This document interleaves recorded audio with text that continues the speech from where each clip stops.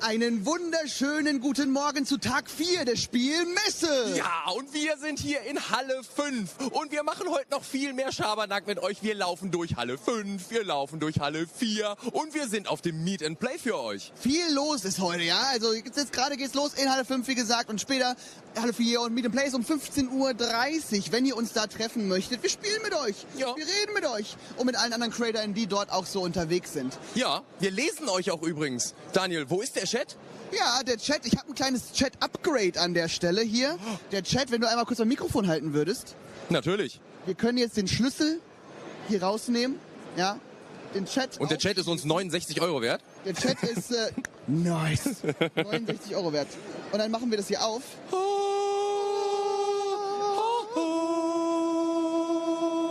Ich habe Angst, es fallen zu lassen. Ihr seid ihr, Chat. Hallo Chat, wir grüßen euch. Guten Schön, Morgen. Wir werden gleich mal rausfinden, wo das Chatbuch herkommt. Aber vorher, lasst uns doch noch sagen, was man genauso in Halle 5 hier so erwarten kann. Oh, wir haben hier hinten schon ein paar Highlights. Wir starten gleich mit Hasbro. Wir haben hier Krimi-Dinner. Wir gucken mal bei den Arschmellows vorbei, bei den Denkriesen und viel mehr. Also hier sind viele lustige Spiele, aber auch für Kenner ist hier so einiges dabei. Einiges dabei. Also, lasst uns kurz schauen, wo das Buch herkam und dann ein bisschen im Chat lesen. Hier drüben nämlich bei Giovanni Franco. Buongiorno. Bist du Giovanni? Ich bin der Giovanni, ja. Ich bin seit über 20 Jahren hier auf der Messe. Verkauf Schreibbücher, Kalligrafiezubehör, alles was das Harry Potter, Herr der Ringe, Dungeons and Dragons, unsere Pen-and-Paper-Leute lieben diese Sachen. Ich liebe die Sachen auch und ich meine, ich gehöre auch in einige dieser Zielgruppen rein. Aber alleine hier drüben, Marci, wenn du mit der Kamera einmal herkommen möchtest, diese ganzen Bücher, beinahe Notizbücher, wie würde man die nennen hier eigentlich? Das sind Sketchbooks, Notizbücher, Tagebücher. Jeder hat eine andere Verwendung dafür. Letztendlich, manche nehmen es als Magic-Bücher, Zauberbücher. Also da gibt es kein Limit nach oben. Apropos kein Limit nach oben, also zum einen die Qualität und das Aussehen einfach mega. Aber wie sieht es, bei den Chat interessiert es immer, preislich aus? Also mit was kann man rechnen hier bei dir am Stand? Also wir haben eigentlich für jede Preiskategorie was da. Es geht los ab 10, natürlich auch bis oben. Das, was du in der Hand hattest mit dem Intro, das liegt bei 69 €. Ich sag mal, zwischen 29 und 49 sind so die Hauptpreiskategorien anzusiedeln. Also gut erschwinglich, meine Damen und Herren. Wer also noch mit euch, von euch mit Feder und Tinte schreibt, schreibst du selber mit Feder und Tinte manchmal? Hin und wieder ja, aber letztendlich die Zeit ist der Faktor, was es nicht immer zulässt. Aber es ist, sag ich mal, die Feder ist mächtiger als das Schwert, heißt es schön. Ja. Da ist was dran und ich sag mal, es ist natürlich ein aussterbendes Produkt. Ich bin eine Nische, aber ich sag mal, geschrieben wird immer noch hoffentlich lange. Sag mal, wenn das ausstirbt, ist vorbei, glaube ich. Ja, Leute, schreibt Dinge hernieder, damit ihr sie nicht vergesst, so wie ich, weil ich bin doch gut vergesslich. Eine Sache noch, du bist, hast du gesagt, seit 20 Jahren auf der Spiel. Korrekt. Inwiefern hat sich so dein Stand und dein Besuch hier auf der Spiel verändert? Also sag mal, als ich hier angefangen habe, waren die Live-Rollenspieler natürlich meine Hauptzielgruppe, aber die Messe hat sich in den letzten 5 Jahren als internationale Leitmesse entwickelt und viele ausländische Gäste kaufen Geschenke oder Aussteller selber für die Daheimgebliebenen und das ist für mich eigentlich ein Faktor, der sich sehr positiv für mich entwickelt hat. Ja, glaube ich. Dann wünsche ich dir auf jeden Fall noch viel Spaß hier auf der Spiel und viel Erfolg mit deinen wunderschönen Produkten hier. Und ich sage danke. Kein Problem. Ich übergebe dir einmal den wieder und hole den Chat gleich bei dir ab. Alles klar, vielen Dank. Kein Problem. Ich hätte es sehr gerne behalten. Aber, meine Damen und Herren, ich bin ja artig und kein gemeiner Dieb. Anders als Simon, nicht wahr? Ja, während du so schön hier über Bücher geschnackt hast, haben sich die Hallen hier gefüllt. Die Leute sind hier reingelaufen, wir sind hier in Halle 5. Das heißt, sie machen jetzt erstmal den Weg hier durch und sind jetzt alle hier angekommen. Und wir sind hier am Hasbro-Stand und hier gibt es einige Spiele, die uns hier gezeigt werden. Hi, good morning. Good morning, guten Morgen. That's the only thing I can say in German. Sorry for that. It was great. And you have great games too for us. Yes, so welcome to the Hasbro booth. So we start with the Avalon Hill corner here. So you have Hero Quest with the latest Jungle of Deathstrike extension pack. You have Alliances, the new cooperative extension on Talisman to play. It was a fully packed yesterday, so come over, please. Show us, please. Enter the gates of Hasbro. Let's enter the arch, and then that's where you discover our brand new Leben in Reterra, Life in Reterra in English. So that It was also great. Yes, thank you. So it's our entry to the strategy game world. So with the famous Eric Lang inventor, he will be there at 11 and 2 for meet and greets. So come over, guys. You will be able to have a chat with him. But it's basically, yes, a tile-based game with a post-apocalyptic theme, and pretty easy to enter with some depth and complexity. So really good for dabblers, regulars, and then if you are more a strategy person, like I'm sure you are, you can have some depth and some more complexity coming. So that's our new game for this year. Okay, and it's all available here? Yes, it is available on our booth. You can buy it straight away. You can have a sign-up with Eric Lang himself. So yeah, that's our new jewel for this year. And you saw a big banner. Oh, there are cows in a, what is this? a futuristic garage? That's a futuristic farm. So yeah, in life in Reterra, you have to rebuild your own planet after, of course, us humans have destroyed it, right? Something quite pessimistic, but could happen. So yes, you have to really reset the planet in the best way you can. So yeah, being a good person for once. Perfect. Oh, the first game, but you have more for us. Yes. Ah. So yeah, so here you have your HeroQuest, Betrayal and everything, and then we move away to party games with Drop Trivia. So that's our new party games for adults, but yes, there you can see Betrayal, Talisman, and all the Avalon Hill stuff. And you have seen the tables, which get fuller and fuller with every second, because the people come in right now. Yes, especially HeroQuest, I can tell you it was packed all days. Yes. And then yes, we are moving over to more an adult party game space here with Droppen oder Floppen. Oh, it's awesome. Your German is awesome. Droppen oder floppen. I like it. So, come, we go behind the game so the camera can show us everything. So Drop Trivia is a Trivial Pursuit game where it's much easier than, the basic Trivial Pursuit where you sometimes feel a bit dumb, let's say it. There you have all the... You know me? Well, I'm starting to understand. So there you have all the answers. You just need to rank them in order. So those tokens here are telling you whether you're wrong or right. The unit will tell you... Okay, show me, please. Yes. So the unit is telling you, and then you just move the token. So you basically, yes, you drop them down. And then, yes. The unit is speaking to us. Oh, yes. Bling. You see? Bling. And then... There you go. So then I've told you what card I'm playing for. In the stream you can't hear it, but it makes music and sound. Exactly. And then I have 45 minutes to guess the right order, right, of the answers I need to give. So, and then it will tell me whether I'm right or wrong. So if I'm right, you will hear a hee. Yeah. If you are wrong, you will So yes, really like the TV show atmosphere, very easy to understand. And you can play 1 versus 1 or in teams. So that's our new party game, for fun at Christmas this year. The title, he or ho, would be great as well. I did record it myself. Yeah. Oh, perfect. Really funny. Droppen oder floppen. So yes, our new party games for this year. And then yes, if we move right away, we will move to the more classic games. So where you find Hungry Hippos, Dr. Bieber. Oh.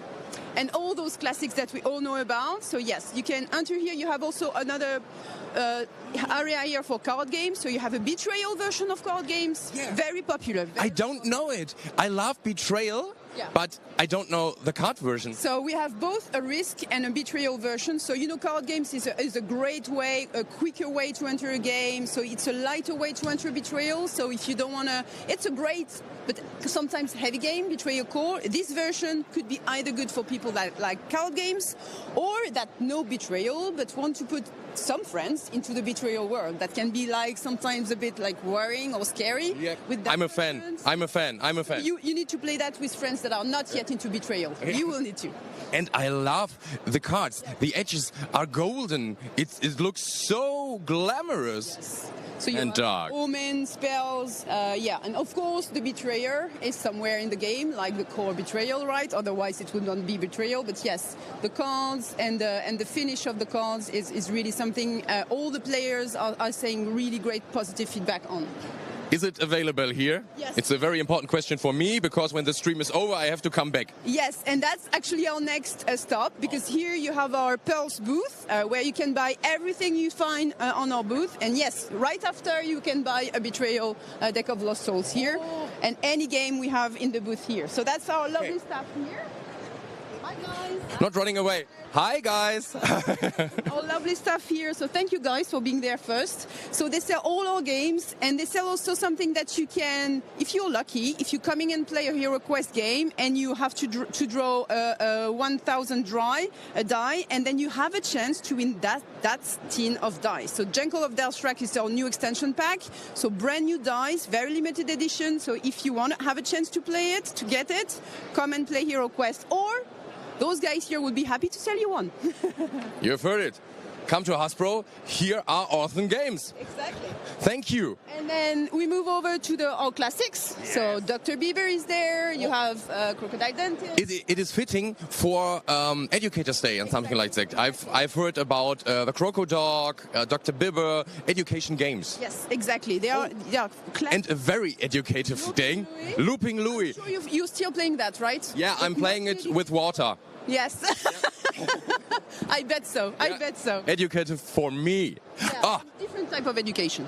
And now you have two special spots. Yes. It's a Twister XXL, maybe, Daniel and I have to do it, but I've heard that Daniel is a master player in Jenga. So Master player, really? Master player. I don't believe that he is a master in every... That has been one of the hits of the booth, I can tell you. We even had a Dungeon and Dragon master coming yesterday. I have a picture of that because it was so hilarious.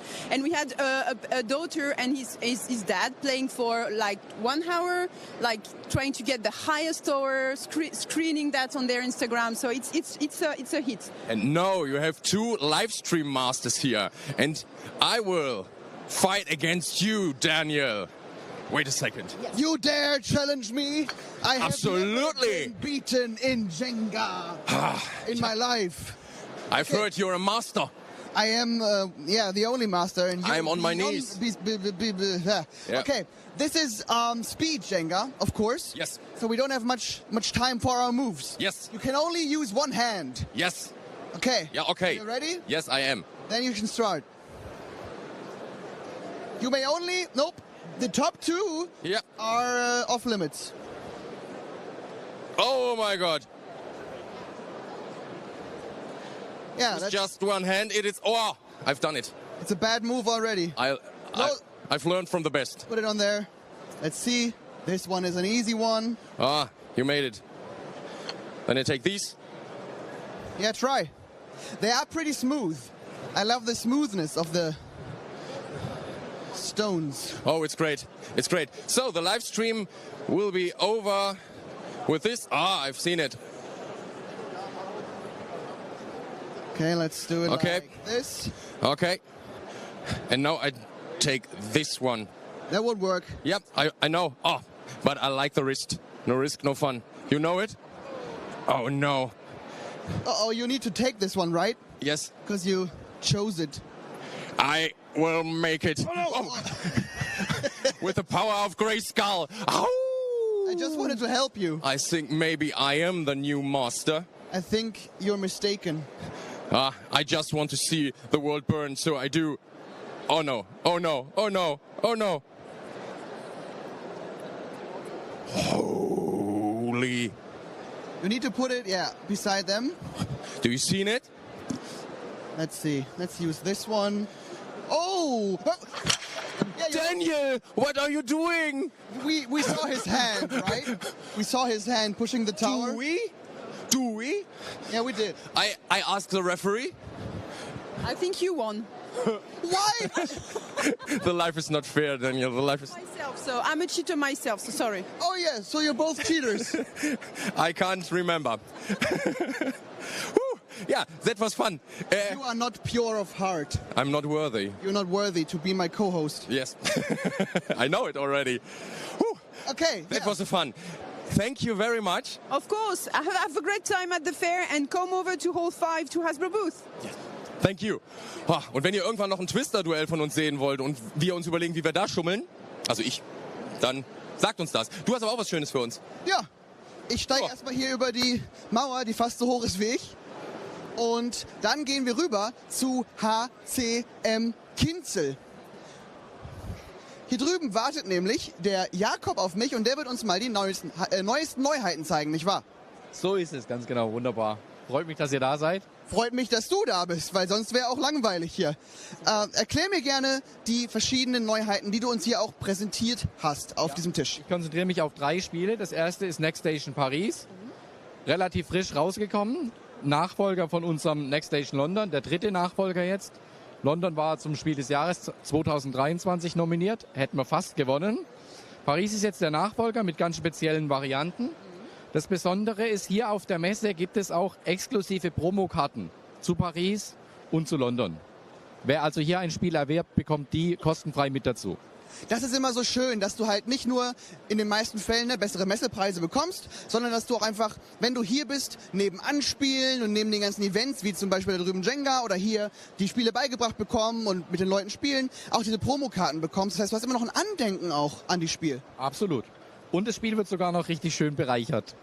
Kannst du erzählen, was da so da drin ist dann? Ja, also bei London ist es so, es gibt in dem Spiel Sehenswürdigkeiten, die werden hier speziell nochmal benannt unter dem Motto Tag der offenen Tür. Ganz besonders ist aber Paris, das kam damals zur Olympiade frisch heraus. Ja. Da gibt es nochmal gemeinsame Ziele, die entsprechend den verschiedenen Disziplinen zugeordnet sind. Zum Beispiel jetzt hier Marathon, weil es gibt über den Plan von Paris verteilt, hier kann man sehen, die ganzen Windrosen, 8 Stück. Wer die alle im Laufe des Spieles erreicht, hat im Grunde den Marathon-Teil erfüllt und gewonnen. Ah, okay. Ja? Wie du schon meintest, es bereichert das Spiel wirklich. Also für alle Fans definitiv eine Empfehlung, auch wenn ihr das Spiel schon habt, einfach vorbeizukommen, nicht wahr? Ja, absolut. Macht super Spaß und ist sehr beliebt. Alle kaufen es gerne. Am besten beide zusammen kaufen und wer möchte, kann sogar noch Tokio dazu nehmen. Das nur ergänzend. Perfekt, da die Empfehlung von dir. Ja. Wollen wir einmal über die Tische und dann das andere Spiel dort zeigen? Lass uns mal kurz zuerst zu Score 5 rübergehen. Okay.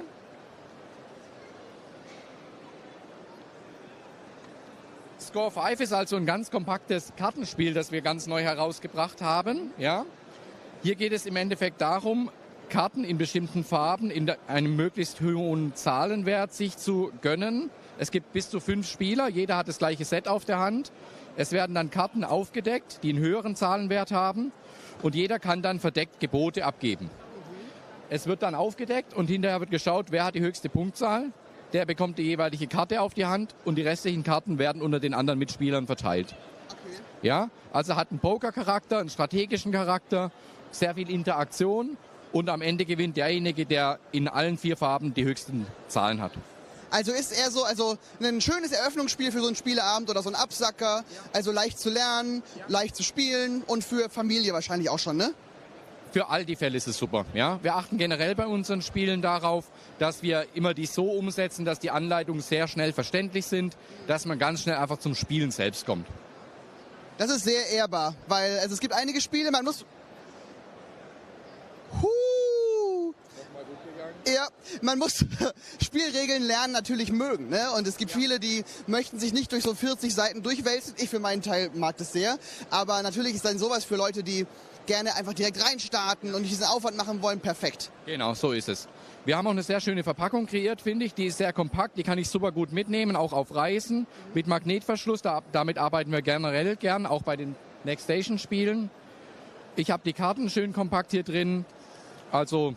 schöne Sache, lässt sich gut mitnehmen, gut verschenken und macht einfach Spaß. Perfekt. Und das 4. im Bunde? Das ist das Mandamina. Da wandern wir bitte auch einmal zum Block rüber. Ja? Sehr gerne. Ich folge dir auf Schritt und auf Tritt. Ah, hier, der Mandamina-Block. Ich sehe es. So, Entschuldigung, wir würden einmal gern hier hin. Danke. 2 Spielerinnen, die gehen jetzt leider schon. Haben wir sie verjagt? Nein. Die kommen bestimmt gleich wieder. Also, Mandamina ist eine wundervolle Mischung aus Knobel- und Kooperationsspiel. Ich spiele hier gegen das Spiel selbst. Ich sehe es hier auf dem Plan. Es sind Kugeln in 8 unterschiedlichen Farben vorhanden. Die werden am Anfang so gelegt, dass keine 2 gleichen nebeneinander liegen. Dann dürfen alle Spieler, die beteiligt sind, 1 bis 4 Spieler, entsprechend die Kugeln bewegen. Und also zum Beispiel jetzt von hier nach hier, von hier nach hier, von hier nach hier. Und das Ziel ist, die Kugeln so zu gruppieren, dass am Ende jede Farbe immer direkt aneinander liegt. Ah, okay. Der Clou dabei ist, am Ende kommt dann eine geordnete Figur heraus. Und im besten Fall habe ich dann 8 unterschiedliche Formen. Weil ich bekomme pro unterschiedlicher Form, die ich am Ende habe, 5 Punkte. Die werden addiert und jetzt kommt der Clou. Davon abgezogen wird aber die Anzahl der Züge, die ich gebraucht habe. Ja, heißt bei 4 Spielern, also nach jedem Zug streicht einer die Züge entsprechend ab. Wenn ich jetzt zum Beispiel 8 unterschiedliche Formen geschafft habe, hätte ich eine Punktzahl von 40. Wenn wir 35 Züge geschafft haben, hätten wir also eine Endpunktzahl von 5. Das wäre schon ganz gut. 5 ist gut? Ja. Okay, krass. Was ist so dein Highscore? Ich glaube, der lag so bei 3. Ja, also man kann da auf jeden Fall viel reinknobeln, sich viel verbessern, glaube ich. Und die beste Spielerinnenanzahl, das ist, glaube ich, egal, weil du kannst mit 4 Leuten und du kannst es so aufteilen, wie du möchtest, ne? Und du kannst es sogar auch alleine spielen. Auch alleine spielbar. Ganz nett. Also kannst du auch mit auf Reisen nehmen, im Zug knobeln, wie auch immer. Ja, und es ist auch, also hat eine schöne Reisemitnahmegröße noch auf jeden Fall. Ja. Also Score 5 und die Next Station Spiele sind noch kompakter. Hier brauche ich natürlich ein bisschen Platz, aber das Spiel ist super leicht und wunderbar umgesetzt. Vielen Dank dir. Gibt es noch ein Highlight, was du uns zeigen möchtest auf dem Stand? Also wir haben mehrere Highlights noch, zum Beispiel unsere Crazy Cubes XXL Spiele. Lass uns da nochmal hingehen. Was hat es damit auf sich? Crazy Cubes ist bei uns schon ein Klassiker, den kann ich auch mit 1 bis 5 Spieler sogar umsetzen entsprechend. Es geht hier darum, mit den Blöcken hier bestimmte Karten nachzubauen. Jeder hat ein Set und in dem Fall haben wir eine XXL-Variante da. Lohnt sich super, hier vorbeizukommen und die auszuprobieren. Der Clou ist im Endeffekt, die Blöcke sind ganz unterschiedlich aufgebaut und ich muss versuchen, die so zu kombinieren, dass ich entsprechend die Karte dann nachbaue. Der es als erstes schafft, gewinnt die Karte. Verstehe. Und abseits dieser Titel, ich weiß, wir haben ja schon Samstag, aber an alle Besuchenden oder die noch kommen wollen, heute Nachmittag oder morgen, gibt es noch Events, auf die du hinweisen kannst, die hier am Stand stattfinden werden? Eigentlich ist es genau das, was wir vorher gemacht haben, dass wir entsprechend die Promo-Cards noch mit herausgeben, dass alle Spiele auch live gespielt werden können. Ja. Dass ich den Vorteil habe, ich kriege es hier ganz schnell erklärt, muss also nicht mal die Anleitung lesen. Ja. Das ist im Grunde unser Dauerevent hier. Perfekt. Dann danke dir auf jeden Fall für deine Zeit und noch viel Spaß auf das Spiel. Wünsche ich euch auch. Bis dann. Danke dir. Wir machen einen kleinen Schlenker an der Stelle und bewegen uns zu einem Detektiv. Simon hat seine Profession gewechselt und ist nun Privatdetektiv. Ist das richtig? Was ist denn los? Ich sehe doch aus wie immer. Ich habe mich hier mit der netten Dame getroffen und wir haben gedacht, wir sind mal investigativ unterwegs und schauen, was hier auf der Messe so alles vorrätig ist, nicht wahr? Ja, natürlich. Wir sind Jawohl. Wir werfen mal einen Blick rüber. Da steht ein wilder Daniel, geschlagen in Jenga. Geschummelt, du kommst dafür in die Hölle. Ja, deshalb würde ich gerne mit ihr weitergehen. Los, wir gucken uns mal an, was wir hier so haben. Natürlich, super. Hier drüben haben wir Lucy Goosey. Oh, mit einem Spiel Sail or Die. Das sieht doch schon mal interessant aus, oder? Ja, vor allen Dingen der lila Dino. Ich stehe auf lila. Lila ist schön. Ja, doch. Und das ist Surfosaurus Max. Sieht auch interessant aus hier. Also die Halle 5, die hat einiges, was mir gefällt. Ja, mir auch. Sollen wir mal noch ein Schrittchen weitergehen? Das machen wir. Wo gehen wir denn jetzt hin? Wo führt mich mein Ermittlernäschen hin, ihr Lieben? Oh ja, Holzkomponenten. Das sieht doch schön aus. Das gucken wir uns auch mal an. Ja, da habe ich auch schon ein paar Sachen gekauft, weil man hat immer mal Sachen, die fehlen. Okay. Von Detour. Hier, holt euch hier eure Holzkomponenten. Alles, was ihr braucht, könnt ihr hier eben auch noch nachholen. Das ist ja sehr interessant. Vielleicht habe ich da was in meinem Detektivmäntelchen drin. Zeig mal. Nee, der ist leer. Ein Detektiv flext gerne mit dem, was er tut. Ja, nicht wahr? Ja. Was haben wir hier? Ich habe überhaupt gar keine Ration hierzu. Was ist das? Kopfkino. Ach, Kopfkino. Da müsste jetzt ein Film bei dir ablaufen. Ach natürlich, da bin ich natürlich selber drauf gekommen. Ich danke dir, dass du mich hier hingeführt hast. Bitteschön. Hör mal, kann das eigentlich sein, dass das dein Mantel ist, den ich hier weggenommen habe? Ja, ich glaube, der ist von Inspektor Fischer, der Mantel. Oh, du bist gar nicht Inspektor Fischer? Naja, in meinem zweiten Leben schon. Okay. Ja. Dann bin ich Inspektor Fisch. Okay. So gut, ne? Kopfkino, du hast uns auf der Neuheitenshow das schon mal gezeigt. Genau. Ja. Gibt's jetzt neu von uns mal was anderes als ein Krimi-Fall.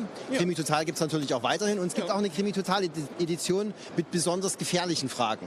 Ja, guck mal. Und weil du der Meister bist, gebe ich dir auch deinen Hut wieder. Ja, bitteschön. Fühle ich mich doch gleich wieder angezogen. Ja, willst du deinen Mantel auch wieder haben? Ah, wäre ganz cool. Ne? Pass auf, wir machen mal live einen kleinen Striptease.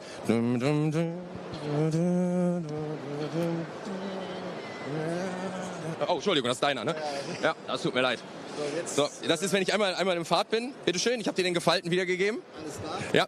Dann haben wir jetzt zugeschaut, haben jetzt Kopfkino. Ja, genau. Die beste Überleitung für das Spiel. Schaut mal hier vorbei in Halle 5. Vielen Dank euch. Halle 5, Stand 5, 511. Genau. Und vielleicht, glaube ich, noch mal im Mantel hier rum. Dir auch. Ganz, ganz lieben Dank. Ich danke dir. Schönen Spaß noch. Dankeschön.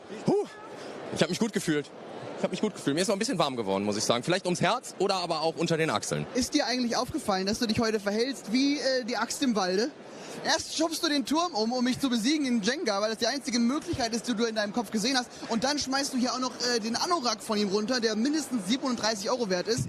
Und dann rennst du vielleicht noch jemanden um, weil du rückwärts gehst und nicht aufpasst, was los ist. Und dann fällt dir vielleicht sogar das Tablet runter, weil du überhaupt nicht aufpasst. Aber das Tablet halte ich ja gar nicht. Ja, das stimmt. Ja, also wenn, dann wäre das dein Fehler. Übrigens, wir sind hier beim nächsten Stand angekommen, Ja. Wo sich jemand auf den Platz gesetzt hat, wo ich eigentlich hin wollte. Ich suche mir mal eine Axt und einen Wald. Ja, Bis gleich. mach es. Es war gerade abgesprochen, dass ich mich auf diesen Platz setze. Ich muss ihn ganz kurz freundlich erobern. Moment. Entschuldigung. Ich müsste ganz kurz einmal mich hinsetzen, weil ich ein Date habe mit dem Gegenüber, mit dem Stream. Danke. Ich wollte dich nicht jetzt wegschicken. Tut mir leid. Ich guck's zu. Alles gut, ja. Okay, perfekt. Yeah. The stakes are high now because whoever wins will get internet fame forever. So no free copy. No free. Will the winner get a free copy? I'll see. We will see.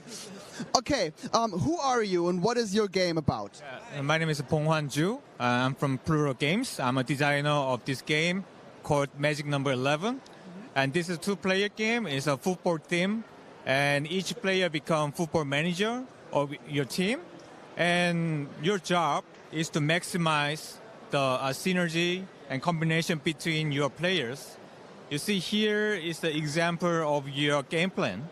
So you can see there's many icons created in between the many cards, and that is the key. You have to maximize the icons, and there's 4 different icons. Like you can, with this icon you can attack, with this icon you can defense, and this arrow you can press, and this plus icon you can draw some synergy card which can boost your attack or defense.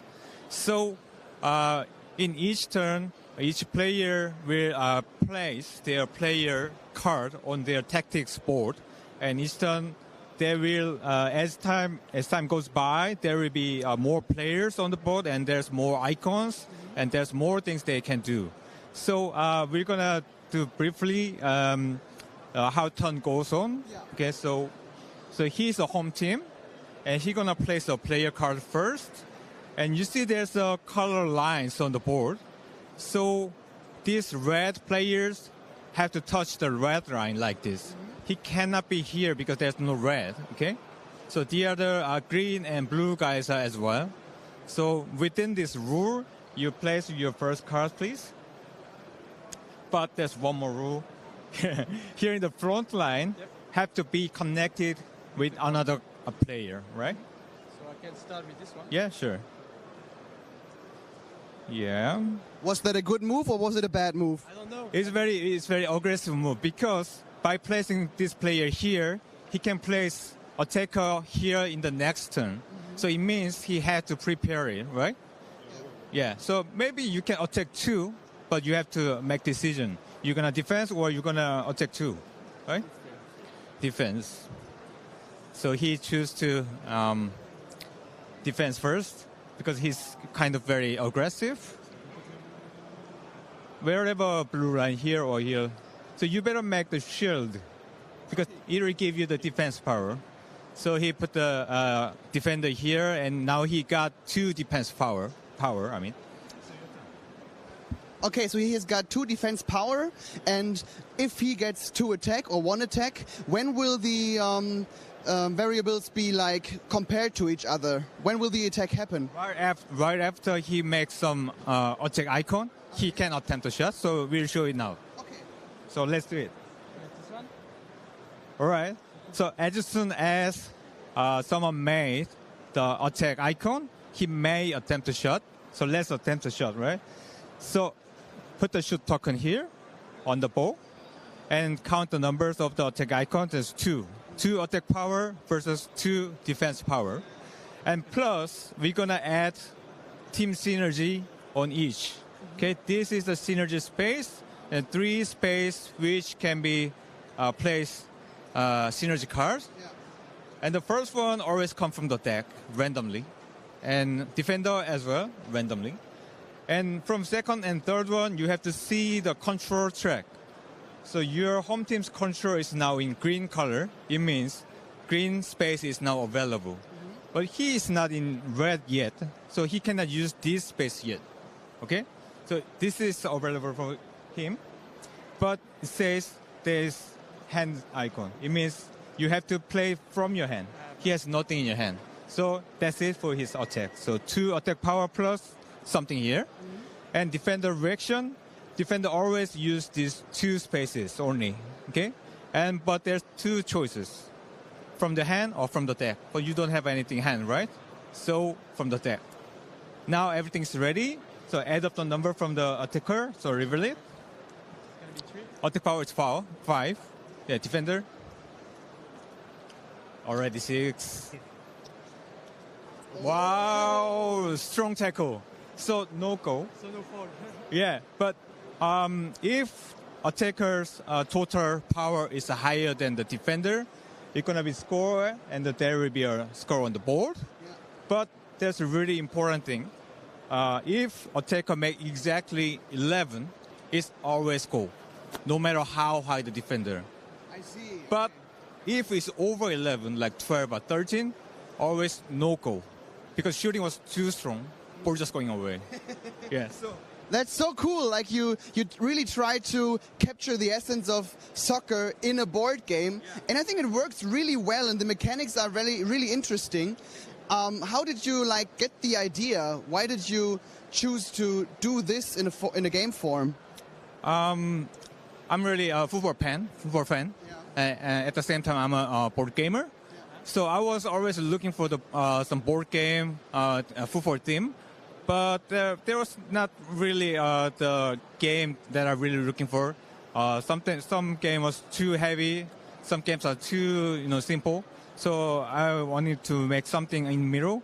There's something to think about, and I want to capture as many things as I can possible about the football, like tactical things, and at the same time some lockedness, which actually in real football as well. Right? So I wanted to make something like that, very tactical, at the same time, not too heavy. I see. So yeah, it worked great, and all the love to the detail, right? The score cards and the strategy cards and a penalty kick.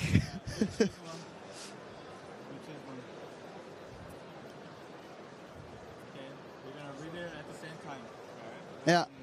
1, 2, 3, goal. Oh, you got the quick copy. Yeah, so it happens when this card comes out. Yeah. Every time the defender plays this card, it always cancels the shoot. But instead we do the penalty kick. That's so cool. So there are even more mechanics than I knew of, and I scored a goal. So I won the game, I'd say. Thank you very much for showcasing the game to us. Maybe one more time for all the viewers. What's the name of the game and where can they find it? Okay, the name is Magic Number 11, and from Plural Games, and we are in now 5H410 booth, and but unfortunately it's sold out on site. Yeah, but maybe some leftover because we are still waiting for the pre-order people. But if they don't show up, maybe there's some leftover here. So yeah. And I suppose they can also order online, right? Yeah, right. So here in the booth, we accept a shipment order. So if you're really interested in, so you can just drop by here and you can make the order for the shipment. Yeah, so free checkout. Yeah, if you're really interested in. Yeah. Thank you so much for showcasing the game, man. Yeah, thank you very much. Bye. Das war schön. Schönes Zwei-Spieler-Spiel. Und jetzt direkt vom Sitzen, ich habe richtig vergessen und vermisst zu stehen, zu Ricardo, richtig? Yes, Ricardo, nice to meet you. Oh yeah, in English. Nice to meet you as well, Ricardo. What are you going to show me? I'm going to show you the stand of Jolly Dutch. That's my company. So yeah, we make a bunch of little card games. We currently also now have a new chartered building in Amsterdam. You could see it in all of its glory over there. Yeah, but we just focus on small, easy to learn games, hard to master. That's sort of our forte.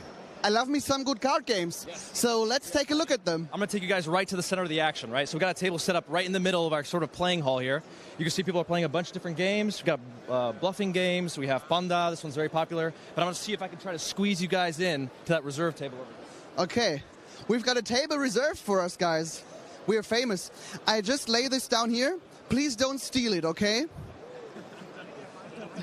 Don't take it away. That's our chat. Okay. Yeah. What are we seeing here? It's Royal. Yes. We're seeing Royale, Party at Luis. So you actually come on a very special day today because we have a lot of our designers here of our current games. We just like to have the Dutch designers. We bring them in from the Netherlands. We live here in Germany, so it's a little easy to drive them out here. And they actually get to explain their own games to people. So actually, Wouter, the designer of this game, is here today. I will keep my eyes open when I see him. I think he's right there. Look, he's explaining Royale to another group of people. And I will give you a little demo of what this game is today. So we thought this would be a nice little showcase. Okay, great. Has it ever anything to do with Bridgerton or something? Bridgerton? It sure could. You could put a little bit of a role-play element into it. The reason we wanted to show you this one and not our big one, Chartered, right? That's a lot more of an impressive sort of big board game, is because this one recently won a Dutch Family Games of the Year award. So we thought this was really nice. It also has a unique single-player mode, which not a lot of games have, but we found a way to make it work on this one. So then take it away. Okay. Well, okay. I'll give you the brief one because I know there's a lot of games to get through at Spiel today. This is a game where you have no cards in your hand. All you need to do is satisfy all of your guests. You will see each of your guests have different cards that they want. This one specifically is actually your helper. I'll explain him later. But you see, for example, this guest wants 25 exactly in points. This one wants 4 cards under 15, all with purple. You see here in the center of the table, this is your table. So on your turn, you will pick one of these cards. No, you'll not pick one of these cards, sorry. You'll pick a row, either a vertical row or a horizontal row. And then you have to play those cards with your guests. Some guests won't like them, and if you give a guest a card that they're not asking for, they're going to send the food back, and you'll have to discard everything under the guest. So, for example, let's say we were playing with this row of guests right here.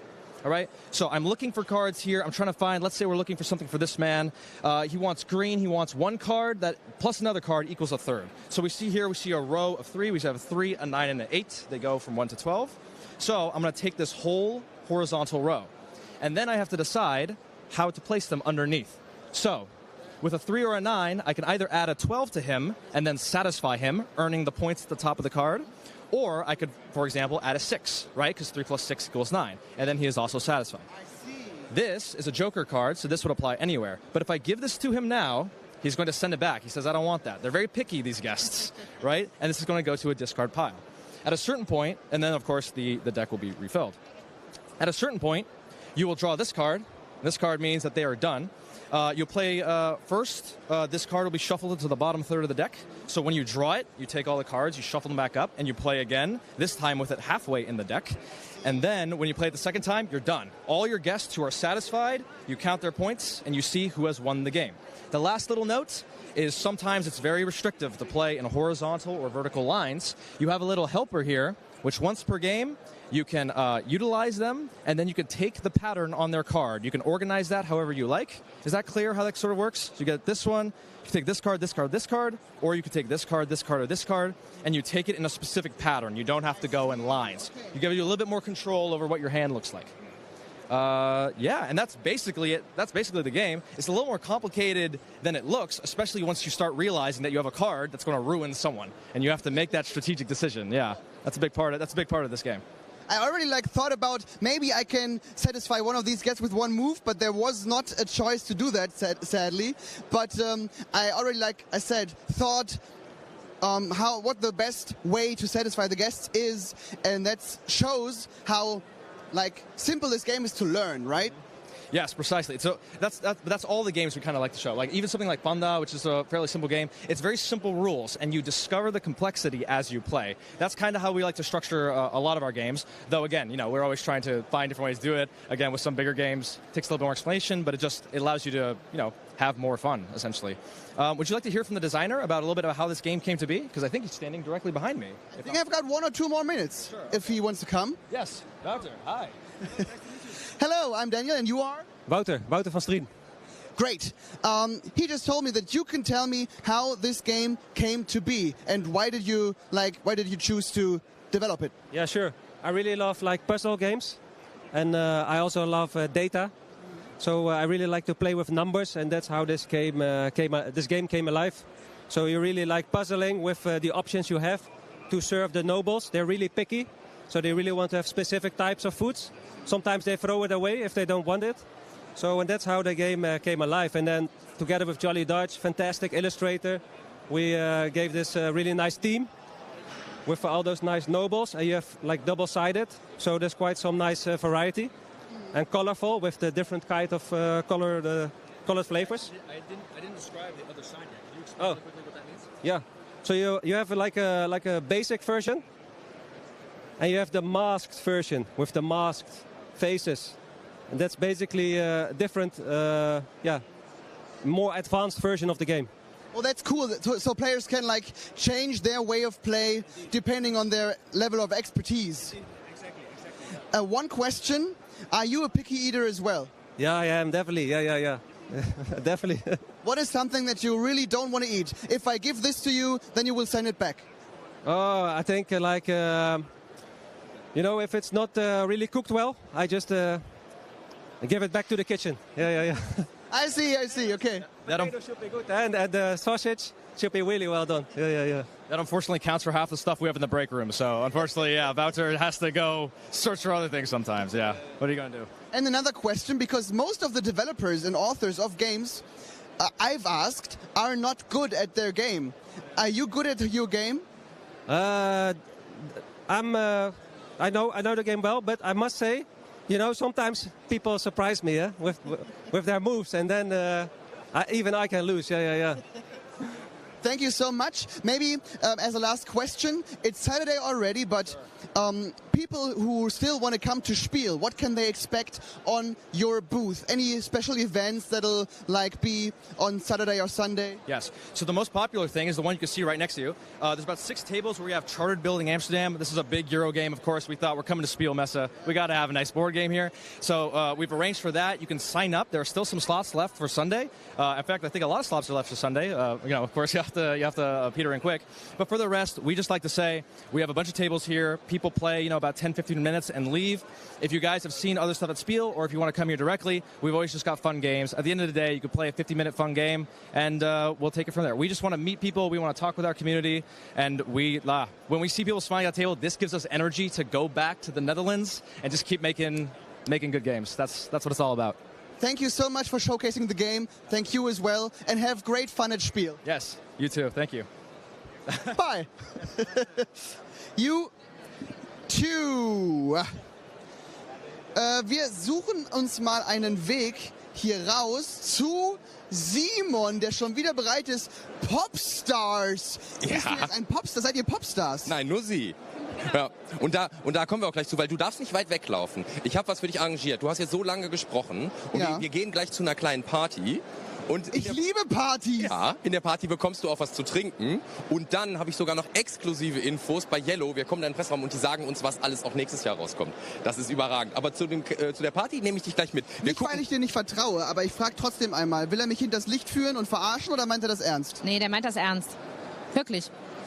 Chat, wollen die wohl beide mich verarschen? Ich bin mir nicht ganz sicher. Daniel, du hast mir gestern so lieb einen Met klar gemacht. Oh und Gott. dieser Met war, nachdem meine Stimme komplett zerrissen war, auch gar nicht mit Chili und Pfeffer versehen. Also von daher, wie könnte ich drauf kommen, dich jetzt hinters Licht zu führen? Ich bin gespannt. Tschüss. Genau. Bei euch waren wir auch letztes Jahr und euer Stand ist übrigens da drüben. Aber weil wir gleich hierher gehen, haben wir gesagt, komm mal eben rüber mit dem Mikrofon und erklär mal, was habt ihr Neues? Genau, wir haben Krimi-Dinner-Spiele für die jüngere Zielgruppe, für Familien. 2 Stück, 1 ab 10 Jahre und 1 ab 12 Jahre. Da stirbt diesmal niemand, sondern es handelt sich um ein Verbrechen. Die Erwachsenen-Themen, die sonst immer so Teil des Krimi-Dinners sind ausgespart. Also man kann sich sicher sein, dass keiner eine Affäre mit jemandem hat. Ne? Und Warum? Ja, weil es halt für die Familie geeignet ist. Du kannst das mit deinen Eltern spielen, genau, und du kommst nicht in eine unangenehme Situation, mit deiner Mutter dann eine Affäre zu haben. Das wäre unangenehm. Ganz genau. Ja, ich habe tatsächlich mal Top 10 die ab 18 Version mit meinen Eltern gespielt. Grüße gehen raus. War mir nicht so angenehm. Also ich habe mir gewünscht zu sagen, ich gehe und ich mache das nie wieder. Ja, kann ich verstehen, genau. Und deswegen haben wir das jetzt ein bisschen eröffnet, den Markt für die Familie.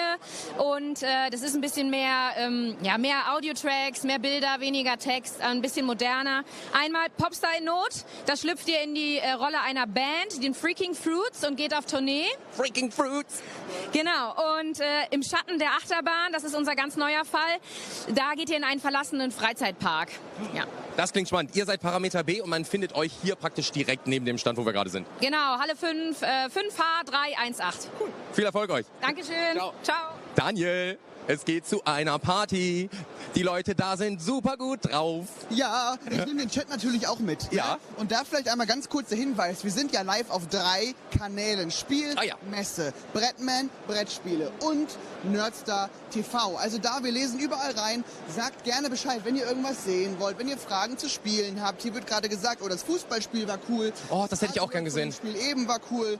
Und sehr interessant, kann man es online kaufen und was kostet es, wird gerade gefragt. Okay, können wir mal versuchen, dass wir das noch in Erfahrung bringen. Vielleicht nehmen wir es auch mal mit drauf für verpasste Highlights morgen. Und übrigens, Dankeschön für all die Clips. Wir sind ja auf einem Twitch-Kanal auch live, Nerdstar TV. Ja. Und da kann man Clips machen. Und es wurden sehr viele schöne Clips gemacht, lustige Ausschnitte geklippt. Und da abends noch mal im Hotel zu sitzen und sich die anzugucken, Revue passieren zu lassen, vielleicht sogar hinterher einen Highlight-Cut zusammenzustellen. Ja. Danke für das Möglichmachen davon. Ja, und jetzt komm weiter hier mit den ganzen Dankes. Wir haben noch einen kleinen Weg zu der Party. Oh, wie lang ist denn der Weg?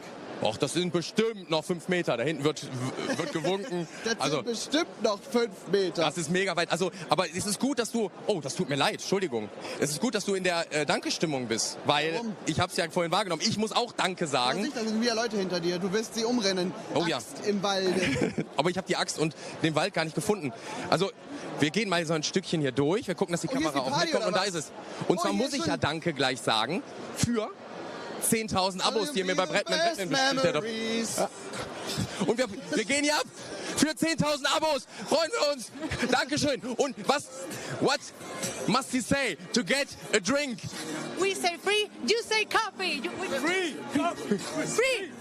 Free coffee. Free coffee. Free coffee. Free coffee. Free coffee. Free coffee. 10.000 Abos. Dankeschön.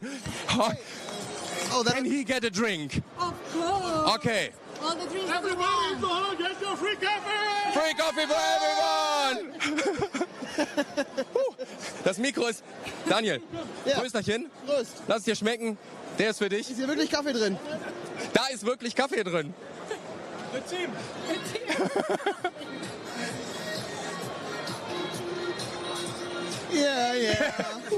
Und schmeckt ja. Okay. Hey, oh. Daniel scheint es zu schmecken. Das ist alles gut. Wir lassen dich mal ein bisschen hier. Erhol dich. Ich lasse auch den Becher hier. Thank you. He will stay. Und wir gehen noch ein Schiff. Danke. Ich danke euch. Und wir gehen jetzt in den Showroom von Yellow. Und ich habe euch gesagt, hier werden Infos gegeben zu Spielen, die noch nicht draußen sind und auch Spiele, die jetzt da sind. Und wir dürfen hier durch dieses Türchen, ja, ich darf hier durch, so mit meiner Hüfte darf ich es aufstoßen und komme hier rein und wir werden hier mal reinschauen. Hi, nice to meet you. Welcome to Yellow Booth. I'm Roger from Yellow and let me show you around our next novelties for next year. Oh, I'm nervous. Please show us. So here we are on the booth where we show all our partners which games will release next year. So we have, for example, here the Guilty line that is already out, not in Germany sadly, but we are still looking for a partner. We have Guilty, Houston and Monaco that released this year, and for next year it will be Fontainebleau with a little of historical stuff. It's a detective game, basically. Okay, and you say detective, and I saw the Animals of Baker Street. Yeah. What's that?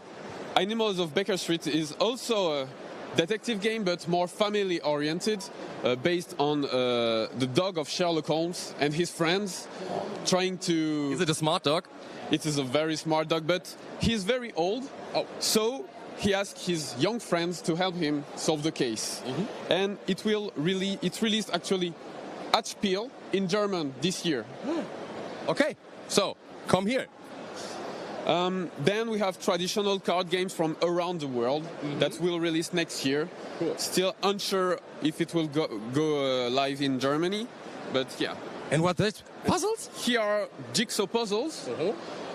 Our main novelties is that we have now jigsaw puzzles that glow in the dark and change illustrations in the dark.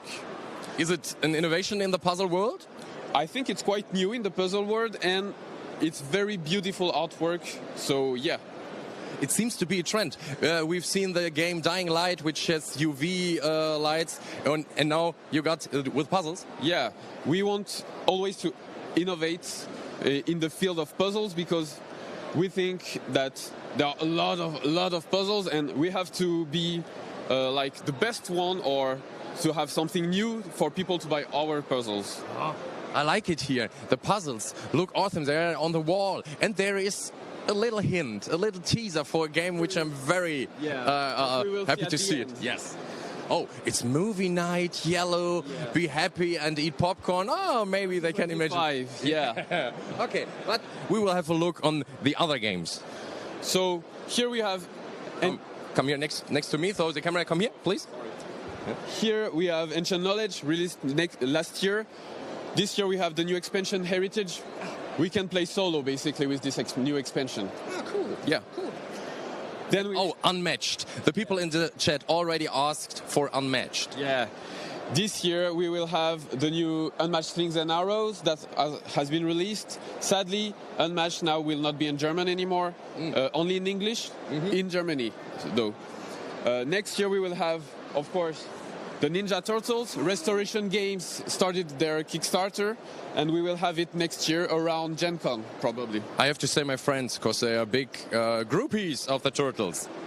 Yeah, it's crazy, it's cooperative, and you will have villains, but that you will be able also to play as heroes. Okay, will there be pizza pies in the Adventures Pack from the Turtles? No, I'm not sure. I'm not sure about this. Oh, okay, but I see pizza on the cover. Yeah, of course. That's fine. On all his illustrations, Donatello will have to eat pizza.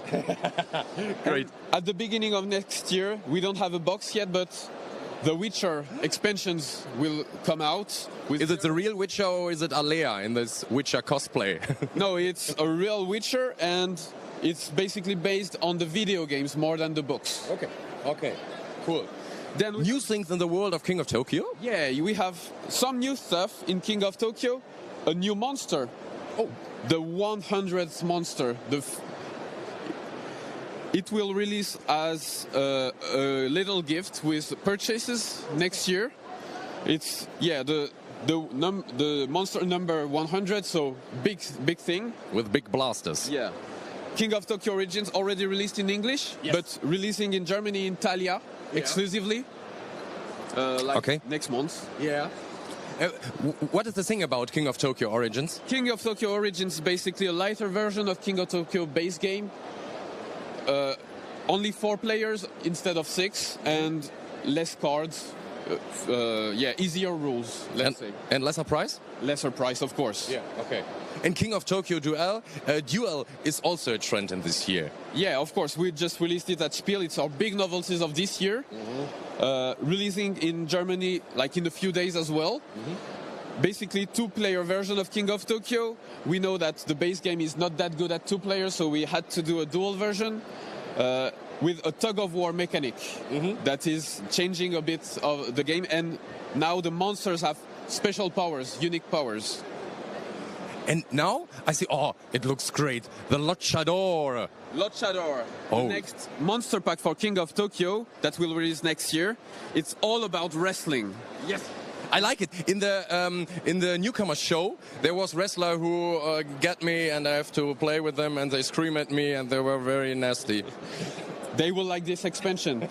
You will have your monsters to wear masks, and you will be able to steal them like in wrestling by challenging your opponents with challenge cards.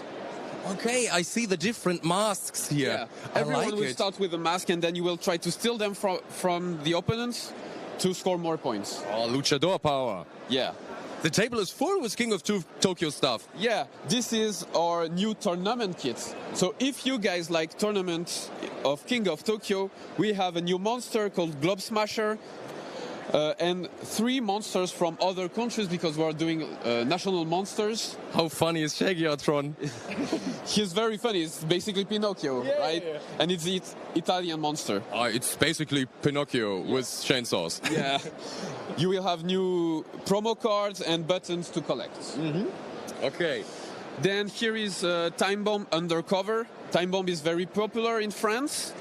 We do not have the rights around the world, but we did Time Bomb Undercover that adds some spiciness to the game, and that will release next year in like a lot of countries. We still don't know which ones. It's a game of hidden role, game of gab. Yeah. These are so many games, and I have to say, every title is very interesting. Yeah, I like it. We have a lot of titles coming out next year and this year. Mythical Dice, basically trick-taking game, but with dice. Yeah. It's the mood of a party game. You throw the dice, you never know which face you will have, and you don't know exactly which tricks you will have. Yeah. Pina Colada Dice just... I like the name Pina Colada Dice. Yeah. Pina Colada Dice will release in Germany as well next year. Mm-hmm. Basically, it's a mix of tic-tac-toe and Yahtzee. Mm-hmm. And you will try to have your cocktails on the coasters to score the most points, or do a Pina Colada Dice to win instantly. I like Pina Colada. Candy Rabbit Bad Peas is a bit complex to explain. The name is Candy Rabbit Bad Peas. Yeah. Oh, difficult. You have to read the name out loud to understand the game. Mm-hmm. Basically, it means, can you repeat that, please? I got it. And okay. then you understand how the game works. Do you know the German title? Not yet. We have to translate it. Difficult to find one. Yeah. And maybe we can go over there for two big things for next year. Yes. Here is Loose, a trick-taking card game where you do not see your Let's values. go over here. I will switch it. Yes. So this game basically trick-taking, but you do not see your values. You only see the values of the others. Mm. So you will have to bet on what you can do, but without knowing exactly what's in your hand. What is the artwork like? Are these windows or something like that? Those are like, windows of churches, you know? Yeah, right. And we have good work with the different form of natural light, sun, lightning, moon, fire. There's also stars. And yeah, we are working with good graphic design. And yeah, we're pretty happy about it. We'll release next year in a lot of countries. Okay. Okay, and now we come to the title, which I can saw from the entry. Yeah. Of course. This is a game about cinema. Mm-hmm. So this is Popcorn. Let's show the box. This game is very exclusive. It's the first time that we are presenting it this year. It's about cinema. You will own your own cinema and have to manage it. Buying movies, buying new seats. Okay. With a lot of content. And the main goal is to win popcorns. In your little buckets. Real popcorn inside the box? We will try to make it happen, yeah. Okay, I like it. So we have the cards are very funny. The Godmother, yeah, a very popular movie. All the movies are like parodies of real movies, existing movies. King of Tokyo is here. Godzilla. Yeah. And yeah, so you will have to buy films, increase your seats, and attract new spectators in your theater and steal them from the others because you have the best cinema in the city. Okay, I like the humor. I like the topic about the popcorn cinema thing. Yeah. And it looks awesome. Big spenders. Immersive. What is it? It's Abracadabra. Abracadabra. Absolutely. Yeah, right. I know the movie. So Kangaroo Man. We're hoping to make it live at UKG next year, but we're still not sure. Maybe Gen Con, maybe next Spiel. But we hope to localize it in a lot of countries as well. Of course, Germany will have it. So yeah. Wow. Thank you for the overview. Lots of games. Yeah. Everything is interesting for me. Thank you. No problem. Thank you very much. It was a pleasure to meet you on the booth and have fun watching the other booth. And what is this for a play area? Yeah, this is a preview of our first outdoor game. Yeah, here is the exclusive area, and if you have to rest, then you're lying there and throw dice against the wall. Yeah, exactly. It's called POC. It will release next year. Or maybe... I've thrown out the dice. Basically, that's how you play the game. Oh! You throw the dice and you try to be the closest one to the brown ones. Yeah, I've learned it in very, very fast time. Thank you very much. Thank you very much and have fun on the live stream. Yeah. Thank you. Wow. Wow, ihr habt's gesehen. Also wir haben hier einen richtig coolen, exklusiven Einblick bekommen, was hier eben als nächstes ansteht. Viele Spiele, sehr, sehr viele Spiele. Ich mag einfach den Humor, ich mag die Art. Das sieht überragend aus. Gucken wir mal, ob Daniel die Feier da hinten überlegt hat, weil da ist ja ordentlich was los bei dem freien Café. Und ich weiß auch, dass an dem Stand halt auch eben Spiele gespielt werden. Hier werden so ein paar Pfeile geworfen, die müssen an die Wand geklatscht werden. Das sieht überragend aus. Vielleicht kommen wir da noch mal zu. Wir biegen aber hier noch mal ein bisschen nach links ab, Freunde. Das mit den Pfeilen könnt ihr euch vielleicht dran erinnern. Das hatten wir letztes Jahr in der Neuheiten-Show. Da haben Daniel und ich auch versucht. Die sind so mit Saugnäpfen, die können an der Wand hängen bleiben. Das haben wir gegeneinander gespielt. Das sind alles so Sachen, die machen gerade gegeneinander Spaß. Wenn Dani wieder in Jenga gegen mich verliert, ne? Du belesener Dude? Ich bin ein sehr belesener Dude. Ich wollte mal kurz darauf hinweisen, weil er hat sich so ins Zeug gelegt und wir haben gar nicht darauf hingewiesen. Der Dude mit den Büchern am Anfang des Streams. Ja. Florenz-lederkunst.de. Ja. Das wollte ich nochmal machen, weil er hat sich so Mühe gegeben und sonst hat er ja gar nichts davon. Und jetzt hast du ihm das Buch geklaut? Er hat mir das mitgegeben, der Süßi. Ach ja, guck mal, das ist aber lieb. Nimm ich das? Ja. Ja, cool, danke. So. Ja. Und dann bringen wir dem das mal wieder zurück, ne? Und wir sprechen jetzt hier mit einem Ansprechpartner zu diesen Tischen, weil wir haben ja gestern schon ein paar TischherstellerInnen dabei gehabt im Stream. Es gibt natürlich Varianz dabei. Es gibt nicht nur Hühne, nicht nur Ratskellers und andere, sondern es gibt auch weitere. Ich weiß nur nicht.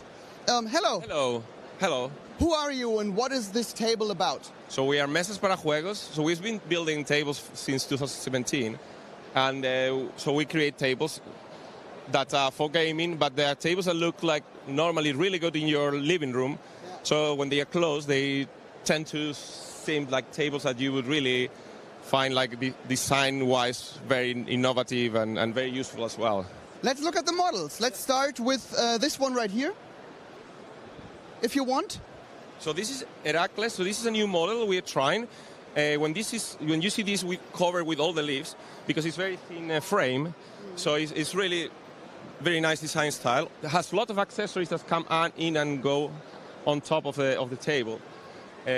So this is one of the new releases we have here in Essen. Then we can show you like other tables here. Like this is the Zeus. This is one of the classic tables we have. So it's a very big, nice living room dining table in which you can have you can play at different heights. So the table allows you to modify the height where you play. Of course, you can cover it all completely. It doesn't look at the gaming table. You can have also the leaves of the table under the table, so you cannot see them. We also have the chairs, and the chairs are also the upholster of the chair is the same material that we use in our tables, on the bottom of our tables. The chairs are very comfortable, if I might say so. Thank you so much. Thank you. Yeah, and we have a lot of models, different models. This is something also unique because not every manufacturer produces chairs, and not always you can match the chairs with the colors of the fabric of the tables. And the third big table that we are bringing here as a novelty is this table that we can see here, which has electric. It's a electric lifting system. You can jump, yeah. So there are like 3 people jumping there. Actually, this is very good when people play or want to play standing up. Like games that people are very excited, rolling dice or betting, so they want to be standing up. And then I hope that nobody dies here in the demo. And but also like people that tend to work on the table, so you can. Some people it's good for their backs to be working straight. And that, well, this is a prototype, but we are already starting to produce them. You can also play like regular gaming with your regular chairs, and that's it. And we also have a lot of accessories that go on the sides. We have, as you can see, if you play more like role-play games, for your rules, you can have places where you have some nice dice towers that come on the side, but you can also use or store here on the. And well, so but we have at Essen we have more than 20 tables spread because we work with many partners and they use our tables. That's another table, all the tables behind. So yeah, this is the 3rd time we come to Essen. Thanks for showcasing in just such a creative way. You said that these tables are designed for looking like normal dinner tables if you want. Is there anything else that sets them apart from other table manufacturers like Hühne, Ratskellers and stuff? I think the quality finish you can look, if you look closely, it's like solid wood, oak, and the finish, if you see how it's painted, how solid it is, and in particular quality price, we are super comfortable. And actually, in our catalog, we put links to our competitors, so we send them to see Rathskeller, Dickinson tables, and we are very happy. And we all invite all the people that come here to go and see other, because it's a big investment, so you want to be sure what you're buying. So we always tell them, just go and see the big players in the market, see them, and then come back if you find them like worth it. And we sell we ship all over Europe. I see. The chat always asks, what is the price point? Yes. And how is it with, like you said, shipment with the tables? So we ship one by one. Actually, one of the good things we have is like shippings within 2-3 months of ordering. So you can have a table in 3 months after you've ordered, you can have it home, which is not always the case. We have some less fancy tables that we ship even faster within a month that we have in the other stand there, but these are not as high quality. And the price point, it depends. This big table that you have there is from 2,100 euros on, VAT included, and this is solid oak. And then you can also touch and see the quality of the materials, and this is something that it's difficult to see on the screen, but I'm pretty sure the people that come will appreciate. I think this is a very, very reasonable price and a very reasonable investment for life. Yeah, thank you so much for showcasing your models, and have great fun at Spiel. Thank you so much. We are having fun every year we come, and I think this year is fantastic as well, and next year we'll be here. Great, cheers. Thank you.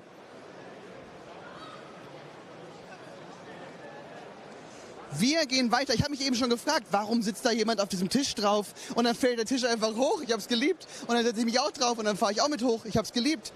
Das war schön. Wir müssen hier auch nochmal, weil Björn gerade in eine andere Richtung zeigt, zu Valkyries gehen. Aber vorher gehen wir einmal zu Tower Up. Ich habe hier AnsprechpartnerInnen, soweit ich weiß. Entschuldigung. Hallo, grüß dich doch. Wer bist du denn? Do you speak English? Can we? Oh, of course, no problem. Who are you? Hello, so I'm Chloe from Monolith Board Game. We're a French board game company, and this is Tower Up, so our first game. And we are really excited because it has been released right here at Spiel 2 days ago. Yeah. And the reception has been great?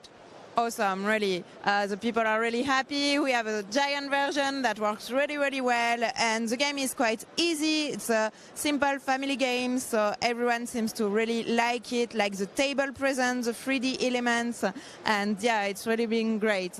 Let's look at the big version of the game, and maybe you can tell me about its core mechanics as well. Yes, definitely. So as you can see, it's a city building. We all together build the city. We place our roof during the game. And it's a competitive game. It's all about making the most money at the end. So how does it work? We have a bit of resource management with those floor pieces and strategic placement. So during the game, you will try to have your roof placed on the most high building, but also try to achieve some objectives first, and then try to have your roof still visible at the end of the game. And you need to balance through these mechanics through the game. I see. Okay. Is there anything else that you think is another highlight of the game before we move on with the stream? Well, the table presence is amazing, and I really think that it makes a great difference between all those other small card games that we see right now in the market, and I think it's really what makes us stand out. I think so too. Thank you so much for showcasing the game, and have great fun at Spiel. Thank you, you too. Bye. Tschüss. Und nun springen wir einmal in den Stand gegenüber. Meine Ansprechpartnerin. Hello. Hi. Oh, German or English? Spanisch, aber German is good. German is good, also sprechen wir Deutsch. Ich hatte eben mit einer Kollegin gesprochen, aber ich sehe sie gerade nicht mehr. Deswegen spreche ich jetzt mit dir. Überraschung. Kannst du uns ein bisschen was erzählen zu Valkyries? Yeah, of course. So in Valkyries, it's a competitive spiel. We play against each other.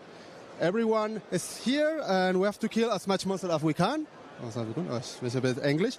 Here's the actor cards with more or less a puzzle game. You go to the card of the color you have, and then you attack all monsters around you. But you have to take care about the active monsters. The only one who can tut uns weh. If you go through one active monster or you finish your turn with an active monster, you will receive wounds. And at the end, who have killed the most monster win. I see, and you have different character classes. Do they play different? No, there's the same. In campaign mode, there is not. A different way to attack. You have a mace, so you attack in other way, a lance, a little bit weiter, further. Auch there is es gibt eine andere Art von Attackieren und so. Jede Waffen. Und dann haben wir mehrere Karten, die Helfer von Göttern, du heilst dich, du konntest dich teleportieren und verschiedene Aktionen. Ah, verstehe, okay.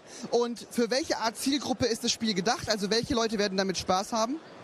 Ich habe gespielt mit jetzt kleinen Mädchen, Jünger, die sind 8 bis alle so. Es ist noch nicht so schwer zu verstehen, weil am Ende ist nur wie ein Puzzlespiel, wo du landest, mit welcher Farbe und so. Ich finde, haben die alle Spaß gemacht. Ja. Und ich bin auch Lehrer und ich wollte in meiner Schule die benutzen. Und ich denke, die Kinder verstehen ja gut. Dankeschön fürs Zeigen des Spiels und ich wünsche dir noch viel Spaß auf der Spiel. Danke, gleichfalls. Tschüss.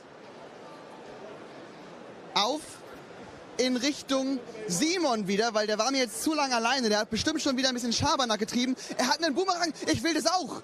Ich will das auch. Was passiert hier? Aufpassen. Wir sind hier bei Boom Around. Pass auf, ich hab's geübt. Ich habe nur eine Hand zum Fangen. Das macht's schwieriger. Wie cool ist das, bitte? Ich hab's nicht gefangen. Ich will das auch. Versuch's mal. Pass auf. Halt mal. Ich zeig's dir. Oh, ja, na gut. So.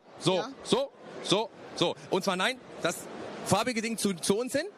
Und jetzt zurück an dein Handgelenk und die Kraft nur aus dem Handgelenk.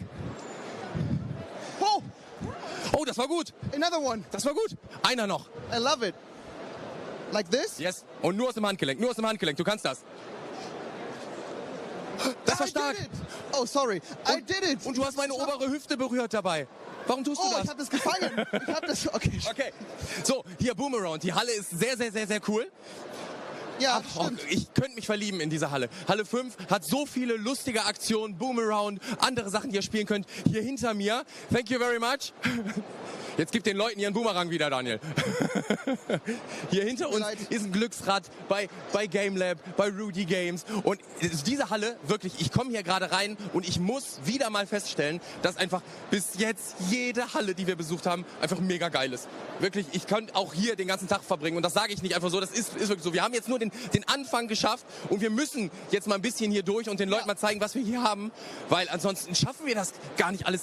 Die Halle ist voll mit Highlights. Eindrücke auf das Spiel. Ich muss es gerade mal eben kurz zeigen. Das Spiel hatten wir letztes Jahr auch gezeigt. Richtig schönes Spiel. Und da gibt es jetzt die Baltica-Erweiterung daraus. Also kommt hier auch gerne mal vorbei. Überragend. Wirklich schönes Spiel.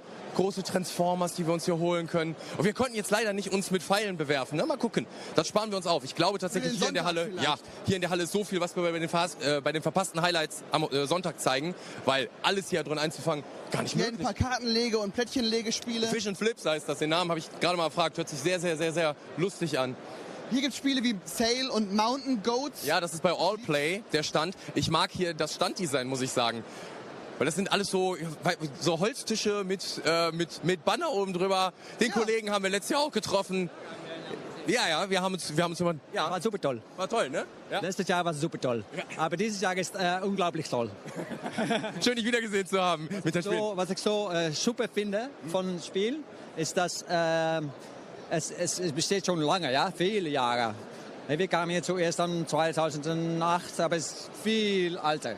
Ja. Und ich kann noch fühlen, dass im Beginn war es eigentlich ein Freundschaftsfeier. Ja? Und es ist natürlich gewachsen. Und es wächst noch immer. Ja. Und noch immer fühlt man das Freundschaftsgefühl.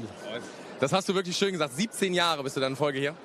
2008 bis jetzt? Ich kann kaum counten. Wie sagt man das in Deutsch? Zählen.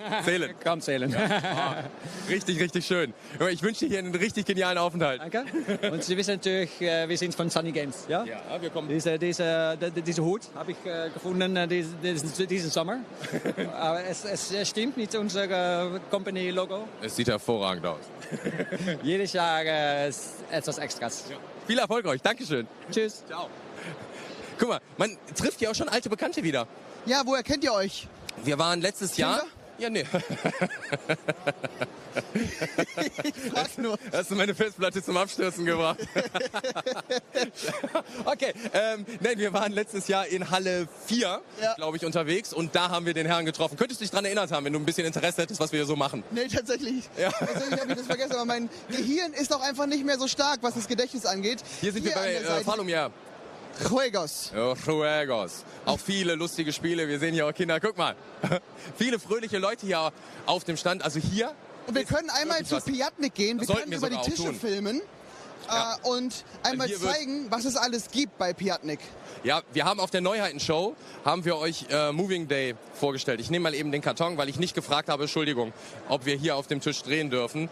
Moving Day, sehr, sehr witzig, weil da geht es um einen Tag, wo überall umgezogen wurde. Also zum Stichtag, ich weiß nicht mehr, ob es der 1.6. war, sind die Verträge für Wohnungen ausgelaufen. Das ist in Österreich so, ne? Genau. Nee, ich glaube Kanada oder sowas war das. Ich glaube, es ist in verschiedenen Orten. Ja. Und das Schöne an dem Spiel ist, dass du wirklich deine Familie dazu verpflichten kannst, dir zu helfen, umzuziehen. Und das liebe ich ja. Es gibt Länder, da ist das so. Ja. Was gibt's aber noch bei Piatnik Neues? Calcada, kannst du dazu was sagen? Was sehen wir hier? Ein Legespiel auch wieder, schätze ich. Ja, und das ist eher dann auch mit so einer Rodellmechanik, wo wir dann eben verschiedene Plättchen legen. Ich habe es noch nicht gespielt, wollte es mir aber da auch mal erklären lassen. Aber hier ist einiges. Riesiger Stand. Hidden Stones, auch ein Titel, der, glaube ich, den haben wir auf der Neuheiten-Show komplett übergangen, ne? Sollen wir da mal den zeigen? Hidden Stones. Sieht jetzt auch lustig aus. Es sieht sehr schön aus. Ich liebe die Artworks auf den verschiedenen Steinen. Deswegen, also wir können auf jeden Fall am Sonntag bei den verpassten Highlights nochmal hier vorbeikommen. Ja, absolut. Das sollten wir definitiv tun. Und nochmal zeigen, was es hier auf sich hat mit. Also Chat, schreibt gerne rein, wenn euch eins dieser Spiele sehr interessiert. Dann wir haben aber jetzt auch ein Ziel. Vorbei. Und unser Ziel ist, wer hier in Essen vorbeigekommen ist und hat sich die Spiel hier angeguckt, der hat hier ein großes Banner gesehen. Und auf diesem Banner, da sind so große Marshmallows drauf. Wir haben vorher noch ein anderes Date. Echt, wirklich? Ja, ja. Ach, da hast du eins einmal hier drüben zu Haber tatsächlich. Bei wem denn? Bei wem denn? Das wird uns jetzt... Ah, hier. Da ist der freundliche Mann. Ja, dann schnapp ich mir den Markus mal. Ja, hi Markus. Zusammen. Du hast wieder schöne Spiele von Haber für uns. Genau. Wir haben ein schönes Highlight-Familienspiel, Point of View. Dabei geht es darum, dass man eine Szene sieht, kooperativ, aber aus 4 verschiedenen Himmelsrichtungen. Das kann man hier auch schön sehen. Die Insel sieht man aus 4 verschiedenen Richtungen. Es gibt dann immer Fragen dazu, die man gemeinsam lösen muss, weil jeder sieht natürlich nur einen bestimmten, also nur eine bestimmte Seite. Können wir da mal auf dem Tisch gucken? Da vorne wird es doch gerade gespielt. Ich würde mal vorsichtig fragen. Live ist die Frage immer am besten. Genau. Entschuldigung, dürfen wir euch stören und nur das Material ein bisschen mitfilmen? Is it okay when we film the materials of the game? Yeah, is it fine for you? Perfect. Okay, wir dürfen. Das heißt, wir sehen hier große Sichtschirme. Genau, man sieht große Sichtschirme. Jeder hat hier eine Insel im Blick auf dem Sichtschirm aus verschiedenen Perspektiven. Was ihr hier seht, ist aber nur der Promo-Case in groß. Der eigentliche Sichtschirm, den wollen wir jetzt eigentlich nicht in die Kamera zeigen. Der hat viel mehr Details. Ja? Also das ist eine viel größere Insel. Das heißt, das Spiel gibt es auch noch nicht hier zu kaufen? Doch, das gibt es hier zu kaufen. Das gibt es hier direkt zu kaufen. Der große Fall ist eine Box mit 4 Fällen da drin. Okay, Preis? 25 €. Spielzeit? Abendfüllen pro Fall. Je nachdem, wie kommunikativ man ist, 1 bis 2, 3 Stunden pro Fall. Lustig, coole Idee. Was habt ihr noch? Ansonsten haben wir noch familienspielmäßig The Next Monster da hinten. Dann gehen wir da mal hin. Genau, da geht es darum, man ist Showmanager und versucht sich die schönsten, die beste Monstershow auf die Bühne zu bringen. Ja. Wo haben wir das? Ah, ich sehe es, glaube ich, da hinten schon. Da sehe ich Fledermäuse und auch, ist das ein Hippie oder ein Rockstar-Wolf? Ah, vielleicht beides. So ein bisschen Holzfäller-Style. Cooler Typ. Genau. Ja, und da wird bewertet in so einer Monsterschau Ekelfaktor, Dance Moves, Gesang, Kostümierung. Ja. Wir haben hier viele verschiedene Monster. Die Ich setz mich werden mal. auf die Bühne gelegt. Genau. Die werden hier passend auf die Bühne gelegt. Ja, eine Mumie. Hier haben wir so Superstar-Monster, die sind besonders stark, besonders gruselig. Ein Feuertyp hier, ein Moskito. Und am Ende, genau, wird geguckt, welche Jurymitglieder bewerten was. Wir haben hier zum Beispiel ein Jurymitglied, was auf die Kostümierung achtet. Das ist natürlich bei der Mumie besonders gut.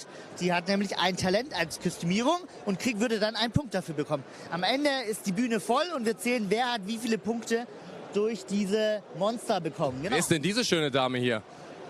Ich würde sagen, das ist ein Zombie. Ja. Oder? Ja. Attractive. Ja. The next Monsters. Monster.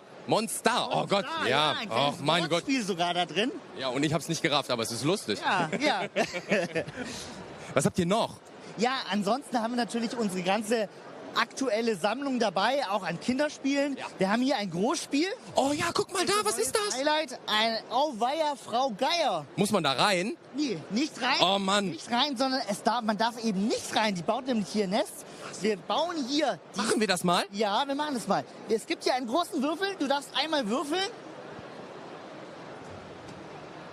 Ich kann gut werfen, das habe ich fallen gelassen. Du darfst dir ein Blatt aussuchen und hier drauflegen. Es darf aber nichts zusammenbrechen, gell? Okay. Such dir ein Blatt aus. Wir wollen möglichst viel Fläche machen. Wir müssen nämlich nachher die Eier darauf verteilen. Okay, das heißt, wenn ich das so hier hinlege, dann ist das fein.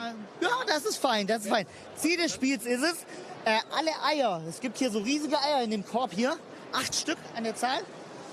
Wir wollen alle Eier kooperativ hier verbauen. Ja. Ja, bevor es einstürzt. Ja, wenn hier was einstürzt, kommen Papageien, die setzen sich an den Rand. Ja, Gemeine Papageios. Ja, die wollen hier, die setzen sich an den Rand und stören hier so ein bisschen den Nestbau. Ja, wenn alle Geh drei... weg. Ja, genau. Ja? Geh weg.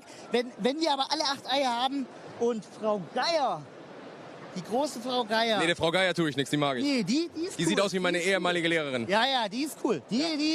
Und wenn alle 8 Eier liegen, Frau Geier ist im Nest, haben wir das Frau Spiel Geier gewonnen. bekommt Eier.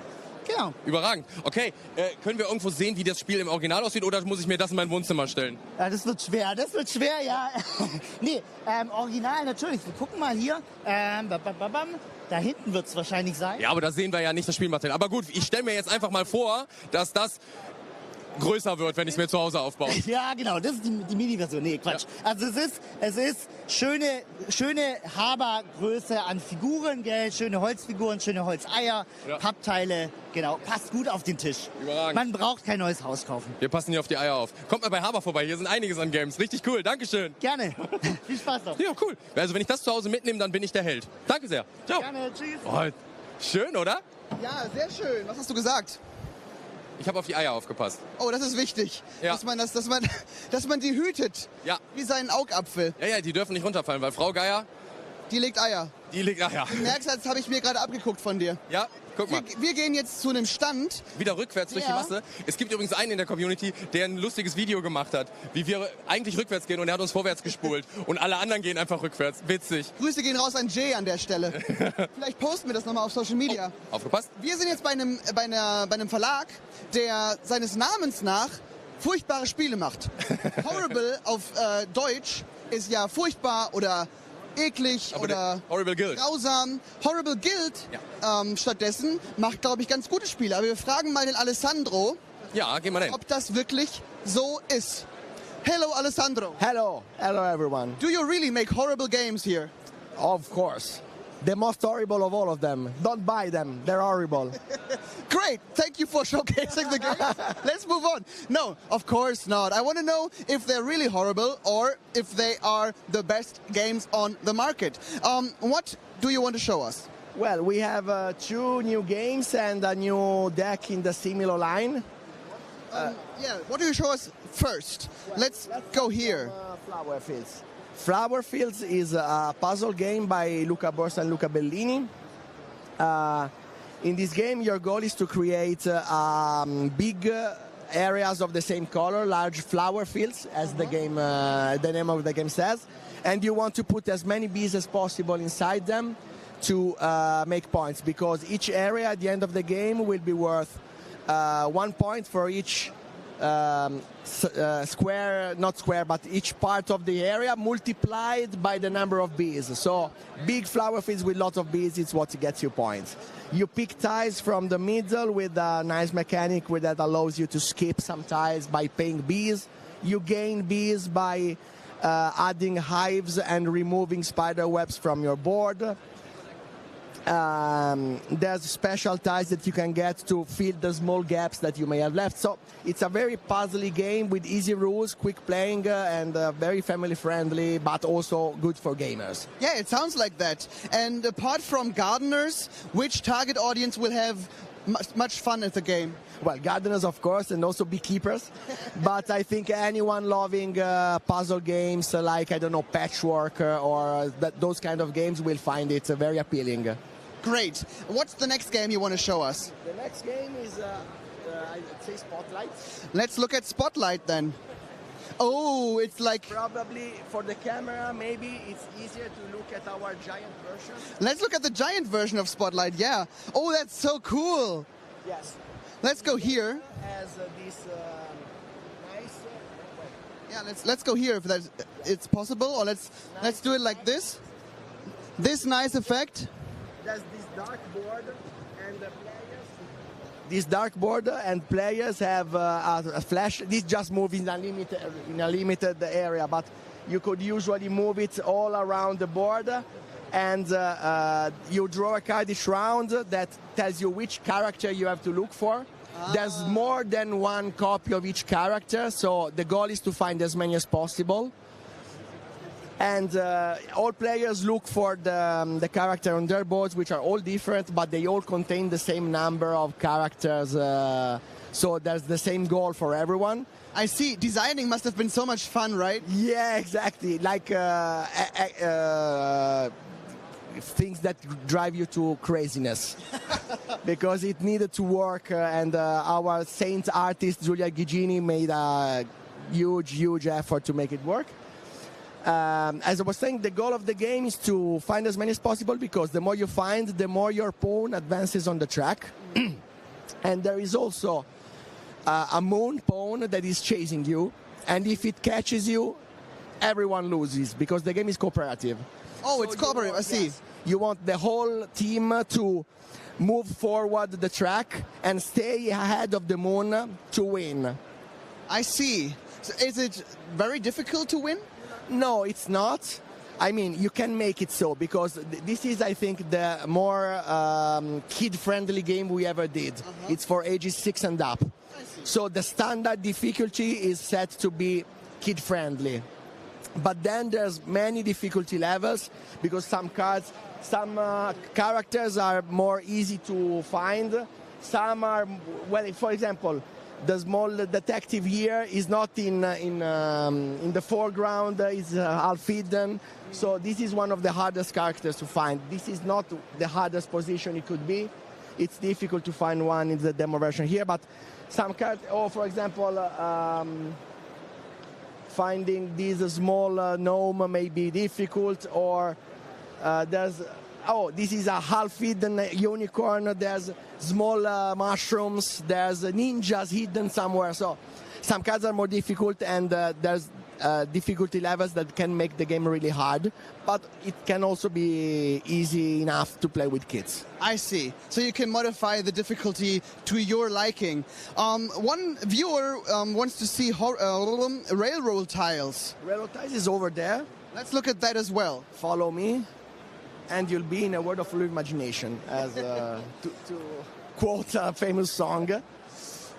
Let's see if the camera can follow us, because there are some people walking in the halls, but it's not that full, to be honest. So the camera can get through everything quite well. Railroad tiles, what makes the game special? Well, it's a tile-laying version of our famous roll and write game, Railroad Inc. Oh, I was looking for a more... Okay, they've been playing for a while, so when the camera will follow us, they will be able to see a more advanced play situation. Anyway, if you know Railroad Inc., you know it's a roll and write game where you create transportation networks with railways and highways. This is at the core, it has the same kind of puzzle, but it's obviously without dice and with tiles. And there is a tile drafting phase. If you see that board at the top of the table down up there, you will see that there's several stacks of tiles, and players will pick in turn order a certain column of tiles instead of the dice in Railroad Inc. where everyone was drawing the same dice. So there's competition to get the best tiles for you, and also the more tiles you pick, the later you will be in the turn order for the next round. So I see. There's also strategy in maybe there's nothing really super important to you now. So maybe you will choose to pick a small set just to be sure to pick first in the next round. So there's more strategy going on compared to Railroad Inc., which was a more easygoing game. And also the scoring is completely different because in this game we have those small pawns. There's cars, trains, and travelers. And you can place them only when some special placement tokens allow you. And you gain points immediately when you place them, and you gain more points if they are, for example, if I place a car and it is already connected to more cars, I gain more points. Makes sense, yeah. Yeah, so it's kind of like when you wanted to make the long highway in Railroad Inc., but now you don't. Making a long highway is not enough. You have to be sure that you have, because you can only place pawns on specific spaces on the tiles. So you have to get those tiles in order to be able to place those pawns. You will know in advance when you will be able to place a certain pawn. So, for example, now I know that next round I will be able to place trains. So I don't have train spaces, so I need to collect tiles that allow me to place those trains, or I will waste that occasion. Yeah, that makes it very interesting, and for fans of Railroad Inc., the game is a clear, Empfehlung in English. It's like, Marci, was heißt Empfehlung? Recommendation, thank you very much. Thanks. Yes, if you like Railroad Inc., you are definitely going to like Railroad Tiles. But, for example, it's also an appealing game for people who maybe didn't like or didn't try, or they thought Railroad Inc. was too easy, or they don't like roll and writes. This is an experience that even those people may enjoy, because it's more strategic, it's a bit more complex, but it gives that same kind of satisfying construction feeling. Yeah, I can see that. Thank you so much for showcasing the games, and Horrible Guild, of course, as well, and have fun at Spiel. And you too. Thank you. Thank you, thank you, thank you. Da ist mir gerade das Wort nicht auf die Zunge geflutscht. Recommendation, Leute, wieder Vokabeln gelernt. Aber Friction Forever, das ist natürlich sehr, sehr wichtig für dich gewesen. Hallo, wer bist du denn? Du hast ein Arschmello im Gesicht. Ich habe noch nie ein besseres Gefühl in meinem Leben verspürt. Das dachte ich mir. Also tatsächlich. Ja, wirklich? Nochmal? Ja, bitte. Und, war der Popo verbrannt? Der Popo, nee, der riecht noch gut. Siehst du, der ist weiß. Und das ist auch ein Hinweis. Ich möchte auch so einen kleinen haben. Ja, den habe ich mir ja nur ausgeliehen. Oh, wirklich? Weil der muss uns den Weg erklären, wie wir eben hier zu seinem Ziel kommen. Wir haben hier natürlich einen XXL-Arschmello. Könnte ein kleiner Hinweis dazu sein, was für ein Spiel gleich da gezeigt wird. Ja, dann interview ihn doch mal, wo es lang geht. Ja, hör mal, mein Kleiner, wo geht's hier lang? Naja, wir müssen jetzt so ein bisschen nach hinten gehen noch. Und dann werden wir zu der Krisen ankommen. Und, das fühlt sich ganz gut an meinem Hintern, was du da machst. Oh, da hat mich noch niemand berührt. Ei. Ich hoffe, wir kommen ganz lange nicht an. Oh, ich genieße den Weg. Ei. Ja, was machst du mit dem armen kleinen Kerl? Das ist nur zwischen uns. Ja, okay, ja. Gut. Ja. Weißt du, was das Schlimme ist? Er weiß noch nicht, dass er gleich übers Feuer gehangen wird. Das weiß ja, aber das werden wir mir auch einfach nicht verraten. Aber ich würde ihn dir jetzt einfach mal geben, weil ich mache jetzt was richtig Cooles. Pass auf, nimm ihn mal. Ich nehme ihn. Und du hast Spaß bei Arschmellow. Ja, ich guck mal, ob wir da reinkommen. Hier sind wir. Ich weiß es noch nicht, weil jetzt gerade Es stehen hier Kinder an. Wir lassen Kinder vor, auf jeden Fall. Ansonsten hätten wir in diese Luftmaschine hier gehen können. Das machen wir jetzt aber nicht, denn wir gucken uns zuerst mal die Spiele an und vielleicht darf ich nachher noch da reinspringen. Pass auf, willst du hier rüber, damit du alles zeigen kannst? Ah, der Tisch ist hier woanders. Also wir sind hier bei den Denkriesen und die haben ein neues Spiel. Arschmellows XXL und noch ein paar andere Sachen. Und wir navigieren uns jetzt mal hier durch. Aufpassen, da unten ist ein Stuhl, Marci. Überragend. Also sie haben uns leicht gemacht, dass wir auf jeden Fall den leichtesten Spot, hallihallo, den leichtesten Spot hier durchgehen. Super, Marci. Du bist der größte Jongleur-Künstler, das machst du klasse. Okay. So. Hi, sind wir denn jetzt hier richtig? Da ist der Stehtisch. Ach, wir sind immer noch nicht richtig, Mensch. Marci, komm doch noch mal ein Stückchen weiter. Okay. Wer erklärt's mir? Hi, grüß dich. Moin. Du hast einen Arschmellow auf deinem Schulter. Ich habe einen Arschmellow auf der Schulter, genau. Ja, ich kann es gerne erklären, gar kein Problem. Wir haben hier unser neues Spiel, das ist 30 Seconds.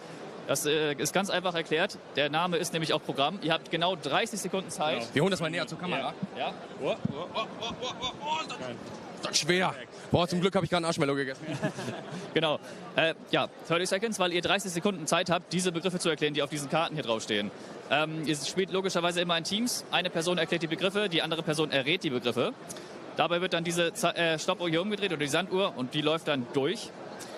Dann haben wir noch ein kleines Extra oder ein kleines Handicap, das das Spiel ein bisschen interessanter macht. Das ist dieser wunderschöne Würfel. Manche hassen ihn, manche lieben ihn, denn da sind Zahlen drauf. Die 1, die 2 und die 0, der wird vor eurem Zug immer gewürfelt und je nachdem, welche Zahl dann dabei rauskommt, wird am Ende abgezogen. Das heißt, jedes Mal, wenn ihr einen Begriff erratet, bekommt ihr einen Punkt, mit dem ihr einen Schritt nach vorne gehen könnt.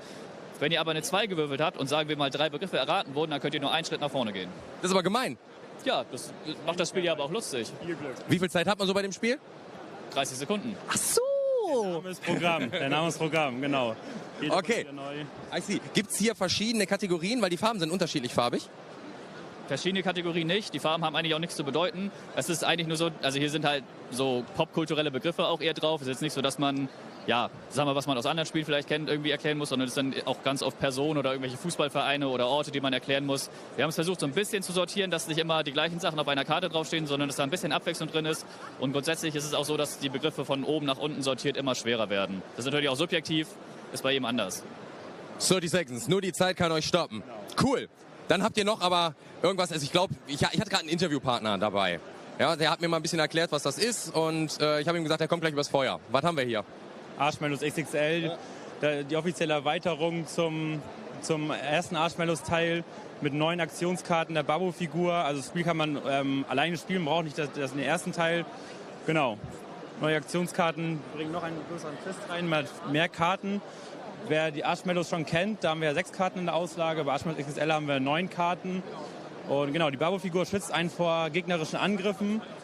Und die bekommt man, wenn man auf einer Karte eine Hand gezogen hat. Dann kann man die ausspielen und bekommt die Babu-Figur. Ihr wisst schon, dass ihr mit den Arschmellows einfach ein so wiedererkennbares Ding geschaffen habt da draußen. Das hängt ja auch riesig hier in Essen rum mit der Werbung. Also Arschmellows, ich glaube, alleine der Name sagt schon, ja, nimm ich mit nach Hause. Genau, die Plüschfiguren haben wir dieses Jahr auch zum ersten Mal dabei gehabt. Kleine Plüschfiguren, die auch teilweise auf den Schultern sitzen hier bei Niklas. Sind die auch zu kaufen hier? Gegen eine kleine Anmeldung für unseren Newsletter hat man die kostenlos bekommen. Und wir sind gestern Mittag ausverkauft quasi. Ja, das glaube ich. Immer noch, weil sie die überall sehen und haben wollen. Also nächstes Mal bringen wir mehr mit. Aber das große Plüschtierchen, was ich mitgenommen habe, das ist nur hier für den Stand zur Deko, oder? Genau, für den Stand zur Deko. Und um 17:30 Uhr haben wir ein Arschmellows-Turnier. Und da kann man die mittlere Figur gewinnen. Haben wir gestern und vorgestern schon gemacht. Und heute wieder. Also 17:30 Uhr Arschmellows-Turnier in unserem Stand. Ihr habt's gehört. Vielleicht schaffe ich es sogar vorbeizukommen, weil so ein Ding würde ich mir auch zu Hause hinstellen. Das wäre überragend. Cool. Vielen lieben Dank euch. Gerne. Ich gucke vorne nochmal vorbei, ob ich mich da nochmal reinmogeln kann. Ich glaube aber fast nicht. Ansonsten gehen wir hier weiter rüber. Ich wünsche euch viel, viel Erfolg und ich glaube, das werdet ihr aber sowieso mit den Mittelspielen haben. Das machen wir. Super, vielen Dank. Danke euch. Ciao, ciao.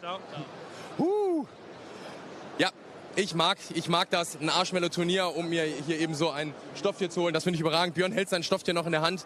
Vielleicht weise ich ihn gleich freundlich darauf hin, dass wir das dann besser hier lassen, weil es das gar nicht zu gewinnen gibt. Björn, ich danke dir.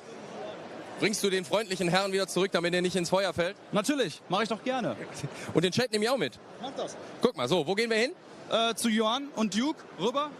Ja, dann. Da ist der Daniel. Dann machen wir das. Dank dir. Tschüss, Björn. Guck mal. Oh. Entschuldigung. Hier ist wilde Action. Wirklich. In dieser wunderbaren Box. So. Wir suchen mal, wo wir hin wollen. Da, oh. Bei Yuan und Keen Bean ist da auch, das habe ich euch vielleicht schon mal gezeigt, Power Vakuum, auch ein lustiges Spiel, nach Rolling Camera, auch wieder so mein Humor. Eigentlich auch total passend, nachdem wir jetzt Marshmallows oder Arschmallows hatten, ist das im Studio, wo eben Verrückte oder eben auch kühne Bohnen unterwegs sind. Wir können die Kamera mal hier rüberhalten, dann wisst ihr, was ich meine mit Keen Bean Studio. Und der Daniel hat sich aber ein weiteres Spiel hier in dem Eckchen rausgesucht. Ist das richtig, mein Lieber? Ich habe hier ganz viele Spiele, ganz viele Eckchen und ganz viele Leute. Und zu denen gehe ich jetzt hin. Ich versuche ein bisschen rückwärts zu gehen. Wir sehen uns gleich wieder, Simon. Tschüss. Und zwar gehe ich gerade rückwärts. I'm moving backwards to... Hello, I'm Caleb, the designer of Power Vacuum. It's Caleb, the designer of Power Vacuum. What is your beautiful game about? So, my game is the treasonous trick-taking game. The gamers here are calling it the trick-taking game for gamers. So, it's basically trick-taking on the surface, but also has elements of area control, hidden agendas, a little bit of bluffing. Quick question for all the viewers out there that don't know what trick-taking means. What is it?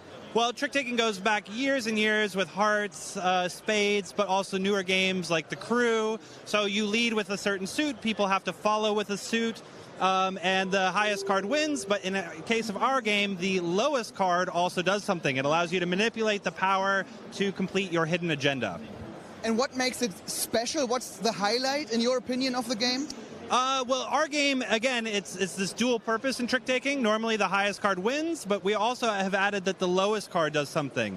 In our game as well, you can see the suits on the backs of the cards, which is quite unique, and we even have a hidden suit within the cards that you can play. That's cool. Let's show the game a bit here on the tables. One of the most unique parts of the game is actually that you're playing to 40 points, and the score tracker itself are these statue pieces. So you're building a statue to your glory. Here they are. The highest number will win, and the lowest number. Oops, sorry. And the first person to build their statue will win the game. So these are the 10-point markers. Yeah, that's it. Yeah. And what's the target audience of the game like? So is it for families? Is it expert or? Yeah, no, it's 10 and up, so it's for families, it's for everybody. It's for light gamers, but it also has elements that are a little bit trickier, so like heavier gamers are also going to get really into it. And the game had a great reception at Spiel, you just told me, right? Yeah, absolutely. It's been flying off the shelves, and we're getting low on our stock, but it's been really, really good for us. So. And there's a second wave coming. Yes. Next year we're going to get it into distribution. There'll be retail copies, more to come, maybe another Kickstarter, so we'll see. Thank you so much for showcasing the game and have great fun at Spiel. Cool, thanks so much. Ciao. Bye. Also ein Stichspiel, meine Damen und Herren. Trick-Taking wusste ich vorher auch nicht. Auf Englisch Stichspiel. Wir gehen einmal zu gegenüber. Hello. Let's talk a bit about the games Yuan and Duke. Who are you? Yes, I'm Chris from Okuda. It's a French publisher. A French publisher at that, and Yuan has a great board game geek rating, you just told me. Yes. But why does it have it? What's the reason? Yes, because in fact, just the pitch, when you are a gamer, it's a lovely pitch because it's a strategical game without random. For your programmation, it's in the same time, all player program in the same time, all player reveal and make action on the board in the same time, no wait. And the objective became more easy, turn pass, and more easy to win. So in 1 hour, a player win. So it's very cool for a big game. Ja, also er sagt gerade, es ist sehr schnell zu spielen, 1 Stunde kann man gewinnen. Beide spielen immer simultan und gleichzeitig und es wird auch im Laufe des Spiels einfacher zu gewinnen. Das heißt, irgendwann ist ein Ende auf jeden Fall in Sicht und es hat eine gute Wertung. For what kind of people is the game? What's the target audience of the game? It's a strategical gamer. They love games fluid, very tricky game, maybe. You know, it's very tricky. Because it's surgical intervention, like a surgical strike, and you play 2, 3, or 4 players with 1 box. And if you mix 2 different boxes, you can play 5 to 8 players, and the time of the game is the same, 1 hour. because you play in the same time and the objective is the same. That's so cool. Yeah. So I can have it at a dinner party and we can just play with 8 people. Can we also mix like 20 copies of the game and play with 100 people? Yes. We need just different boxes. Yes, I understand. Okay. I see. And maybe in a short amount of time, in 2 minutes, tell me what Duke is about. Yes. Can we have the table for like 1 minute? That'd be great. I'm terribly sorry, but we're gone in 1 minute. Tu fais les jouets là. Sorry. Yes, Duke. It's a game in France we published from many years ago. It's Kami, K-A-M-I. Kami is a bestseller for us in France, but it's the look of the game. It's a Japanese game, so we changed for export. We changed the look of the game. It's Duke with the number and color. It's more easy to thinking, and in fact it's very simple game, but it's very strategical because you play like a chess, you know, but with card it's more easy, but like a chess, and in your mind you say, oh, I attack, I defend, but I can pass when I must play. I can pass. See, if I want, you don't lose your turn, just you're waiting the better moment to play. It's very strategical for that. I see. Thank you so much for showcasing the games and have great fun at Spiel. Yeah, thank you very much. Yeah, no problem. You're welcome. I need to find a way out here. Thank you. Und wir gehen weiter. Was ein netter Herr. Hier gegenüber auch. Yuan, wie gesagt, sieht sehr spannend aus und man hat trotzdem natürlich an jedem Stand die Designer häufig da, die IllustratorInnen sind dort. Hier könnte man sich auch Unterschriften besorgen. Es ist sehr persönlich und sehr familiär, wie schon die ganze Zeit hier auf der Spiel. Ich bin auf der Suche nach Simon, weil manchmal verliert man sich natürlich aus den Augen. Aber seht ihr Björn schon? Seht ihr Björn hier? Grüß dich doch, Björn. Du bist hier unser Runner und bist unterwegs, um uns immer die nächsten Dates zu besorgen. Und gerade hast du auch mich in die richtige Richtung gewiesen. Wie geht's deinen Füßen? Sehr gut, aber man merkt's. Sehr gut, aber man merkt's. Deswegen gehen wir rüber, weil meine Füße merken es auch schon. Und Simon hat hier Spaß. Warum habe ich Spaß? Weil hier haben wir Musik. Ja klar, aber Hitstar Bingo. Komm, wir gehen mal einen Schritt hier weiter nach vorne, damit man uns auch noch versteht. Hier ist wirklich Party am Stand. Ich sehe, hier ist auch so ein Rad, an dem man hier noch drehen kann. Und ihr wird auch gerade hinter uns noch weiter live gestreamt, weshalb wir gesagt haben, wir ziehen uns noch ein bisschen raus. Komm, wir gehen noch einen Schritt weiter. Ich habe echt Angst, dass das so laut ist. Oh Gott, guck mal, dann habt ihr auch noch Captain Flip im Hintergrund. Auch sehr, sehr beliebt. Hitstar Bingo, wir waren auf der Neuigkeiten-Show schon kurz vor euch. Mensch, seid doch mal ruhig hier. Was ist das Spezielle daran für die Leute, die Hitstar schon kannten? Das Spezielle ist, dass es jetzt eine Kombination ist zwischen Bingo und Hitstar. Normalerweise ist ja Bingo eher was für die Omas, ja, aber das ist nicht Granny Bingo, das ist cool. Cooles Bingo. Macht ihr danach Hitstar Granny? Wohl kaum. Ich gehe jetzt nicht davon aus. Wenn ihr da Party haben wollt, mega lustig. Aber du hast noch was, weil du hast schon gesagt, ihr habt richtig coole Spiele. Ein paar sind euch auch schon aus der Hand gerissen worden, ja? So ist es. Wir sind auch schon bei manchen Spielen ausverkauft jetzt. Was ich euch noch ans Herz legen möchte, ist Lost Island, das 4-Spieler-Spiel von Stratego. Hier erobern 4 Abenteurer die Insel. Die Insel wird bei jedem Spielzug etwas kleiner und wer am Schluss die Pfade erhält, hat gewonnen.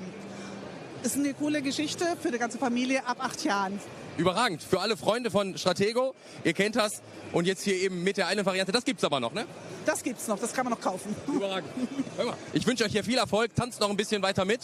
Am liebsten würde ich mich jetzt auch da reinschmeißen und hier noch ein bisschen Musik hören. Aber wir haben noch 1, 2 Stände, die wir in dem Slot schaffen wollen. Dann komm nachher vorbei, dann machen wir Party. Mach's gut, ciao.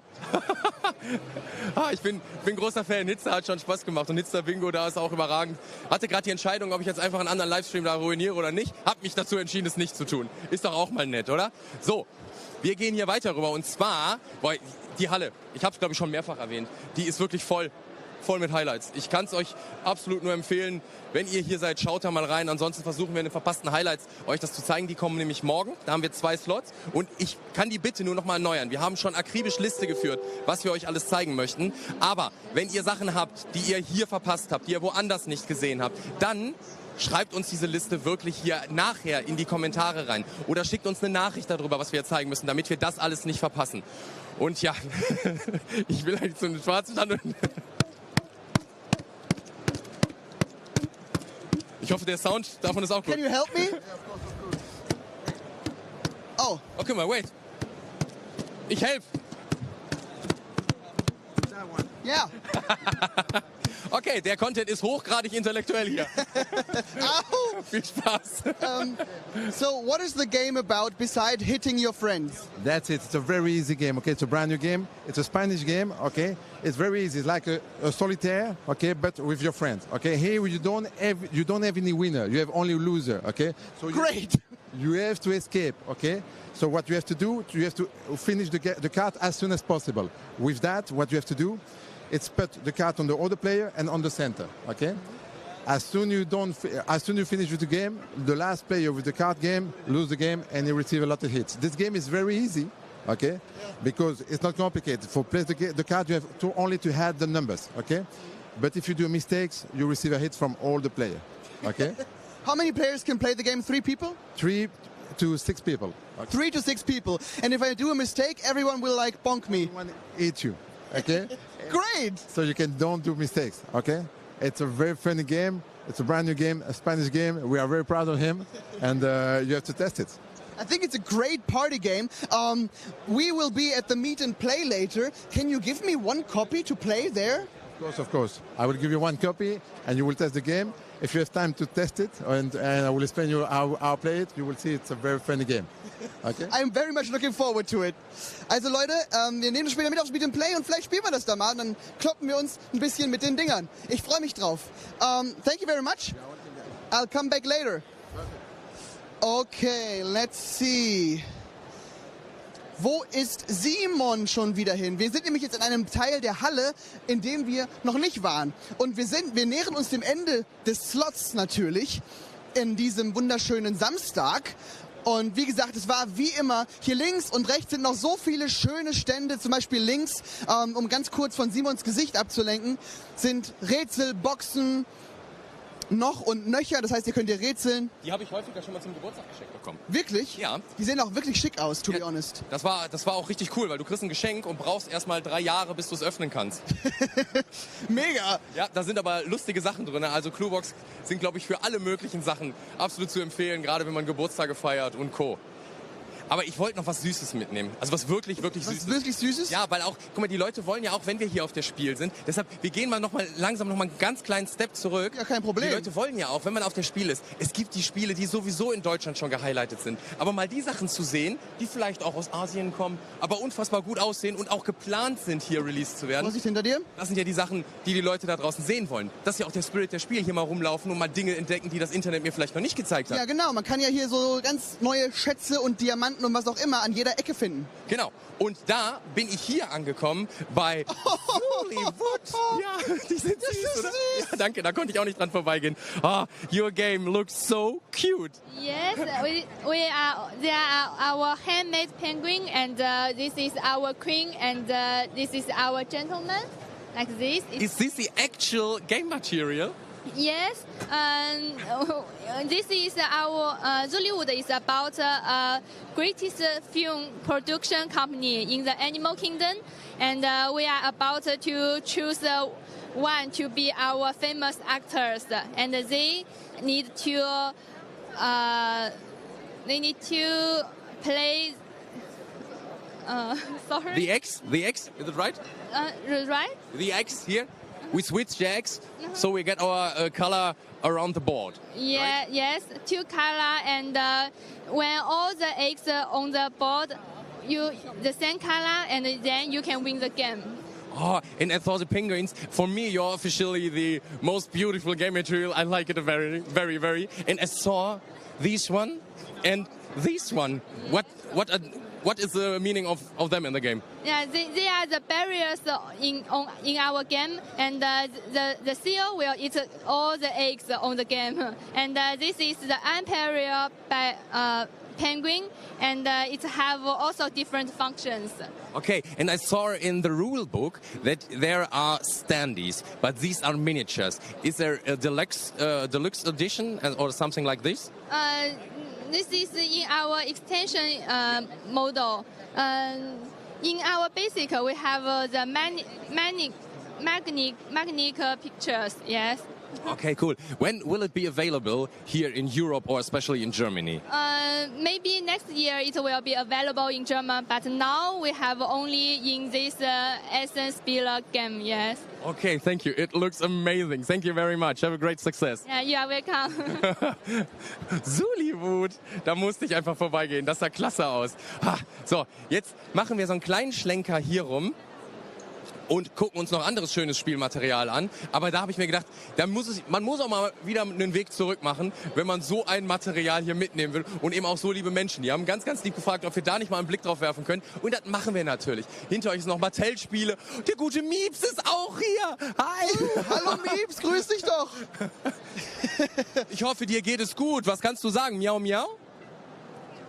Ja, habt ihr es gehört? Du bist so flauschig, ich lieb's.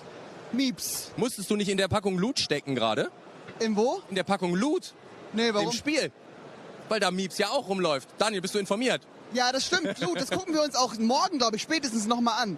Das wunderschöne Spiel. Aber dazu dann mehr. Ihr könnt auf jeden Fall Mieps treffen, überall auf der Messe. Er läuft hier rum. Und wenn ihr Fotos mit Mieps machen möchtet, dann ist das auf jeden Fall möglich. Nicht nur mit den stehenden Mieps, sondern auch mit dem sich bewegenden. Ja, viel Spaß noch. Hol noch ein paar Gäste hier ab. Tschüss. Ach, schön. Schön, dass wir Mieps auch noch mal getroffen haben. Ja, wunderschön. Apropos. Können wir erzählen, wie gruselig das ist, wenn wir Mieps bei uns in der Lounge sehen und Mieps dann keinen Kopf mehr hat? Wir gehen weiter und bewegen uns einmal an Moses vorbei. Hier natürlich auch viele Highlights. Die schwarzen Boxen, ihr werdet sie kennen. Da wisst ihr, dass ihr bei Moses seid. Black Stories, aber auch ganz, ganz, ganz viele andere Spiele. Genau. Das haben wir euch auch auf der Neuheiten-Show gezeigt. Also es lohnt sich auch, die Videos hier von uns nochmal on demand anzugucken. Weil auf allen 3 Kanälen sind die Videos natürlich auf Abruf. Bei der Spielmesse auf YouTube, bei Brettman, also bei mir auch auf YouTube und bei Twitch Nerdstar. Da könnt ihr es auch noch eine ganze Zeit lang eben sehen. So ist es. Also die ganzen VODs, wie du schon sagtest, sind dort auch von den letzten Tagen definitiv noch da. Das heißt, wenn ihr heute, der Livestream ist natürlich gerade viel wichtiger, denn wir sind live und es könnte alles passieren. Ich könnte stolpern, er könnte mich auffangen und dann könnte ich seine Kappe klauen und wegrennen. Das könnte alles passieren. Das wäre das Wildeste, was ich mir gerade vorstellen kann. Das wäre tatsächlich äußerst wild. Ja. Aber was viel wilder noch ist ein weiteres Game. Das wir euch nicht vorenthalten möchten. Und zwar das ist was dir sehr gut gefällt. Bei Japanime Tactics. Und neben mir steht, and beside me is... Der Manni. Ach so, Deutsch sind wir hier. Ja, perfekt, okay. Manchmal weiß man hier nicht, reden wir jetzt auf Englisch, reden wir auf Deutsch, aber das ist doch schön. Was gibt es hier bei euch zu sehen? Ja, bei uns gibt es reichlich zu sehen. Im Grunde genommen sind wir zusätzlich zu den Themen Brettspielen und eben Kartenspielen am Start mit dem Thema Anime und Manga. Das seht ihr auch all over. Jetzt zum Beispiel unser neuestes Spiel ist Grand Blue Fantasy. Es ist auf jeden Fall ein Spiel, bei dem es in erster Linie um taktische Bewegungen geht. Ihr seht da auch ein Spielfeld, was dreidimensional gedacht ist.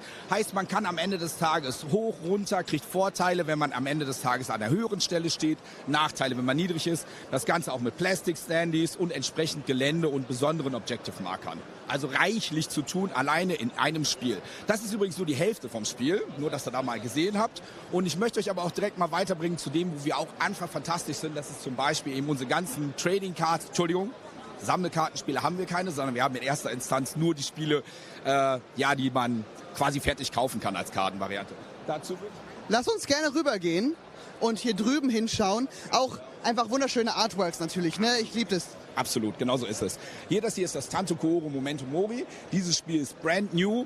Wir haben die Kickstarter, sind jetzt gerade in Auslieferung. Also seht ihr quasi das, was hier schon auf der Messe zur Verfügung stehen haben. Und es ist mittlerweile der 6. Teil aus einer Reihe von eben entsprechenden Spielen, die rund um das Thema Mates, rund um das Spiel Butler geht. Und da seht ihr auch diverse Artworks. Hier jetzt ganz neu, das Neue der Spielmechanik. Entsprechend oben die großen Karten. Das stellt die zerstörte Menschen, die gehauntete Menschen dar. Also von daher ganz, ganz viel Spaß. Und hier vorne seht ihr auch ganz, ganz viel anderes. Ne? Also von der ersten Edition bis hin zur 6. alles am Start.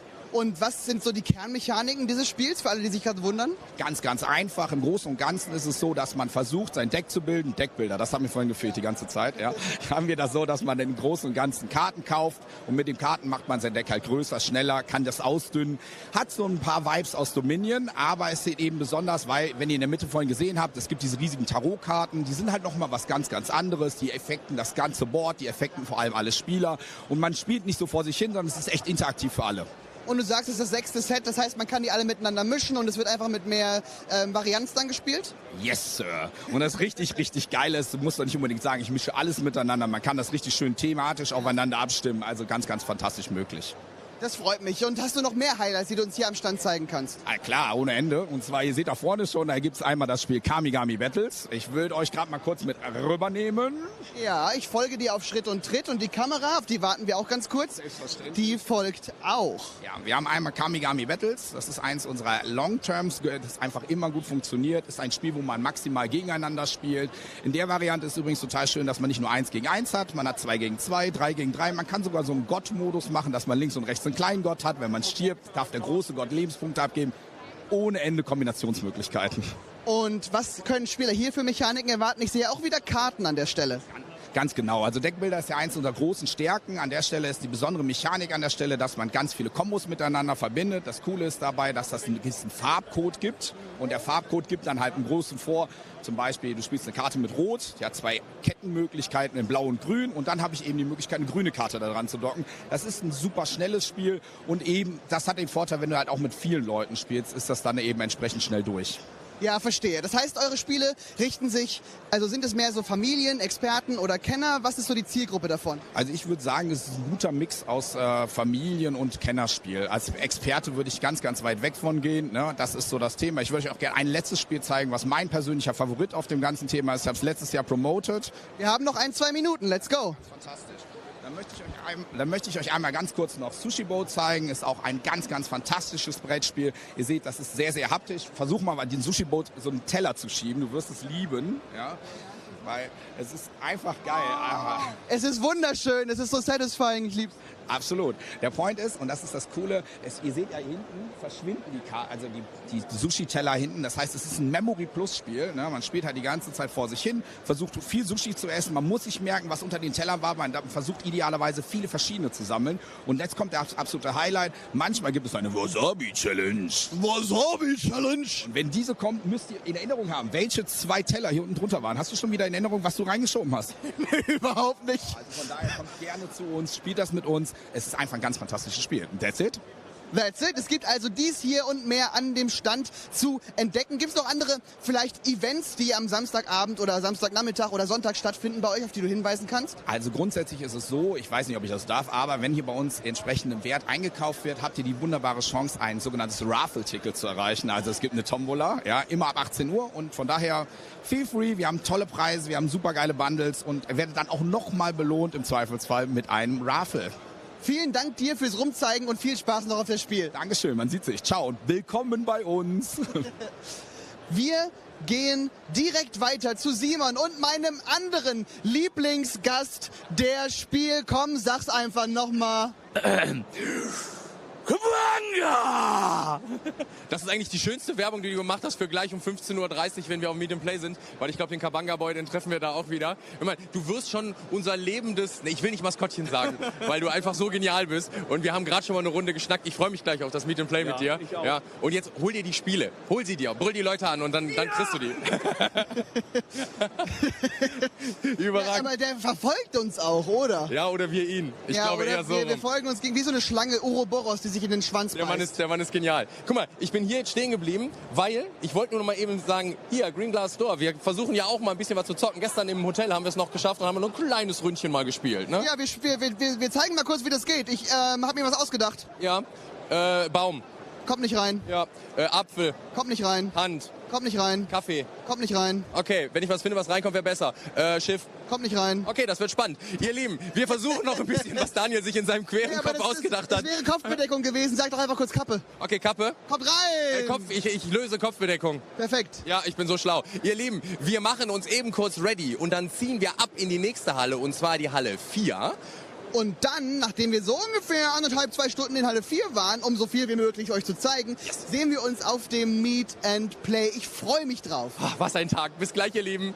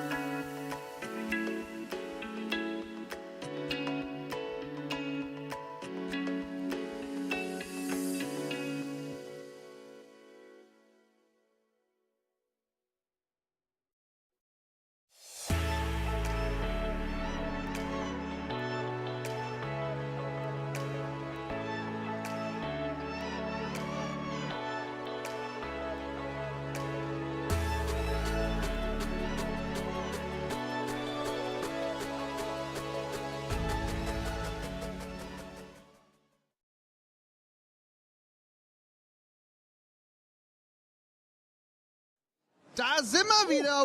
Simon. Willkommen zurück. Wir sind hier in der wunderschönen Halle 4. Wir gehen, ja guck mal, die Leute sagen schon, wir sind zurück live. Prost. Ja, Prösterchen, na, euch auch. Dankeschön. Wir haben die Pause eben natürlich auch genutzt, um ein bisschen Wasser zu trinken, unsere Münder, unsere Hälse, unsere Zungen zu benetzen mit Flüssigkeit, damit da kein Knoten reinkommt in diesem Nachmittag, denn der ist noch lange nicht vorbei. Aber Daniel, ich habe ein Anliegen. Ein Beiliegen? Ein Beileger. Ein Anliegen. Und zwar, wir haben so viele Hallen jetzt schon gemacht. Und wir haben einen so guten Vibe. Und ich will einfach nicht, dass die Leute da draußen nur denken, dass wir uns nur anecken. Ich möchte auch einfach mal sagen, wie gerne ich das hier alles mit dir mache. Ja. Und wie viel Spaß das macht. Es macht wirklich sehr viel Spaß. Das ist ja ein richtiges Kuschelfest. Das lassen wir dann auch. Ich kann leider nur meine Augenbrauen an deinem Bart reiben, weil ich nicht groß genug bin. Aber das muss reichen. Das mache ich, ist ein Zeichen meiner Zuneigung. Ja. Und ich will gar nicht wissen, wie das zu Hause aussieht. Ja, ich glaube, das sind auch die Gags. Und wenn die Kamera aus ist, dann haben wir noch mehr Zuneigung. Und alle Staube sind so. Okay.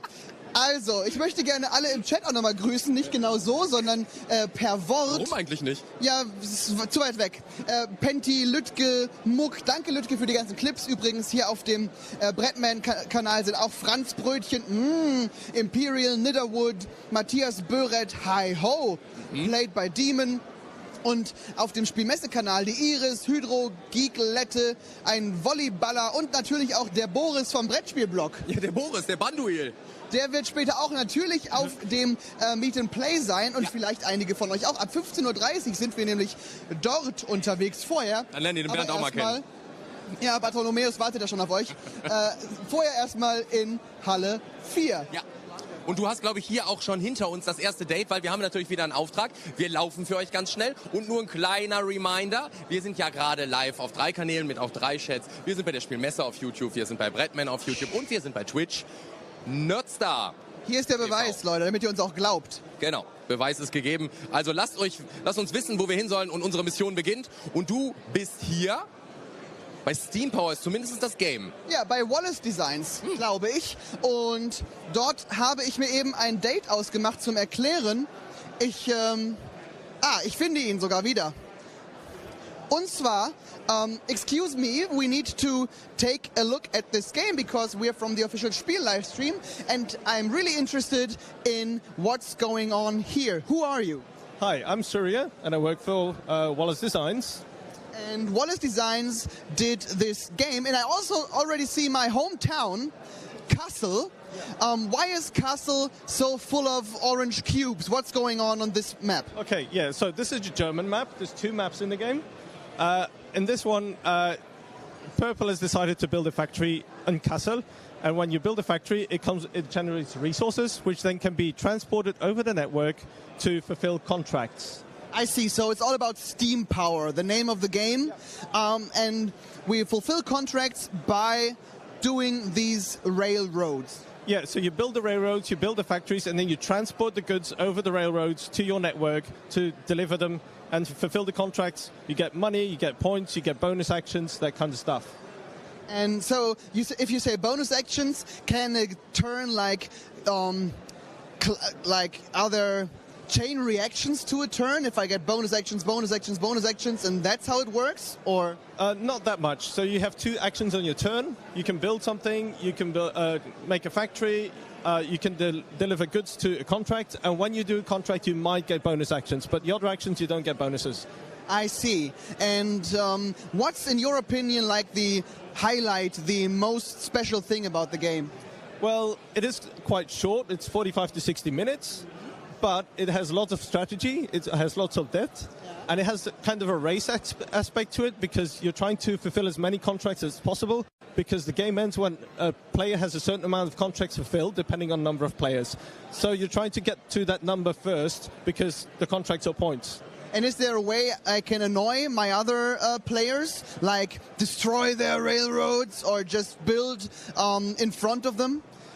So what you can do is you can use other people's factories and take the resources from them so they can't use them, but you have to compensate them with money. So you're kind of helping them as well because once all the cubes have been removed, the tile flips and it's now 2 points for that person. So you're kind of helping yourself by not having to spend actions to build a factory, but also you're helping them by giving them money and they get points. So it's a bit of a give and take. So it's up to you to decide if you want to use other people's stuff or if you want to build your own. And you can play up to 4 players, I imagine? It's 2 to 5 players. 2 to 5 players? Oh, yep. And there's lots of interaction because the map is quite crowded, so you will bump into other players and you will have to deal with what they are doing. Which is interesting, right? So you can't like plan your game and there's nothing in your way. You always need to improvise once someone gets in your way. That's really cool. The other game you wanted to showcase, you want to talk about Monster Rock, right? I can't talk about Monster Rock, sorry. Okay, there's no problem then. Then thank you for showcasing Steam Power. And if you like the game, it's from Wallace Designs, because people always wish to know which publisher or which designer made it. What's the price point of the game? It is sold here at Spiel for 40 euros. Okay. And we also have a deluxe version, which isn't available at the show. It costs a bit more, but has nice plastic trains and stuff. I see. So if you want to come over to Spiel, you can do that and buy Steam Power here. Thank you very much. Thank you. Und weiter geht's. Wir wollen natürlich im Akkord hier die verschiedenen Spiele vorstellen. Und Simon ist sicherlich schon am nächsten Stand unterwegs. Ich sehe ihn da hinten. Leute, ihr werdet es nicht erwarten können, ihn zu sehen mit seinem wunderschönen neuen Hut. Wie ihr wisst, trage ich gerne Hüte, was ich mir einfach hier so von dem Stand hier mal abgenommen habe. Ich weiß gar nicht, was wir hier so groß alles haben. Oh! You took the hat, huh? Yeah, Marshall? Oh, yeah. You can't take the hat. Okay, I have a deal for you. I take the hat and we make a video with you. Okay, that's a deal. You're an easy one. Okay, hier ist eine unfassbar coole Bar. Also das, was die hier haben, ist wirklich der Knaller. Ich komme mal hier rum zu dem Barkeeper hier vorne. Oh, this is a great bar. But do you have great games too? We have great drinks and great games. Today we're selling... Let's start with the great drinks. Okay. Whiskey or beer? Both. Okay. Turn the camera off and I give... Okay, perfect. The games. All right. So the games we have are... Our very first game ever is Bantam West. Bantam West is an open-world adventure sandbox. It's competitive, it's strategic, and it takes place in a Western genre. You get to play as one of 4 deadly strangers. If you come with me over here, I'll show you what they look like. Perfect. I have to say that your whiskey is very strange. That's vodka. Yeah.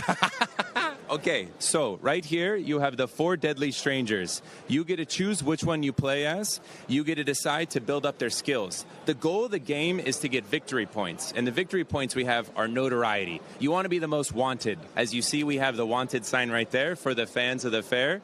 You get to play in the game right here. As you see on our demo right there, he's showing you all the many awesome ways you can do. You can burn houses down. You can build cabins. You can fight people. And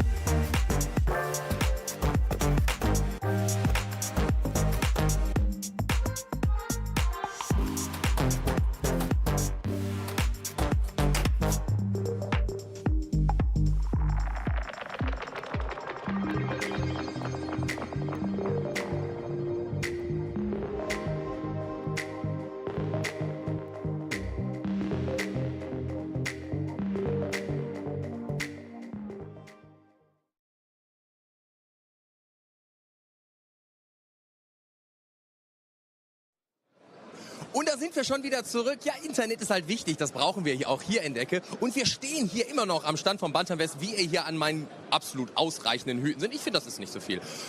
So, Bantam West, is it available in Germany? Yes, sir. During our Kickstarter campaign, Germany was the second most popular country requested. So the Germans went to the comment sections and they said, "We demand German." Yeah, that's right. Maybe we can show a bit of this game. Is it possible, Marcy? Okay, and is it buyable here? Yes, it is buyable here. We're offering also free shipping anywhere in all of Europe. And something I wanted to tell you, even though this game is awesome, I love my company and my best friend. I want to tell you a little short story. Yes. 10 years ago, me and my best friend were roommates in college. We said, one day we will make a business. We don't know what we will do, but we're going to do it. Fast forward 10 years today, this is the business, and that's him in the corner over there, dressed as one of the characters. I love it. I have to show him. He's sitting over there, and I'm very jealous of your mustache. I love your mustache. Thank you. Oh, what a pretty guy. And he is the one on the cover, is that right? This is him right here, dressed as Levi Mercer. This is one of the 4 deadly strangers that you get to play as. But no, real talk. You have a great mustache, yeah, and pretty guy, but I'm wearing 1,000 hats. Who is the most prettiest guy here in the room? I heard for every hat you have, it's worth at least half a mustache. You have 1, 2, 3, 4 hats. You have at least 2 mustaches. He has 1. I think you win. Holy, thank you very much. You want to show the people one thing more? Yes, of course. So we are selling these deluxeified versions of our Kickstarter version.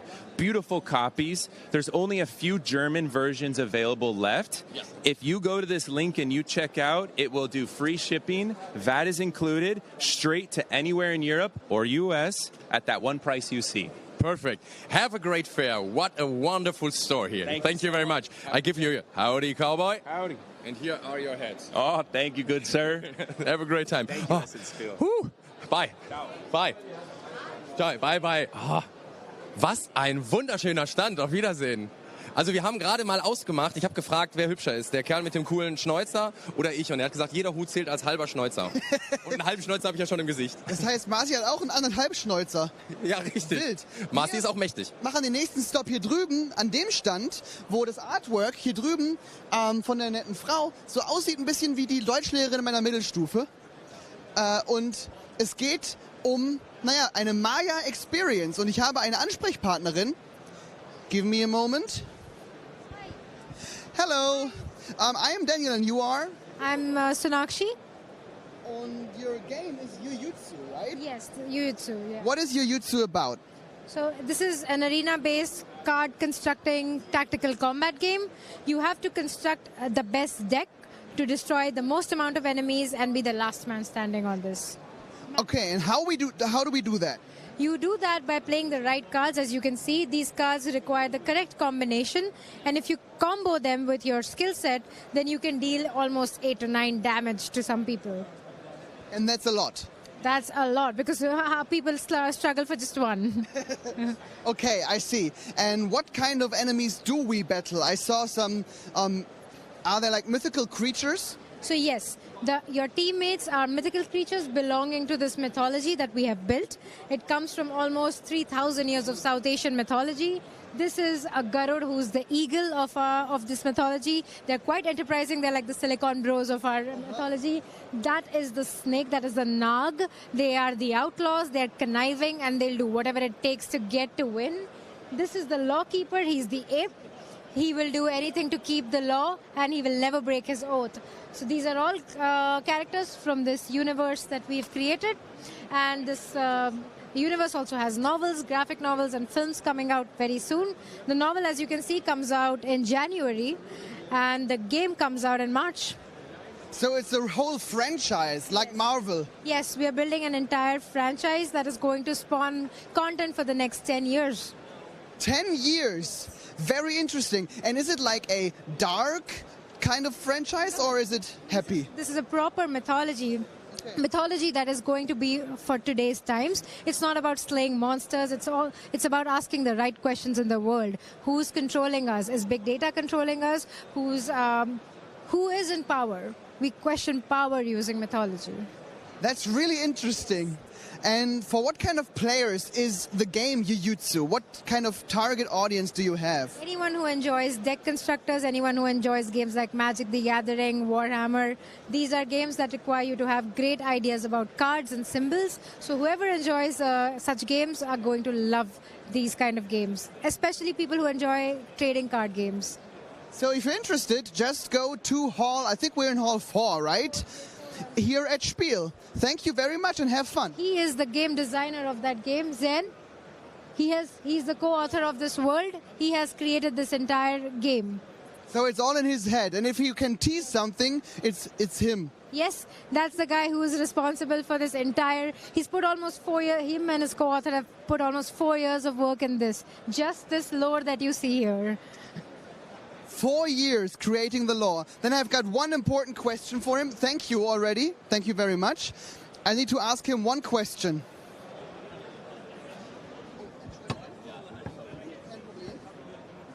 Excuse me, Mr. Lore Master. Hello. I've got one question before we move on. Yes. Can you tease something, a little hint, a little secret about the universe you've created? So the novel launches in January, but not every person in the universe is as good as they seem, so watch out for that. Watch out for that, guys. Thank you very much. Ich finde es so schön, aus verschiedenen Kulturen und mit kulturellen Einflüssen diese Spiele zu sehen, oder? Also wie anders. Wir waren eben bei Japanime Games, wo wir dieses Spiel gesehen haben, und jetzt haben wir Yuutsu da drüben von den Texanern das Spiel. Ja, überragend. Es ist wunderbar. Überragend, die haben auch stolze Schnäuzer. Wir könnten einen kleinen Schlenker hier mal durchmachen, weil ich muss ja hier in der Halle, wenn ihr das letztes Jahr geguckt habt, die Videos sind übrigens auch on demand für euch abrufbar, wenn ihr noch in dem letzten Jahr mal reingucken Aber die wollt. sind erst wichtig, nachdem der Livestream vorbei ist, denn jetzt sind wir natürlich, hier spielt die Musik, meine Damen und Herren. Und wer das aber gesehen hat, der weiß, dass wir in der Halle hier ja so einen Running Gag hatten, als ich ein Kimono anhatte, dann haben wir so was Anzügliches gefunden und ich habe ein Spiel gefunden, muss ich halt zeigen. Aber wir können hier mal zeigen, was hier noch abgeht, weil hier sind in der Halle sind auch ganz viele Fabrikanten hier, Fabrikakart, die eben für das Manufacturing von den Spielen hier eben auch zuständig sind. Ja. Und da kann man hinkommen, wenn man eben auch B2B mal Fragen hat und sich das Ganze erklären möchte. Hier am Stand von Watts zum Beispiel, da passiert auch einiges. So, hier hast du also wichtige Gespräche und du kannst dir auch angucken, welche Spiele dann hoffentlich mal bei uns im deutschen Markt rauskommt. The Wolves zum Beispiel sehe ich hier, Hamlet. Also bevor die Sachen dann bei uns eben einen Verlag finden, die die Sachen rausbringen, kann man hier einiges sehen.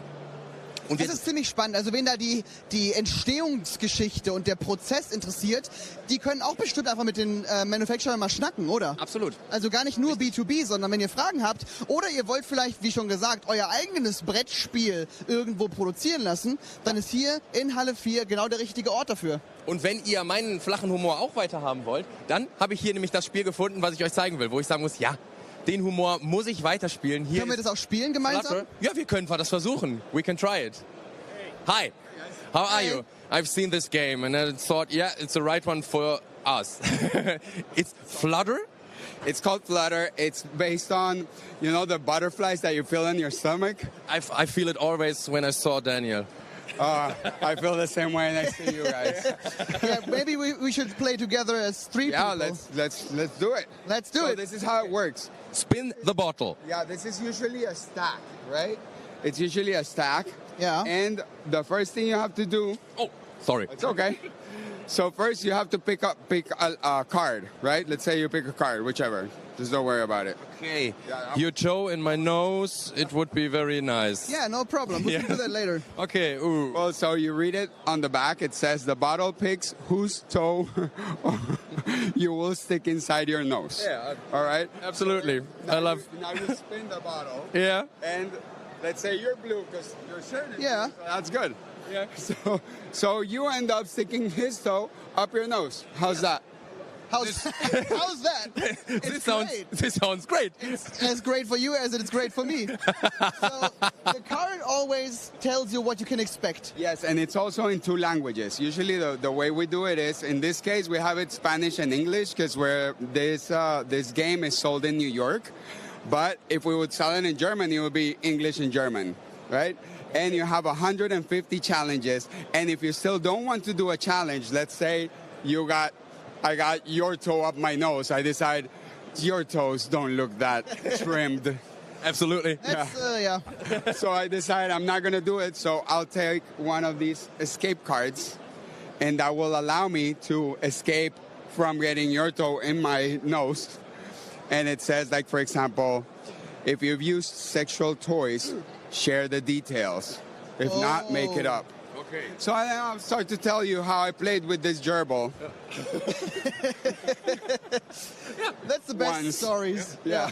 I like it. Very funny, and I won't do anything of that. Have you played at many parties this game already? Well, this is the way it started. We have a bar in Bogota that's called Terracota, and we had a lot of single nights. And you know, single nights, everybody goes, and then they go home and nothing happens. So we decided to break up a bottle and say, hey, let's play Spin the Bottle. Nobody had played this game in 15 years. And they're like, okay, let's play it. Well, the party was a success, and now 2 years later, the place has grown so much, we had to move to another place because so many singles come to our parties. And we play with this game, and we call them Flutter Nights. And so we decided to make the game and sell it. And is every one of them into toes? Some of them. You know what we do? In the bar, we take out some of the cards, which I recommend to some people. Take out some of the naughtiest cards, depending on your audience. Just read the room. And depending on the place you play this, right? Yeah, we didn't want people to start taking off shoes and socks in a bar. So we decided we have 100 cards that you can play in the bar, and then 50 more that are super, super naughty. I mean, later we're at the Meet and Play. Yeah. we could play that in the Meet and Play with all the fans of us. Yeah, without asking them before, and hey, we have a cool game. Here's the card. Thank you very much. Very funny. Thank you guys. Thanks for stopping by, and I hope you guys like Flutter. I'll give you a game if you guys want to come later. You can take a game with you. We come back for our evening animation game. We play a little game. Thank you. Bye. Thank you, Thank guys. you so much. You too. Thank you. Daniel, ich dachte, das ist Ja, ist doch mega. Ja, das ist überragend. Weißt du, das ist wie so ein bisschen hier American Pie, kennst du die Filme von damals und Ja, so? klar. Das sind diese ganzen College-Partys. Ja. Hätte ich das damals mal gehabt. Ja, dann wäre dein College besser gewesen. Ja. Damals in der USA. Dann wäre ich jetzt vielleicht woanders. Genau. Guck mal, Oh, was hier ist werden hier noch Nudeln los? verkauft. Oh, ich möchte gerne schnipsen. Ja, das kenne ich. Leberschuss. Ja, ich kann das. Ja. Dann lass uns doch sollen wir beide antreten? Wenn du das schon spielen kannst. Also für die anderen, du musst den Kronkorken ins Feld gegenüber schnipsen, damit du selber trinken darfst. Ja, bei uns ist das keine Bestrafung, sondern die Belohnung. Ja, aber ich trinke ja hier jetzt aber nicht, ne? Ja, auch nicht. Guck mal, du kannst hier zählen. Das ist ja klasse. Super, Ne? ja. Das ist ja klasse. Das heißt, wir haben hier 2 Attrappen für uns. Aber wenn du das schon kannst, dann leg mal schnell eine 3 aufs Parkett. So. Tu mal eine 3. Aufpassen, Freunde. Das wird. Ja, das ist eine solide 1. Das ist ja wunderbar. Dann Ja, ne? mach schnell einen hinterher. Boah. Ja, das war ganz schön Du hast wirklich fast da den Leberschuss gemacht, ne? Und hast dazwischen die beiden. Ja, viel fehlte nicht. Fast wäre es auch eine 3 gewesen. Die hätte mir fast noch besser gefallen zum Start. Kann ich hier eine 3 machen eigentlich? Ich muss noch mal Kann ich nachlegen. so? Ich muss noch mal nachlegen. Oh. Ich meine eine 2. Guck mal, als Team hätten wir schon 3. Ja. Verteidigst du oder gehst du auf die Offensive? Was weiß ich, wie geht das? Du kannst ja, wenn wir nicht treffen sollen, kannst du meinen ja verteidigen. Ja? Du kannst ja versuchen, meinen rauszuhauen. Soll ich das einfach halten? Dann hast du nicht so viel Arbeit. Darf ich den hier schnipsen? Ja, Daniel kann das spielen. Warte. Auch daneben. Auch daneben. Warte.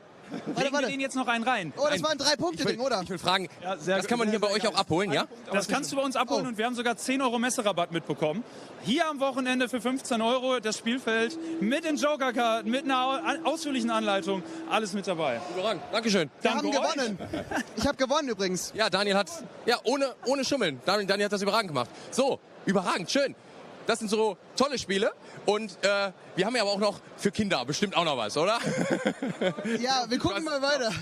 Gnome Village, da drüben zum Beispiel, das sieht süß aus, vielleicht können wir kurz drauf filmen. Da sind kleine Gnomehäuschen mit Pilzen. Das ist vielleicht mehr für Kinder.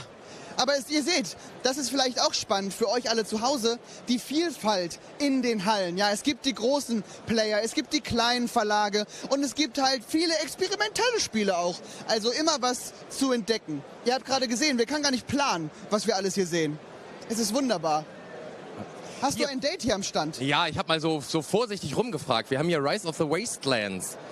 Ich würde mal fragen, excuse me, can you make an overview? Is it fine when we make videos of this?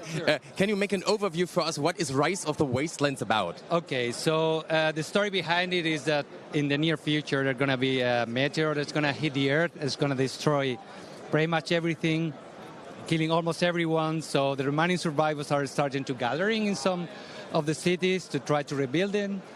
But at some point they're running out of resources, so they need to venture within the wastelands to start scavenging resources. So the goal of the game is you as a player, you are the leader of one of the factions that are going to be in the area and you want to be the predominant power there. Okay, is it available in German? Not yet. Right now in English. The idea is that it was a Kickstarter, it was already successfully funded. So now we are accepting pre-orders and we are expecting to deliver around April or May of next year. But for now it's just in English. We are still trying to see if we can make some deals with some publishers.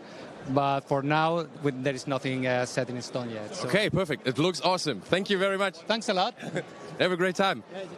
Ihr hört's, Spiele, die ihr hier seht, ja, da muss nachher erstmal noch ein Publisher gefunden werden, der sie vielleicht dann auch in Deutsch rausbringen, aber die könnt ihr euch hier angucken und dann spielt die mal und dann könnt ihr ja mal sagen, immer, kann das nicht mal einer übernehmen? Die Spiele, die machen richtig Bock, die hätte ich gerne auch im deutschen Markt. Es ist mega cool, dass es diese Möglichkeit hier gibt, die Aufmerksamkeit auf sein Spiel zu richten. Wir gehen in eine ganz kurze Pause, denn wir müssen die Aufmerksamkeit auf einen Kabelaustausch richten. Ui. Bedeutet, wir sind so in 2-3 Minuten wieder da mit einem Spiel, was sehr, sehr spannend aussieht. Ich will nicht zu viel verraten, aber ich sehe einen Phönix, eine Jägerin, einen Piraten und ein kolossales Monster auf dem Artwork. Und 3 Wölfe, die dich erzogen haben. Und eine ganze Menge mehr.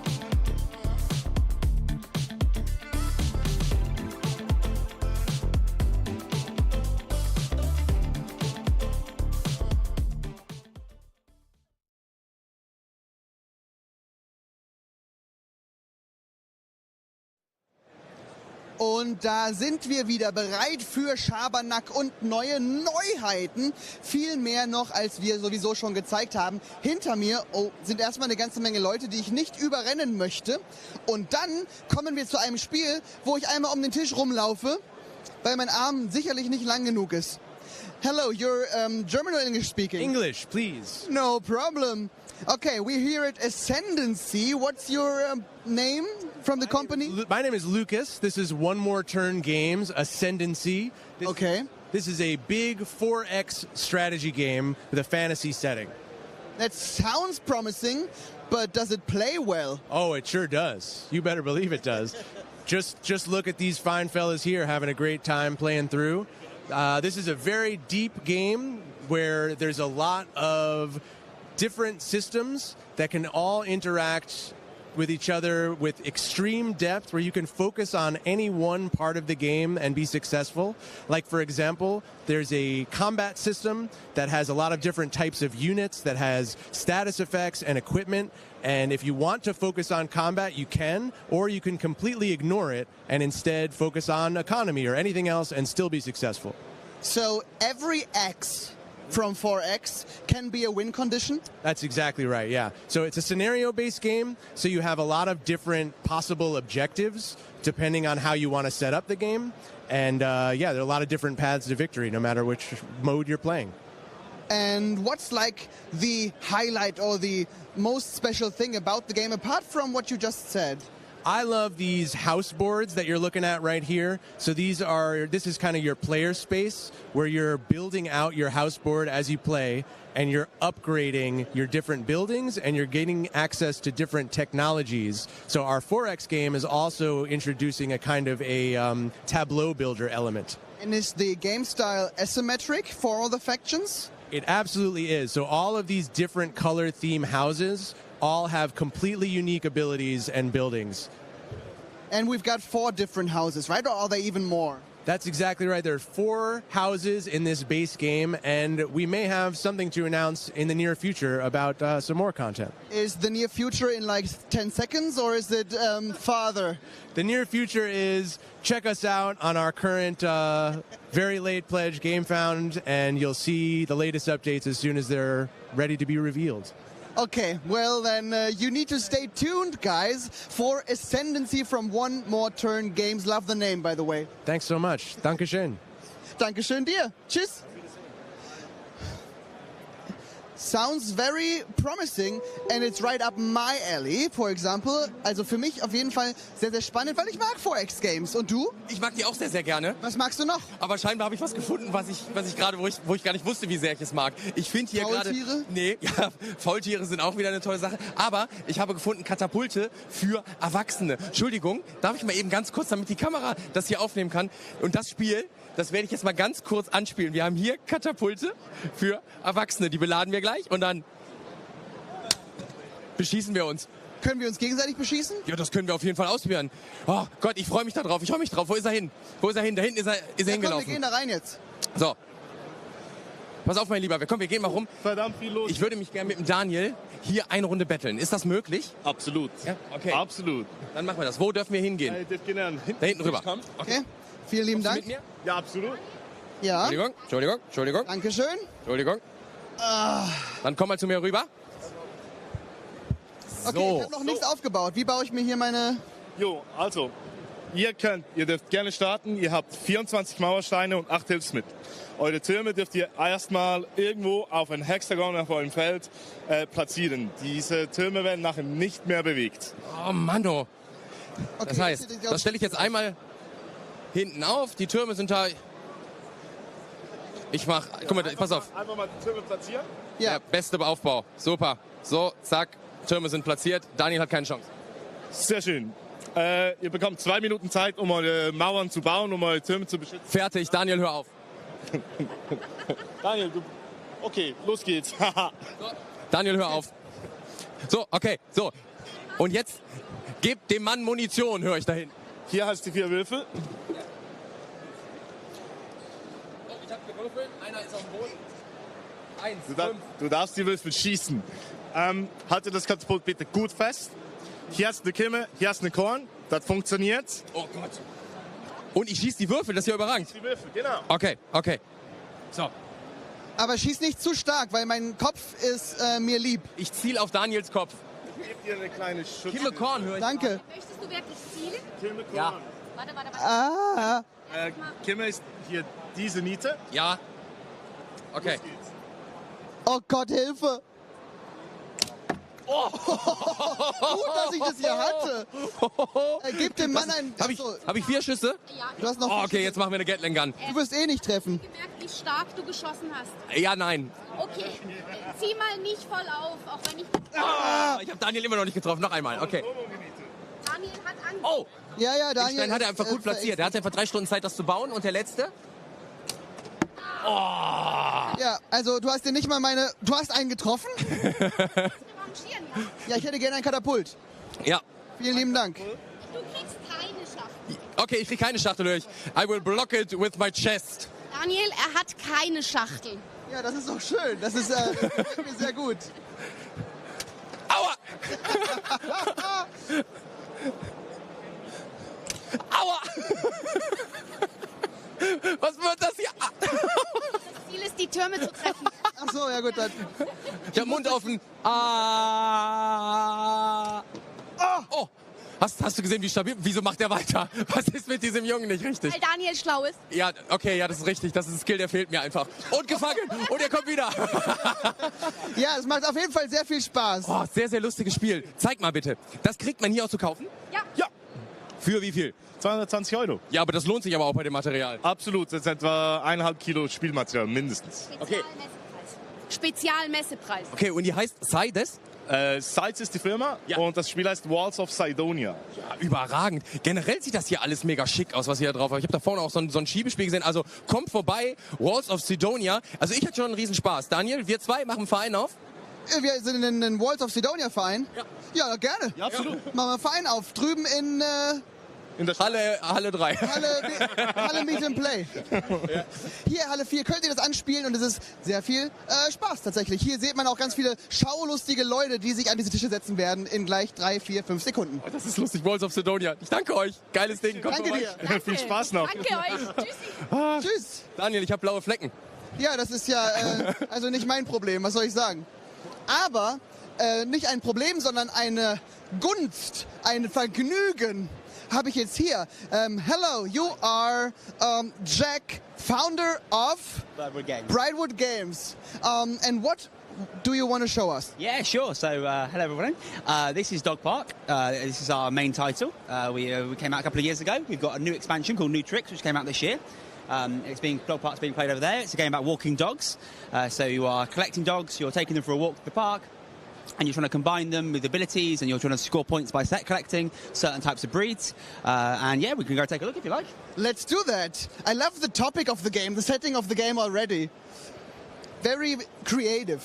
But let's see how you managed to capture that in a board game. Yeah, sure. So it was the way you're bringing dogs into your kennel is through a bidding process. You're kind of staking your reputation to get the dogs you want, and then you're moving. What you do is you take dogs for a walk by giving them resources that they like to play with or eat, and then you're going to move through the park, collecting different more resources, activating abilities, and doing some actions. And then there's some. You do that a few times. There's some scoring that'll happen, and then dogs have abilities. Some will score you at the end of the game, and you've got set collections. You're trying to collect the most of each type.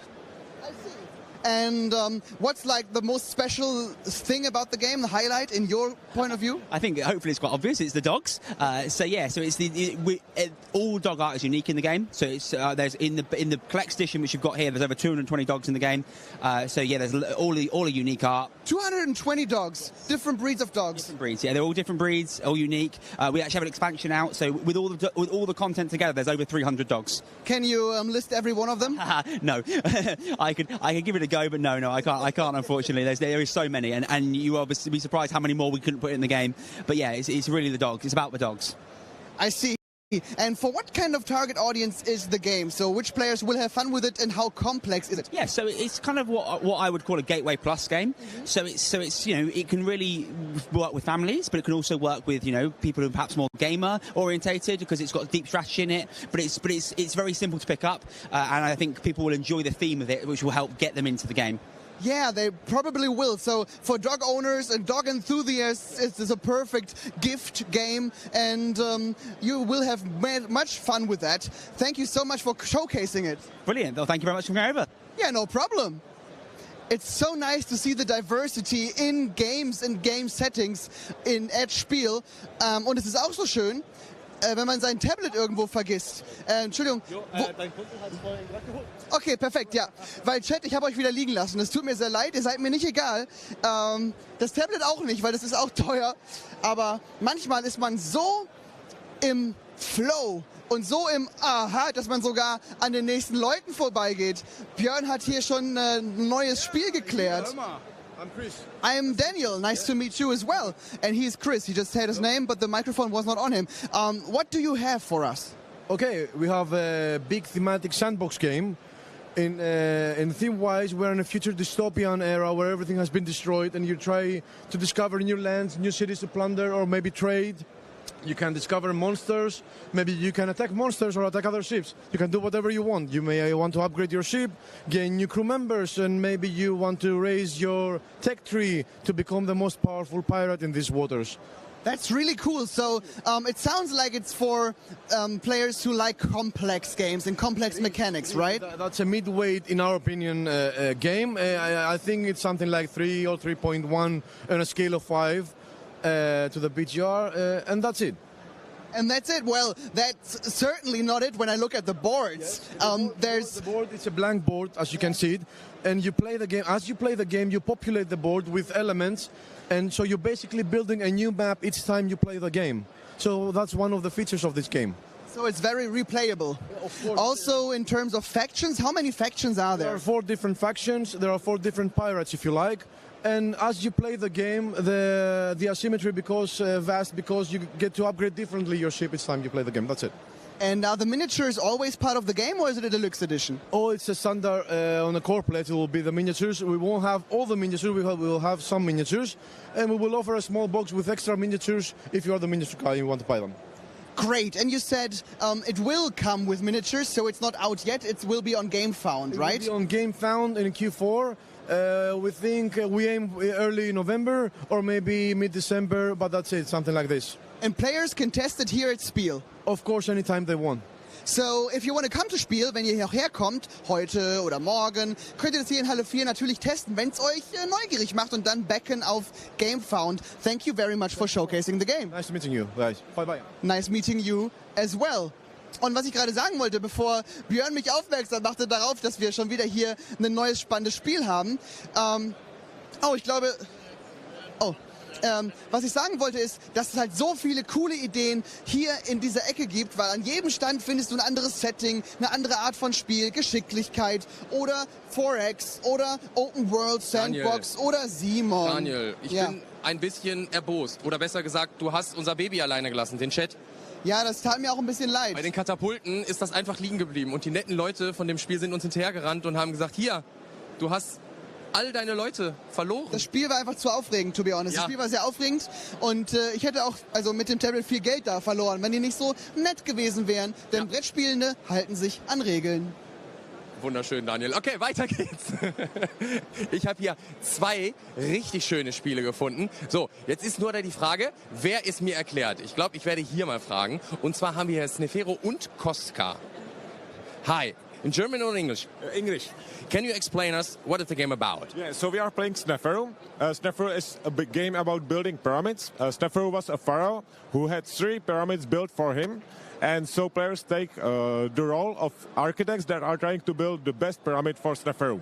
So you are building the pyramid from these pieces, and you are trying to connect the same colors. So when you place a piece such that a color is enclosed, so you cannot expand the area any further, then you enclose the area and get food for enclosing the area based on this table. And then you can use the food to get more tiles into your pyramid. And so each tile costs some food and some time. So right now, this tile costs, for example, 3 food. So you can pay it. And also, the tile costs 3 time. And time is represented on this track. So the player will move 3 times on the board. And always the player who is last on the track is playing. So right now it's the green's turn. And as you can see, here are the quarries. And the quarries, if you start the turn on a quarry and also get a tile of the matching color, you will get the bonus of the quarry. And the winner is? And the winner is whoever has the most tiles. So we are trying, before you get to the end of the track, you are trying to have the most tiles, more tiles than anyone else. And if more players have the same number of tiles, whoever has the more food wins. And if you manage to build the whole pyramid, that's basically like a special achievement. You are the ultimate winner. Not many players manage to build a pyramid. I think on no demos it was the full pyramid. So maybe some of the viewers will be able to build a pyramid in some of their games. It's like a special achievement. Okay, cool. And in which languages is this game available? So this is in Czech and English right now. And more languages coming soon. Is German planned? Yes, German is planned. And it's for the next year. Cool, thank you very much. Yeah, you're welcome, thank you. Thank you.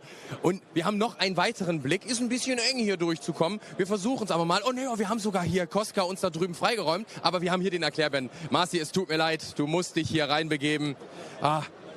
Hallöchen hier nochmal in die Runde. Hallo, danke, dass wir mal eben hier mitfühlen können. Wir haben auch hier den Designer von Koska. Please explain us what is the game about. Oh, the game is about trying to take the most mafioso under your family. You are secretly selecting your selections and actions in the city. And you are also trying to impress those mafioso cards that you can see here to get them under your family. You can mark them with your head. And the more mafioso you have, the more possible henchmen you can send to the city. But also you are in danger of other players trying to steal your mafiosos. So you can now see only 3 mafiosos here, but every turn there is one more coming. Every game is different, and it scales a lot with what you can do and try to outsmart the other players. Oh, it looks cool. I see here guns, money, and headers. Cool. The game is not available in German, right? No, it's not. Will it be? We hope so. We are trying to localize it. We are working on it as of right now. It's in English and Czech. We just finished the game found, and now we have the first copies here in Essen to actually sell to the people. And it's super exciting. People having for the first time having like a option to try it, have fun with it, and buy it and get it to home. So that's okay. Cool. So the people can come here and buy a version. Cool. What's the right pronunciation? Is it Tlama games? Yeah, it's Tlama, and it means a mouth in Czech, but like it's like more like a dangerous mouth, you know, like the maw. The mean ones. Okay, really cool. Thank you very much. Have a great time. Thank you. Thanks. Guck mal hier. Nochmal 2 Perlen gefunden und die könnt ihr euch hier auch schön auf Englisch einsammeln. Thank you.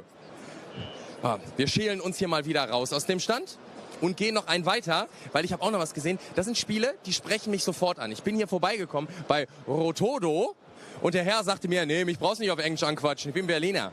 Jawohl. Ja. Aus Berlin hier. Und du erklärst mir Rotodo? Ich würde dir gerne Rotodo erklären. Okay, dann setzen wir uns doch mal, ne?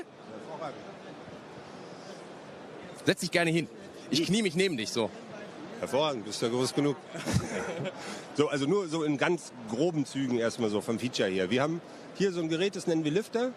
Mit dem bewegt man die ganzen... Okay, das habe ich gerade nicht mitgekriegt. Das ist magnetisch, cool. Die ganzen Scheine. Also kann man jetzt so nach links, also 90 Grad nach links, 90 nach rechts oder 180 Grad.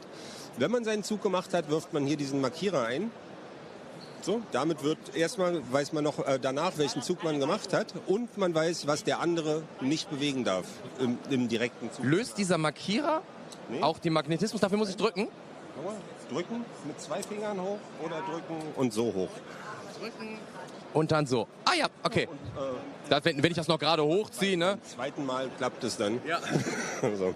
Und im Spiel grundsätzlich geht es darum, dass man die gegnerische Main Node isolieren muss, die von ihren Steinen trennen. So, das wäre isolieren. Und als Zusatzding muss man jetzt noch eine Verbindung zu seiner eigenen Node schaffen. In seiner Farbe dann.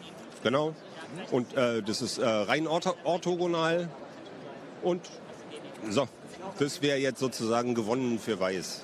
Okay, ich muss fragen, das Design hier von diesen Kränen, wie auch immer das sind, hat das was mit einer Story zu tun, mit dem Lifter? Nee, eine richtige Story ist es nicht, aber es ist halt grundsätzlich so ein bisschen an einen Computer Bereich angelehnt. Und für mich sieht das aus wie so eine Station oder sowas, wie so eine Space Station. Ich finde das... Es sollte einen futuristischen Eindruck machen, aber trotzdem vom Design her sehr reduzierten. Hier zum Beispiel... Ich mag das, dass es so reduziert ist. Das sieht sehr, sehr cool aus. In jedem von den Plättchen, also in jedem von den Steinen ist ein Metallplättchen drin. Und wenn du hier das Mikro mal ranhältst... Hört ihr, wie smooth? So. Hat man dann halt dieses Klicken und beim Absetzen hat man das Klicken auch. Also es ging sehr viel um die Haptik, Akustik und ums Design dabei. Und natürlich ums Spiel. Soll ich mal eine blöde Frage stellen? Ja, bitte. Ist das Spiel auf Deutsch verfügbar? Gibt's natürlich hier auf der Messe. Also, und nur eine Sache, dass hier dass das niemand so falsch versteht. Das ist der normale Aufbau vom Spiel. Und wir haben hier jetzt nur einen kleineren Aufbau, also man kann sich selber in verschiedenen Art und Weisen aufbauen, je nachdem, wie viel Spielzeit man gerade investieren will. Das volle dauert so 30 bis 60 Minuten, je nachdem, wie die Leute spielen, und das kleine kann 5 bis 10 dauern. Dann kann man es auch noch in der breiteren Variante machen. Man muss auch noch, also als Zusatzding gibt es dabei, dass man jetzt, wenn man eine Linie im gegnerischen Feld gebaut hat, kann man einen Stein umdrehen und den damit aufwerten. Und damit kann man dann auch die gegnerischen Hauptsteine drehen oder andere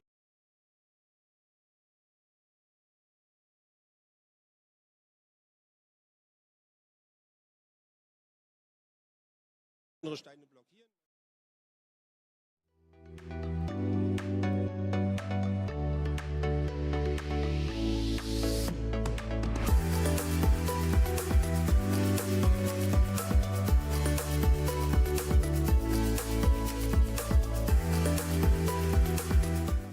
Die hängt fest wie auf dem Transportweg. Darf ich sagen, dass es hervorragend aussieht?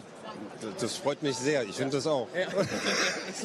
Also diese sehr hochwertige Box ist leider nicht da. Ich habe schon mit mehreren Leuten hier auf der Messe gesprochen, denen geht es ganz genauso, dass ihre Sachen einfach nicht angekommen sind, weil der Zoll teilweise Container aufhält, wenn es eine Mischladung ist. Und mit einem ist ein Problem, dann darf der ganze Container nicht weiter und der darf nicht teilentladen werden. Ja, Lieferung kann immer passieren. Aber wie teuer ist denn der Spaß? Dafür haben wir hier für die Messe extra so eine Behelfsbox jetzt gemacht. Das ganze Spiel ist drin, das gibt es für 50 €. Hey, und das normale bei dem Material? Würde 60 € kosten. Und es ist limitiert. Ein paar haben wir noch. Ich signiere das selber durch. ES 24, Essen Spiel 24. Hervorragend. Also besonderer wird es nicht. Wenn das Ding durch die Decke geht, habt ihr hier praktisch den First Print mit Unterschrift und noch einen coolen T-Shirt. First Print, auf jeden Fall. Viel Erfolg euch. Hey, ich bedanke mich sehr für die Musik. Rotodo, richtig cool. Sieht richtig, richtig gut aus. Dankeschön. Ich wünsche allen eine schöne Messe. Ja, ebenso. Danke. Ciao. Hey. Ich habe also den Effekt, dass da auch hier wieder was Magnetisches drin ist. Ich würde wieder einen Trend entdecken. Obwohl ich mittlerweile vorsichtig sein muss, was ich alles als Trend ausrufe, weil vielleicht sind das einfach richtig coole Mechaniken. Ich danke euch. Richtig cool. Schön. Die Halle ist für mich hier voll mit Highlights, weil ich werde ja sonst im Internet bei mir auf dem Kanal Brettspiele halt mit ganz vielen Spielen konfrontiert. Und hier habe ich mal richtig viele Spiele, die ich noch gar nicht kenne, die ich noch nicht gesehen habe, wo ich sage, ja, hier muss ich auf jeden Fall rüberlaufen und mir Sachen mit nach Hause nehmen. Das ist wild, oder? Ja, das ist unglaublich toll. Weißt du, was auch unglaublich toll ist? Ich bin ja Miniaturenliebhaber. Ach so. Und ja, auch, ich hätte das nicht überspringen sollen, dieses Kompliment. Ja. Ich muss nehmen, was ich kriegen kann. Also, ich finde Miniaturen ja super. Ja. Und 3D-Printing. Einige von euch kennen so 3D-Drucker und benutzen die vielleicht sogar für Miniaturen. Das hat aber so einen Sprung gemacht, dass man jetzt teilweise, ihr werdet es gleich sehen, richtig detaillierte Sachen drucken kann. Krass aus. Und darüber möchte ich sprechen mit ihm. And you are? I'm Daniel. I'm Daniel, and you are Daniel. Yep. So we're two Daniels who are talking about a lot of cool stuff. What are we talking about here at your booth? Yeah, so Loot is a 3D subscription service. You subscribe and you get all those miniatures as 3D files for you to print, so we can get this awesome level of detail. And we are also releasing our first game. I'm one of the game designers. We are releasing Malediction. It's a miniatures game meet card game, so you can build your own deck, pretty much like a card game. You choose a leader, you build your army, and you play using the miniatures in the game. Every box in the game comes with everything you need to play, so it's going to be standees and cardboard, high quality, but you get a code to print everything if you want, so we can sell them super cheap. So it's a miniature game on a game mat with tabletop influence, but without miniatures, you're saying, in the box. Yeah, in the box you get standees, high quality, but if you want the miniatures, you can just download them using the code in the box. And you can play either with miniatures or with the standees to represent them. And every miniature here on your booth is 3D printed. Absolutely. Even that big guy over there, 3D printed. Brought in two suitcases. And what's this guy called? Thundersteps. He's actually one of the guys from our game here. Thundersteps, yeah. The earth thunders when he steps, and his horns are like kind of bloody as well, so he's a very dangerous guy. Yeah, he's super powerful. He's one of the most powerful units in the game. And the game, how does it play? Let's talk a bit about it. Yeah, absolutely. So whenever you play, you will be drawing your cards and bringing your units to the board like this. And if you defeat an enemy unit, you will gain points equal to the cost of the unit. And you are also struggling to claim these relics from husks. Thank you, Steve. So we have some husks here. As you can see, they're very nasty. And you reach out to the husk, like to the inside of the husk, and you can claim a relic. And these are kind of like objectives, but they are super powerful items you can use to fight. I see, okay. And you can, like, print everything in the subscription you just talked about, but what kind of universes and settings are your miniatures from? Whoa, so okay, our miniatures are all original, but Malediction is being written by Tracy Hickman from Dragonlance, Ravenloft, so D&D players would probably feel right at home with this. I see, okay. And is it very complex? Is it easy to pick up? Actually, it's super easy to pick up. Like, this demo here lasts 20 minutes. If anyone wants to play, come join us. But the regular game is around 30 minutes to 40 minutes, depending on the level of strategy players are using. I see. And what's the price point of the game itself? Yeah, so we are completely crazy. We are doing this whole thing here just to announce a game that is not yet released because we want people to know the game. So we are just releasing our GameFound campaign. You can scan the code or search as malediction.gg. And the game will be sold at a card game price, basically, pretty much like a commander set, which is what you get. So you can expect something like around $60, $50 for a set of the game with everything that you need to play. The chat is saying how cool that also looks. That also looks so cool. Oh, I need to check that out. So the chat is kind of hyped about your project. Yeah, we are super hyped as well. If you guys come play with us, we have a lot of people to teach you the game, and it's going to be super fast. I hope you enjoy. We have a personality quiz as well to find your favorite faction, so you can check out and figure out what you want to play. Okay, so guys, if you like this, check out Malediction on GameFound. It's live from when? Yeah, it's already live, but the campaign launches on January. I see. Okay, then thank you so much for showcasing everything here, and have great fun at SPIEL, Daniel. Thank you. Bye, guys. Thank you. Hope to see you guys here. That was Daniel, one of my best new friends. And this is Donnerfuß. Donnerschritt. Ist auch ein Zyklop, habe ich gerade erst gesehen, also gruselig.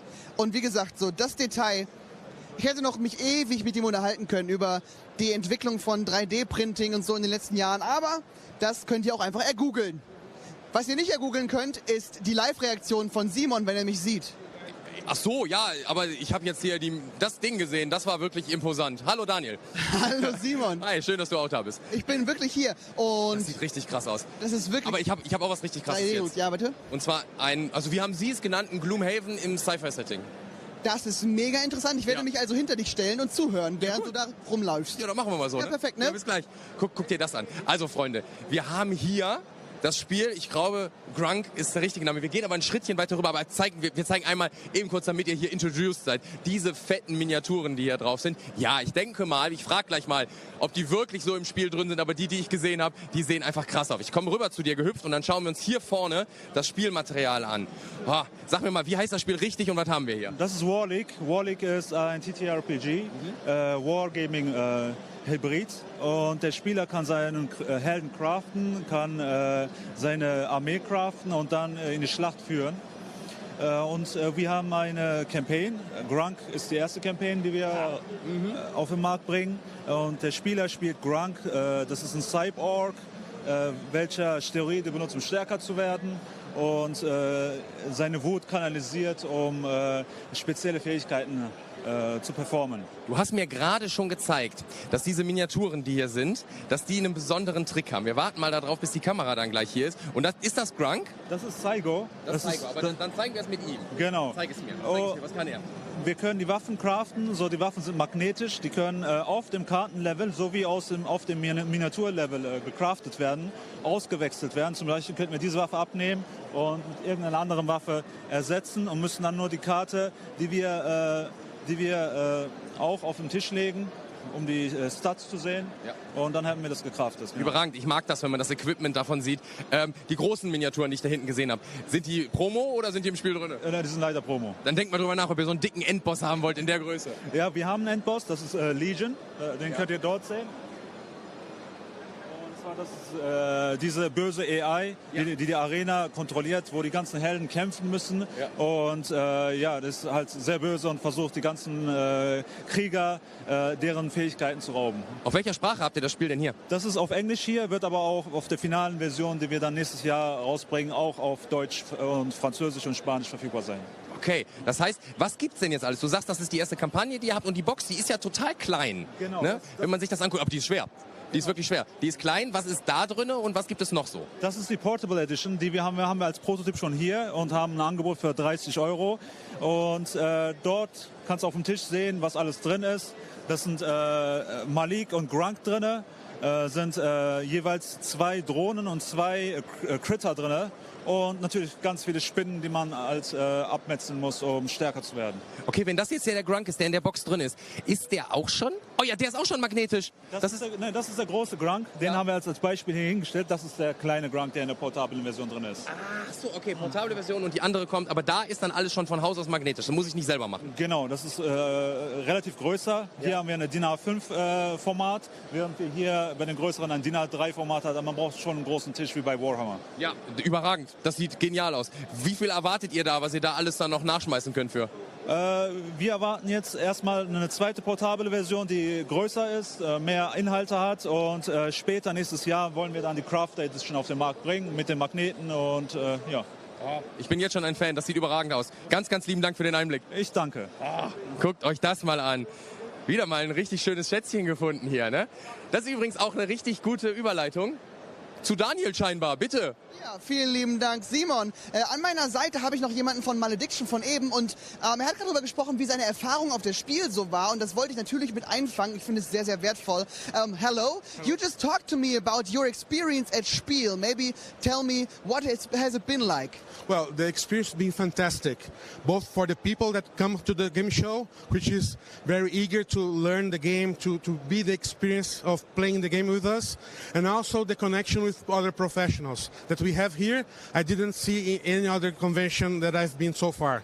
So it's totally new for you, this interest from people that want to play your game, want to know more about it. Exactly. And we do have a lot of different kinds of people. We have family, dads with kids, we have a bunch of friends together, we got professionals that paint miniatures and want to play the game. So for us, the difference between the audiences and everybody so willing to play the game and to know about it, it's really a good experience for us. I mean, it's overwhelming. The people from Essen, the people from the SPIEL show, everything's really amazing, really amazing.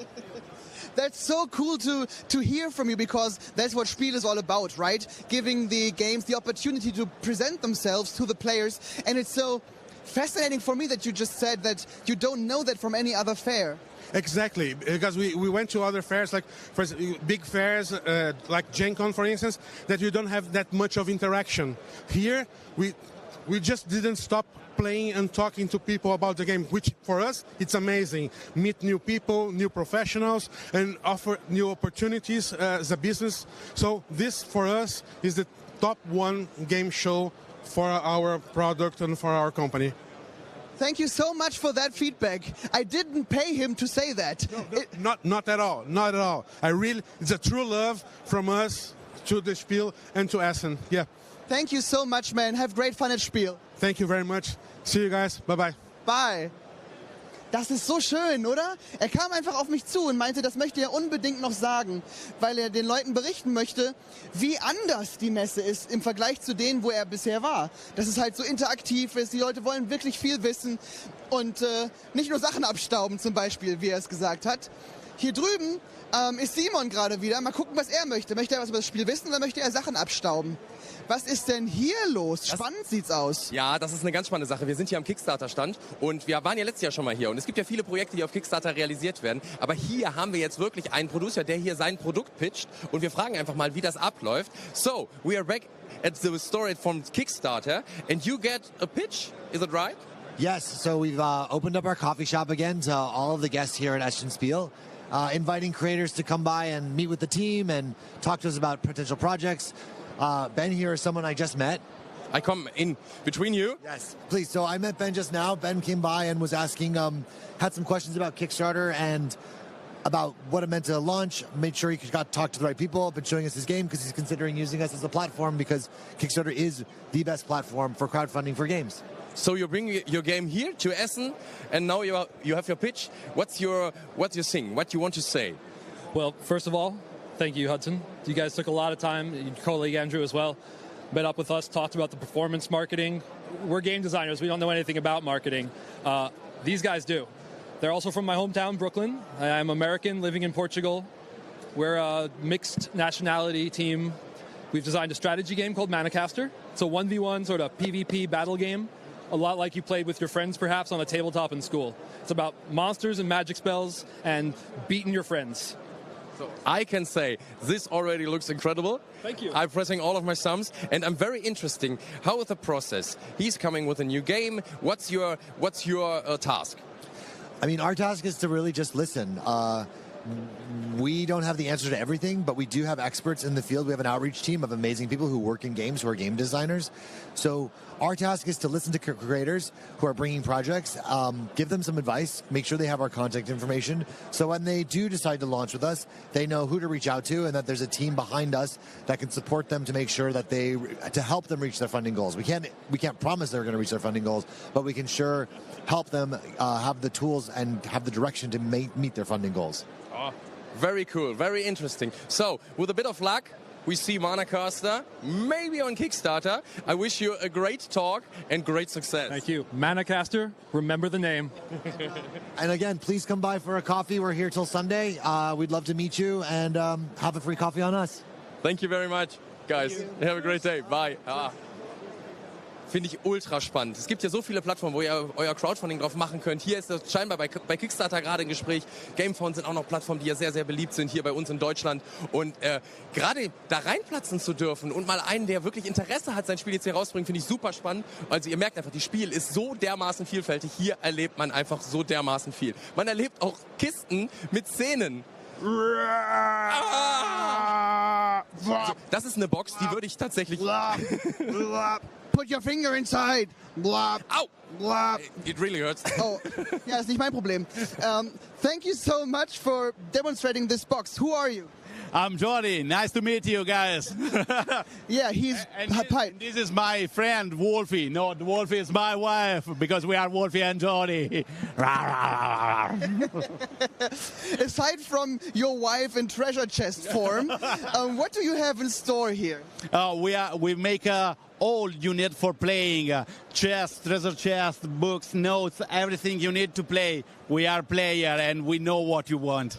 Let's move through the store. Let's move back here, and you can tell me what we see in front of us. Oh, you can see all your notes for your dungeon master, for the story of your playing. Or if you need something dungeon master screen, because the screen of the master is the shield of our history. And if you need something else for dice traying, or the combination of dice tray and dice for have a good luck for the beer, because you know that beer is a very good campaign for the player and all our evenings. Yeah, that's true. And there you can find all our boxes, monster book, like this one, or smaller, like this. And you can find all our product. Also the weapon. Sorry, they don't know weapon. Not weapon. Are all dice holder. I know that are similar to Axis, but it's not an Axis. I don't sell weapon. I sell only dice holder, dice tray, like this. So there are dices inside. Yes, of course. Yeah, nice. That is so cool. So you've got different like weapon-looking things that can hold these dice. How many dice can this axe hold? The axe holds a complete set of every kind of player of RPG system. That's 7 dice, the classic 7 D&D dice set. Did you like sever with that axe these hands from customers? Yes, of course. This is the hands of the bad customer that touch everything on my stall. And I don't permit it yet of waiting. Er hat gerade gesagt, dass diese Hände den Kunden gehören, die was angefasst haben am Store. Die hat er abgehackt mit der Axt und verkauft die jetzt. Ist klug. You have to fear to lose your hand. Don't worry, I've got only 1 axe. Don't worry. Give me your hand. Okay, great.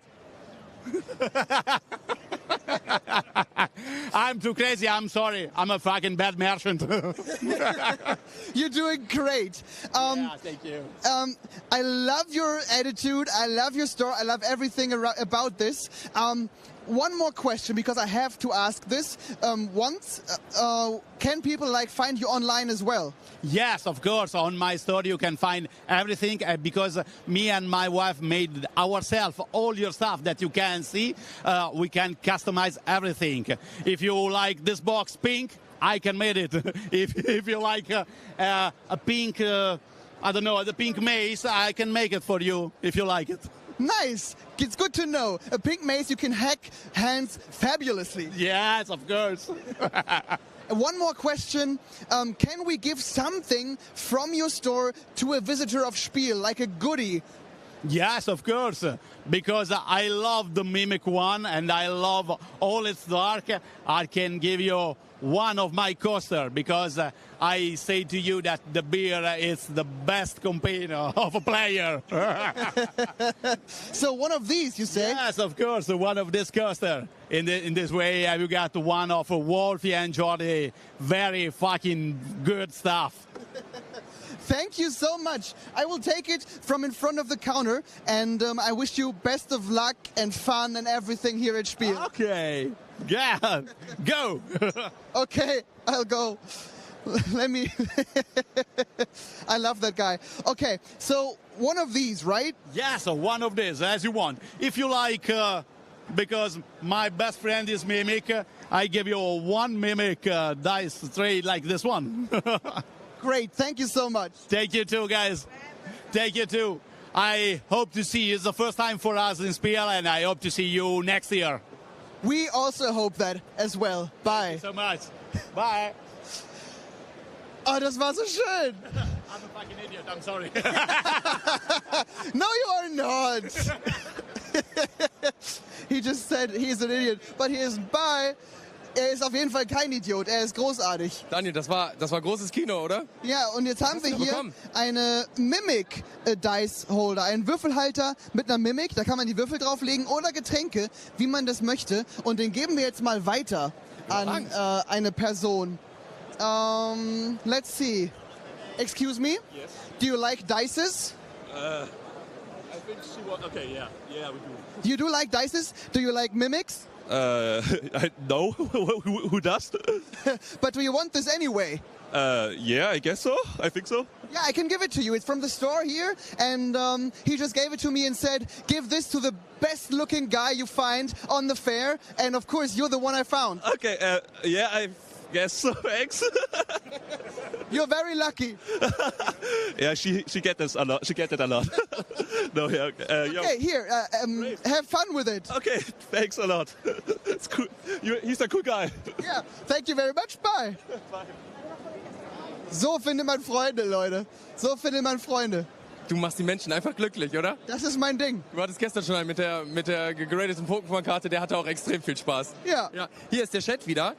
Wird übrigens gesagt, vielen Dank dafür, so gemütlich war es auf der Messe noch nie. Das stimmt, ich hoffe, ihr kommt trotzdem auch mal vorbei, weil der Blick lohnt sich hier auf jeden Fall. Also spätestens dann mal im nächsten Jahr. Definitiv, und du siehst ja, ne, die Messe ist ja auch eine Verkaufsmesse. Also da kann man hinkommen, du kannst Brettspiele kaufen, du kannst aber auch Zubehör kaufen. Und du hast gerade gesehen, nicht jeder Händler ist so verrückt wie der Kerl von eben. Der war cool. Aber so sympathisch. Ja. Aber alle sind einfach, sie beraten dich. Sie wollen dir irgendwie ihre Dinge näher bringen. Sie möchten auf deine Wünsche eingehen und sich mit dir kurz unterhalten. Und das merkt man halt überall. Er war jetzt also sehr aktiv und ich habe ihn geliebt. Überragend. Aber es ist überall so, hier auf der Messe. Ja, hier sind so viele Leute, also gerade in der Halle, du merkst so viel Herz. Einfach, dass die in diesen Projekten, die hier durchgesetzt werden wollen und.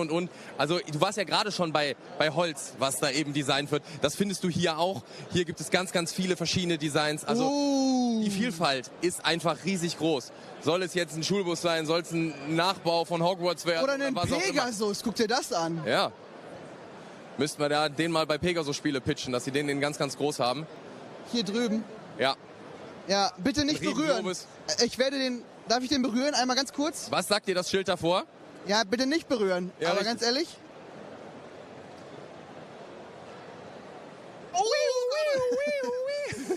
Und zack, bist du weg. Aber ich habe was Verbotenes getan. Ja, du bist ein verbotener Typ. Und ich habe hier jetzt, weil das finde ich nämlich spannend, es gibt ja hier auch Thailand-Boardgame. Also Spiele, die ja wirklich vielleicht von uns noch gar nicht bekannt sind, weil sie eben auf einem anderen Kontinent sind. Ne? Aber das sind halt Schätze. Richtig. Das sind Schätze und die findet man halt nur hier, weil du googelst es nicht einfach so. Du stößt darauf nicht im Internet. Richtig. Du gehst hier über die Messe und denkst dir, oh, das sieht aber spannend aus. Ja. Da gucke ich mal vorbei. Und das mache ich jetzt. Ja gut, dann guck da mal vorbei. Mein lieber Daniel, dann gucke ich da mal. Bis und ich gleich. guck mir den Björn an. Ah, ich grüße den Indianer. Hallo. Indy ist dabei, sehr gut. Ach, guck mal hier. Da kommen wir hier rüber zu Thailand Board Game. Hi, it's all live.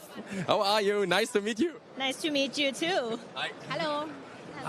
We are here at Thailand Board Game. What are your newcomers?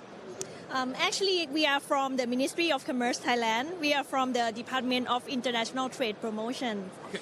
I will stand up so. And then we try to support Thai companies, Thai entrepreneurs to present their products to the global market. This is our mission. And here we bring 9 companies with us today. Yes. Really cool. Can you say what are the titles, the games which you talk the last? Mostly for the Thai games that we bring with us is family games, role playings, and maybe others game as well, such as the strategic games and the party games. Okay, cool. And here are so many games which are played. Yeah. Can you give me an overview of it? Is it possible for you, or should I make my own? You can go through. Yeah. You can go through. Okay, I will do. Thank you very much. Thank you very much. Ja, guck mal. Hier ist dann wirklich auch die Mission, dass die Spiele halt eben auch in den Handel reinkommen. Und das sind dann wahrscheinlich alles hier dann auch Beispiele davon. Wenn wir hier mal durchgehen, dann können wir hier wunderbar drauf filmen. Tale of Caro, Isid und ganz, ganz viele Spiele mehr. Also Freunde, kommt hier mal vorbei, wenn ihr euch dafür interessiert. Hier hinter uns ist auch der Goliath Shop, Funko Games. Ich mag das. Einfach auch mal in den asiatischen Markt reinzuschauen und hier viele, viele bunte Spiele zu finden. Überragend. Jetzt würde ich aber auch gerne mir gleich auch noch mal erzählen lassen, was Daniel da drüben erlebt hat, weil das hat sich nach einem sehr, sehr, sehr, sehr lustigen Gespräch angehört. Thank you very much. Hier bei Thailand Board Games. Wir können aber noch mal ein bisschen weitergehen, weil die Halle, ich habe schon mitgelesen, darum ist Hobby World. Deshalb, das ist so, glaube ich, das nächste Ziel, was wir haben. Die Halle ist einfach voll mit so vielen lieben Highlights. Ich kann mich gar nicht satt sehen, daran hier einfach auch nur diese Holzbauten mir anzugucken. Überragend schön.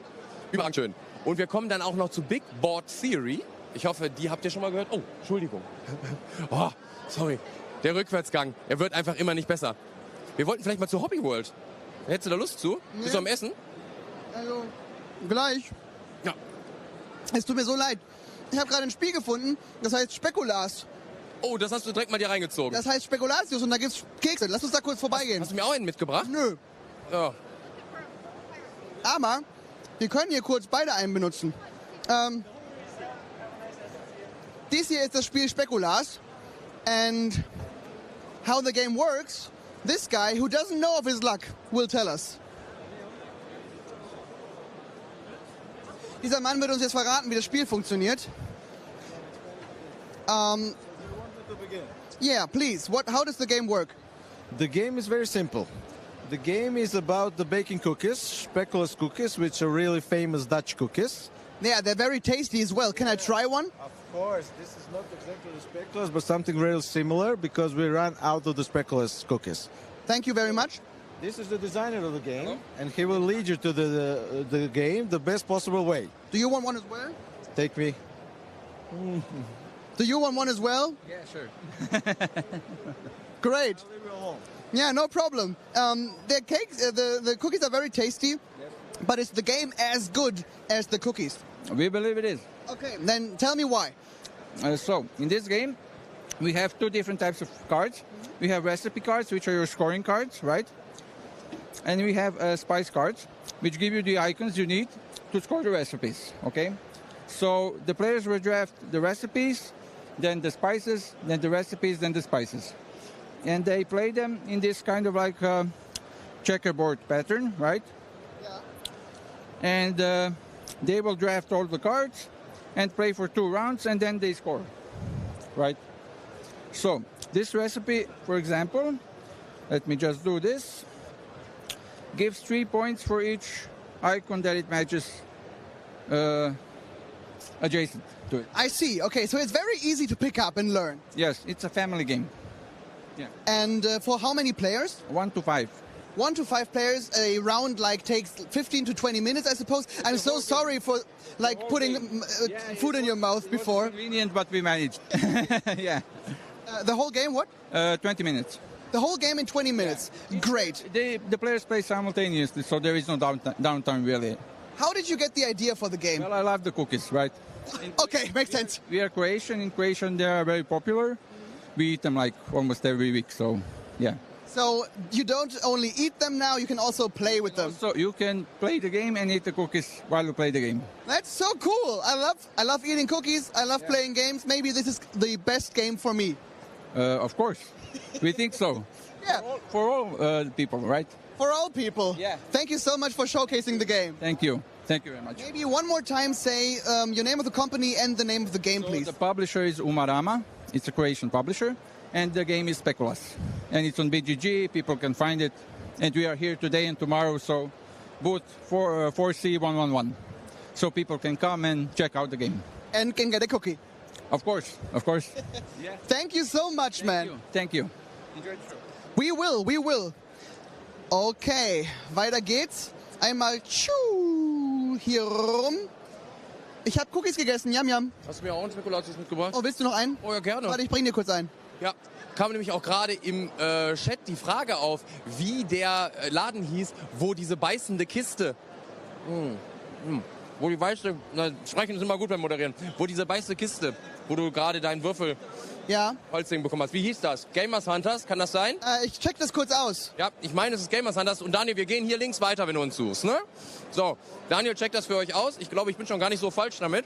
Ich habe immer noch einen Keks im Mund. Das macht die Moderation nur noch spannender. Und ihr könnt mich schmatzen hören, wenn ich ganz nah dran gehe. Ich hoffe, Spekulatius hat euch sehr, sehr gut gefallen. Wir haben jetzt hier noch 2 Highlights. Und es heißt? Gamers Hunters. Ja, guck mal, wie ich es gesagt habe halt, ne? Ja, guck mal, überragend.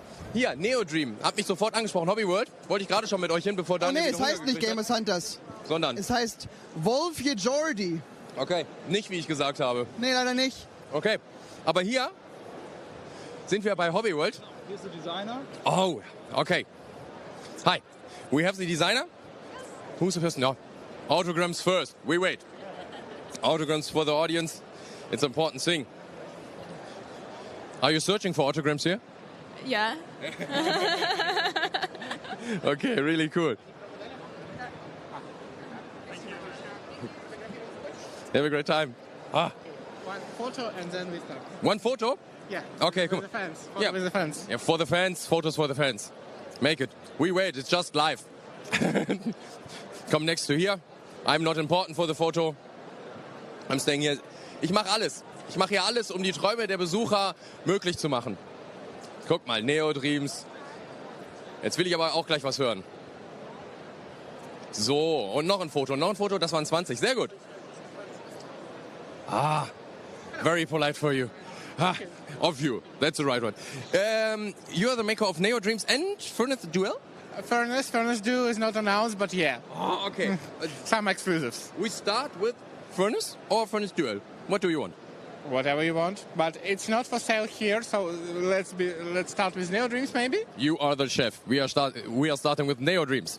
So this is my newest game. It's a combo Eurogame stuff with a little unique twist on a worker placement mechanic. So instead of usual, you place and then return at the end of the round or have a return action, there is another action that lets you slide this marker and return everybody else meeples in this column. So, and whenever you return your guys, you actually make an action, either drawing a card or creating a card, and this is the main way to create a card. So whenever you place your guy, you actually want to think about not only what you want to get now, but what the card do you want to build? Do you want to place him earlier in the round or later in the round when it will be better for you to gain more resources to create a card? Okay, I understand. The game looks like it had a story. Is it right? No. Or a world behind it? It has a world behind it, yeah. Can you explain it? Because I think the artwork is really, really cool. Thank you. So in this game, you play as a CEO of Dream Manufacturing Corporation. And it's in the near future when instead of watching Netflix or Amazon before our sleep, we do it inside our sleep. Yeah, and your goal actually is to create a best dream portfolio, like an independent studio, and then sell your whole studio and whole portfolio to one of the tech giants. So you care about money, but you also want to deliver the best product possible. So I got Neo Dreams. Yes. And I'm very sure Furnace is a already known title. Yes. But you said Furnace Duel is just coming. And the viewership is, I think, very interesting. Yes. So this is my next big two-player game. I actually never done them before, so it's my first next two-player only game. And the main difference between this and original Furnace is now you have boards. Boards of different countries. We have 6 of them. And you play them either as a campaign or independently. And how they work, instead of getting a compensation as usual in Furnace, if you know Furnace, you know what I'm talking about, you place your train on the board. So whenever you lose a bit for a card, you not get resources as usual, but you get something more as advancement on the board, as new additional stuff that are individual for each board, new additional effects. And each board comes with a lot of variety, extra components for each of them, so they are also replayable. Is there something in the box? Yeah, I have to. It's actually a production prototype, so you can see the boards and so on, how they look. Yes. And maybe extra components, like this is a train set for one of the players. This is the cards. You can see that we reuse some of the artwork, but some of the artwork is new only for this game. And also resources and so on. And when will it be available? I think the release date is Gen Con next year. Okay. Thank you very much. You're welcome. Hier habt ihr einen richtig schönen Eindruck bekommen. Ich bin immer noch bei Neo Dreams voll bei den Zeichnungen und ich glaube Furnace Duell, das wird hier draußen so einige Freunde haben. Schön, dass wir hier auch noch mal reingucken konnten. Den Witz finde ich auch überragend. Vielleicht zeigen wir das einfach mal oben an der Decke. Big Board Theory. Ich glaube, es knallt bei euch überall, wo da eben die Relationship drin ist. Und Daniel wird uns vielleicht noch ein bisschen mehr von erklären. Oh, das sieht alles cool aus. Das Daniel, sieht viel sehr, Spaß dabei. sehr cool aus. Dankeschön, Simon. An meiner Seite habe ich, with me is... Yeah, hello, I'm Vasilis from Big Board Theory and Star Games. Welcome to the stream. And you can show us around, you said, around your booth. What do you have in store here? Yeah, so the first booth right here, it's a multi-speed battle. It's a really fast, simple game that can be played with kids, family, very kid-friendly. Basically, it's based on the Infinity Cube concept. And each round, players reveal a card. And according to which side it's pointing to each player, they must go to the cube and find the correct way. Yeah, and place it, and the fastest player wins the card, gets the point, progresses the game. So do you think it's also like a viable way to learn Rubik's Cubes? Rubik's Cube, I don't know, it's more complex, but it can definitely be a starter, you know. A smaller child that can solve a Rubik's Cube, it can give him the spatial dimension kind of thinking to go later to more complex cubes. And it's for family, for kids, for everyone who wants to solve these cubes, right? Yeah, of course. I would say it's a great game to play with your kids. Great. Yeah. Also the box magnetic, looks like the cube. Oh, that's cool. Yeah. All the cards and the cubes fit inside the insert. All designed by Starry Games and the company behind the Mod Speed Battle prototyping games. So yeah, it's great stuff. And everything here is still a Kickstarter project, or are games out?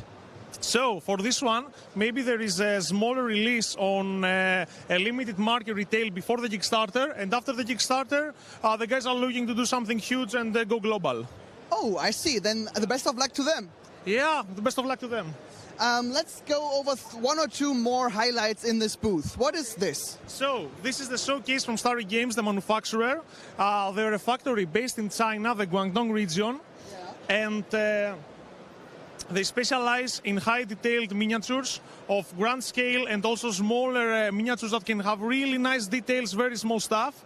And as well, they have a full assembly line which can do cardboard, wood, plastics, acrylic, dice, whatever a board game may need. Full assembly, delivery, and also fulfillment for Kickstarter projects, all in one destination. Oh, that's really cool. Yeah. And when we move on, what can we see? Yeah. So this is a very early prototype of Byzantium. Oh, how early exactly? Very, very early. Like very, very early. Very, very early, yeah. It's the first time we are seeing anything public about this project at all. Oh, I see. Yeah, it's a card game, kind of like Terraforming Mars, the card game. Yeah, where you make an ancient building with your cards. It's placed in the historical era of Byzantium, circa 500 AD or so. And the centerpiece is the Hagia Sophia, which is a large miniature that has the cards go around it, and players take turns creating their engines and building from there. So it's an engine building game? Yes, and a lot more. Action selection, engine building, and drafting cards. And when can players expect more from this game? Soon, in the following months, and I expect to have something go public in early 2025. I see, okay, so not that long. What else? So, here is something very, very, very exciting, because it is one of the first board game databases with an AI companion, a language model, very advanced, which can take rule books, take strategy guides, and also crawl the web for very famous reviews and forums to gather information and process it, so it can give out answers in real time to players of how a game is played, what are the rules, develop strategies, and coach them into being better players and learn a game faster. That's so cool! Yeah, like pretty advanced, and it can do amazing stuff. So if I have a rules question, I don't need to scour the forums 5 or 6 hours for it, I can just ask the board game bot here. Yeah, correct. It's done in real time. You don't have to search for any information, not find any misinformation for users that don't know how to play a game and they just post random stuff. It's all clean, it's trained by us, and in real time, very fast, you can find accurate information without having someone to answer it for you. And if I want to get better as my colleague in any game, I can just ask that bot. Yeah, how to win? How do I play this card? How to win board games. Yeah, how to win board games. Okay, let's move on. Loads of interesting titles here. We don't have that much time anymore, but maybe you can talk to every title like 1 or 2 minutes. What is the highlight? Okay, so this is Capital, a very heavy economic game. It takes place in the Wall Street crash of 1920 in New York. And players are trying to save the stock market from crashing, and they are companies that are trying their best to keep the economy afloat while also making a profit. And there is the indicator of the stocks right here, and if it crashes, the game changes in a completely different way. Okay, so if you love financing and growing your money, you can enjoy this game. Or for what kind of target audience is the game? Heavy Euro gamers, for sure. A heavy Euro game, okay. Yeah, this is a very heavy economic Euro game. For someone looking something very competitive, very complex, this is the game for them. Great. Great recommendation. Let's move over here to some more miniatures and a more cutesy looking game. Yeah, so this is a much simpler, much cuter game. It's called Fairy Tale. So basically it's pets that are looking for their masters through an enchanted forest where they make their own adventures. So it's played by a scenario book which dictates how the map is oriented, what enemies you will face and what locations you need to discover and explore. And as you go through your journey, you gather resources, upgrade your weapons, weapons, upgrade armors, and all the way to the final boss, which you must defeat in order to escape the forest and find your owner.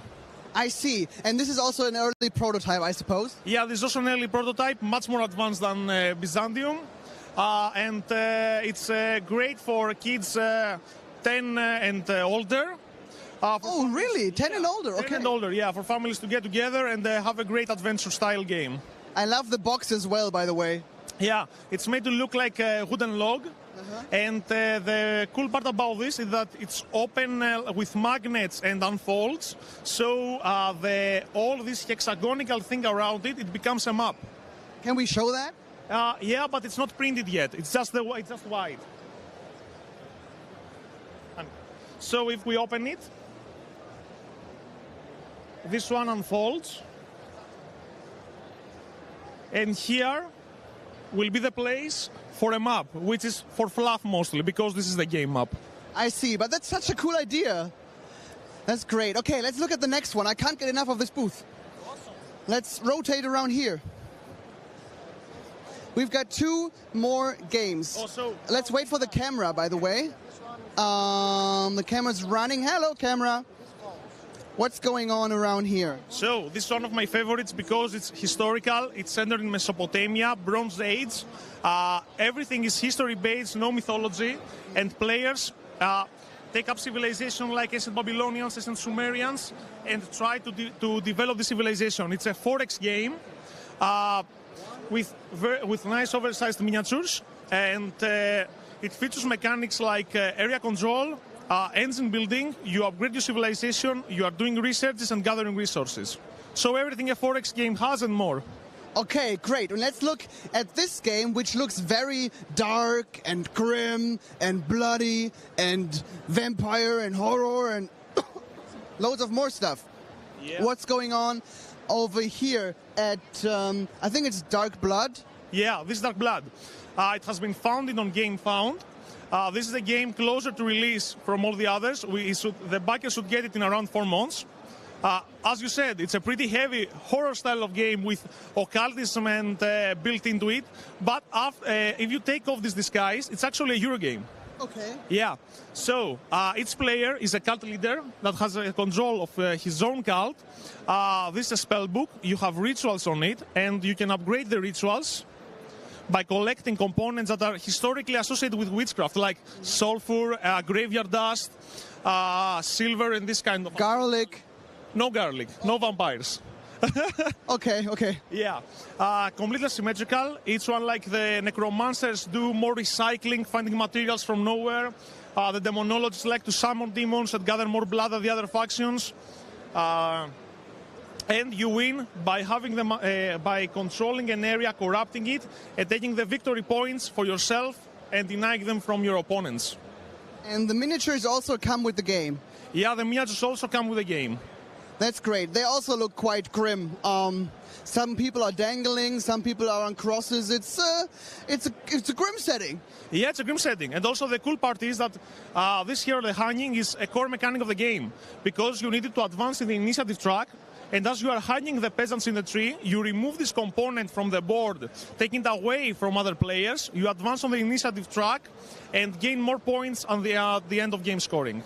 I see. Okay, that's pretty dark, but a recommendation for people who love like the setting, of course, but also heavy Euro games. Yeah, so it's a combination of heavy Euro games mechanic, occult themes, witchcraft, and for people who are looking for something exciting on their game table, something that's not commonly found, that looks great, either if you display it or when you play it. Dark Blood, people. Okay, thank you so much for the quick tour around your booth, and have a great fun at Spiel. Thank you very much for your time, and I hope I will be here next year so we can show all the amazing projects and how they have progressed. Yeah, that'll be very interesting. If you want to check these out, guys, Saturday and Sunday, these still will be here. Okay, thank you. Das war wirklich spannend. Also auch alles diese Early-Prototypen, die dann noch mit so kleinen Papiersachen arbeiten und so, die noch gar nicht so diese heftigen Spielmaterialien haben teilweise, aber trotzdem die Spielmechaniken zeigen wollen. Und was ich auch zeigen möchte, ist Simon und sein neuer Freund. Ja. Ich habe wieder Freunde gefunden und vor allen Dingen lese ich euch ja im Chat. Und ihr habt euch Synergic Games gewünscht und bei Synergic Games sind wir jetzt hier auch angekommen. Nice to meet you. You're one of the owners? Yes, I'm one of the owners and co-author of both games we have here. Okay, cool. You have 2 titles and the first one is Harakiri Blades of Honor. Yeah. Can we have a quick look here on the table, just on the game material? That's fine for the people. And can you explain me what is this game about? Okay, so this game is a cooperative narrative game. This is one of big box games with lots of miniatures, very detailed, based on the Japanese era. So we have been working hard to make everything current on that, and we have included the sense of full adventure. You play some of the sessions around a fully detailed map of Japan, fully cooperative, up to 4 players, and sometimes you zoom in into action to make some dungeon crawler, fighting against these big guys, rolling custom dice, and all this. It's a big box. I already get my pledge because it was on the October 8th. There it's standing. Yes, on October 8th we are launching our print campaign. We are also adding an expansion. Will be the end of the journey for our Harakiri Blades of Honor. We are super excited as we see many people here in the fair that coming to us saying that they are enjoying our game, they're having great time, and they're looking forward for this last expansion. This is an incredible big adventure in the Japanese mythical world. Yeah. And you have a new game. And I already said to you that I am a big fan of Cthulhu. Yeah. Yeah. And you have Rise of Cthulhu. Yes. A new game. Yeah, there's a new game, novelty that we are presenting here at Essen for the first time. It will be launched on February on GameFound, and it's a roguelike deck building game. It's a game of a quick setup, quick runs. You are improving your deck over and over, trying to get up to the great old ones, and trying to do your best while trying to keep your sanity and not become insane, which is most of Lovecraft works and his collaborators are about. So we've been working for a year on this project, and we are receiving very nice feedback from people. They enjoy this quick setup and having lots of fun, cooperative and up to 3 players. So they can not only play like in a solo game, but they can play together, mix the effects of the cards, and having lots of fun. Will this game be available in German language too? This one we are really aiming to do that. So for Harakiri was not possible, but for Rise of Meat we are doing our best. We're having lots of meetings here in Essen. Looking forward to have it in German and many other languages. Oh, really cool. And what is the price for the base box? Well, it still has to be decided. Yeah. It will be rebuilt on February 25, but what we will do is there's a core box and there will be a big expansion, being able to double the content. But we are aiming for a much lower price than Harakiri Blades of Honor. We would just on a very big box. This one is going to be like much more smaller and easier entry price point. I'm really looking forward. Thank you very much. Thanks to you. Have a great fair. Bye. Yeah, same. Bye. Schön, dass wir den Wunsch noch erfüllen konnten, weil ich wollte unbedingt hier vorbeikommen, ich habe es aber nicht gefunden. Und dann habe ich im Hintergrund ein bisschen für euch gesucht und dann haben wir den Stand doch noch gefunden. Das freut mich sehr, denn wir gehen jetzt zu einem großen, heftigen Stand, den wir uns von außen hier nochmal angucken. Da waren wir letztes Jahr auch schon mal und da seht ihr, glaube ich, auch die krassesten Crowdfunding-Kampagnen, die realisiert wurden, obwohl wir gerade ja schon eine richtig fette Crowdfunding-Kampagne da hinten gesehen haben. Denn wir stehen jetzt hier noch bei Easter und können euch hier nochmal einen Blick dahin werfen, wie gloriös das hier alles auch ansehen. Gibt es das Wort gloriös?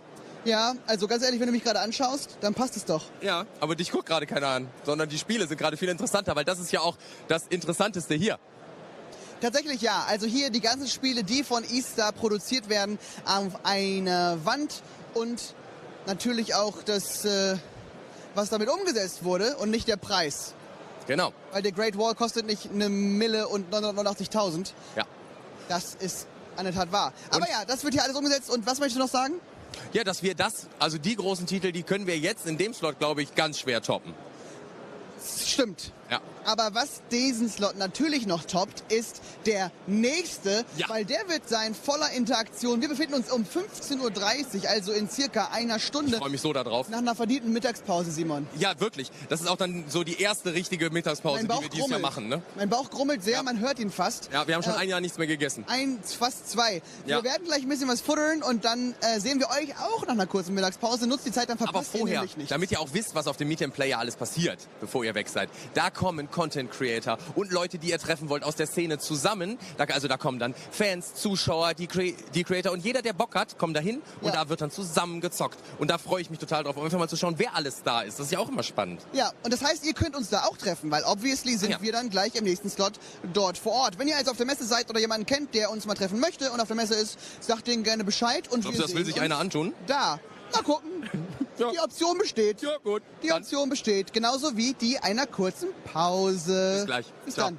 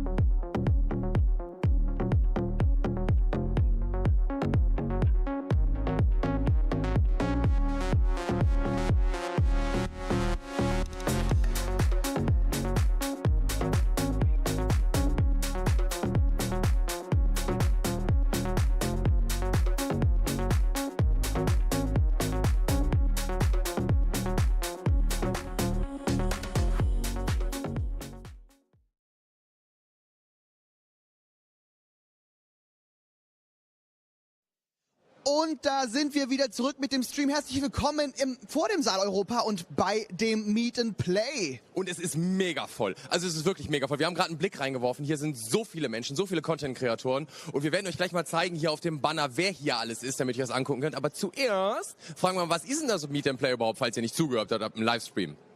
Genau, ich habe hier nämlich links von mir den Johannes und du hast es mit ins Leben gerufen, nicht wahr? Oder warst du der Einzige damals? Wir waren zu zweit damals, aber wir machen das seit 2016 mittlerweile und es sind 75 angemeldet. 75? Wie viel war es letztes Jahr? Wir waren letztes Jahr bei 60 Content Creatoren. Das ist eine Steigerung von 25% nach meinem Gehirn. Wenn es richtig ist, schreibt gerne Plus in den Chat und lobt mein Mathe-Gedächtnis. Aber neben dir steht auch noch mal jemand anders. Das ist wahrscheinlich dann der Max, oder? Korrekt, ja. Wie würdest du die Stimmung da drin gerade bewerten? Es ist angespannt, es ist sehr voll. Aber ich glaube, die Leute haben Spaß. Oh, angespannt. Das sind auch alle Leute, die mit uns ein Interview machen müssen. Sollen wir mal zeigen, wer alles hier ist von den Content-Kreatoren? Also ich bin sehr neugierig. Ja, ach so, du hast noch eine Frage? Nö, ich bin neugierig, wer da ist. Ja gut, dann gucken wir nicht dich an, sondern wir gucken mal eine Runde hier auf dieses schöne, wunderschöne Banner des Meet&Play. Wir sind hier übrigens im Saal Europa, wer sich fragt, wo wir uns gerade aufhalten. Wir sind immer noch in der SPIEL, auf der Spielmesse Essen. Und hier seht ihr wirklich namhafte Content-Kreatoren, die hier vor Ort sind und deren Community. Also hier drin ist auch nicht was los, ne Daniel? Ja, Johannes, willst du einmal ein paar nennen vielleicht von den Leuten hier? Weil ich kenne wahrscheinlich nicht jeden Namen leider, weil ich nicht so deep in der Szene bin, aber du schon. Selbstverständlich. Also wir haben vor allem dieses Jahr 9 Personen, die aus dem englischsprachigen Raum kommen. Also das heißt, wenn ich mal kurz hier unten zeigen kann, so dieser Bereich kommt mehr aus dem englischen Bereich, also The Game is Broken und so weiter, The Broken People, Gaming Rules und so.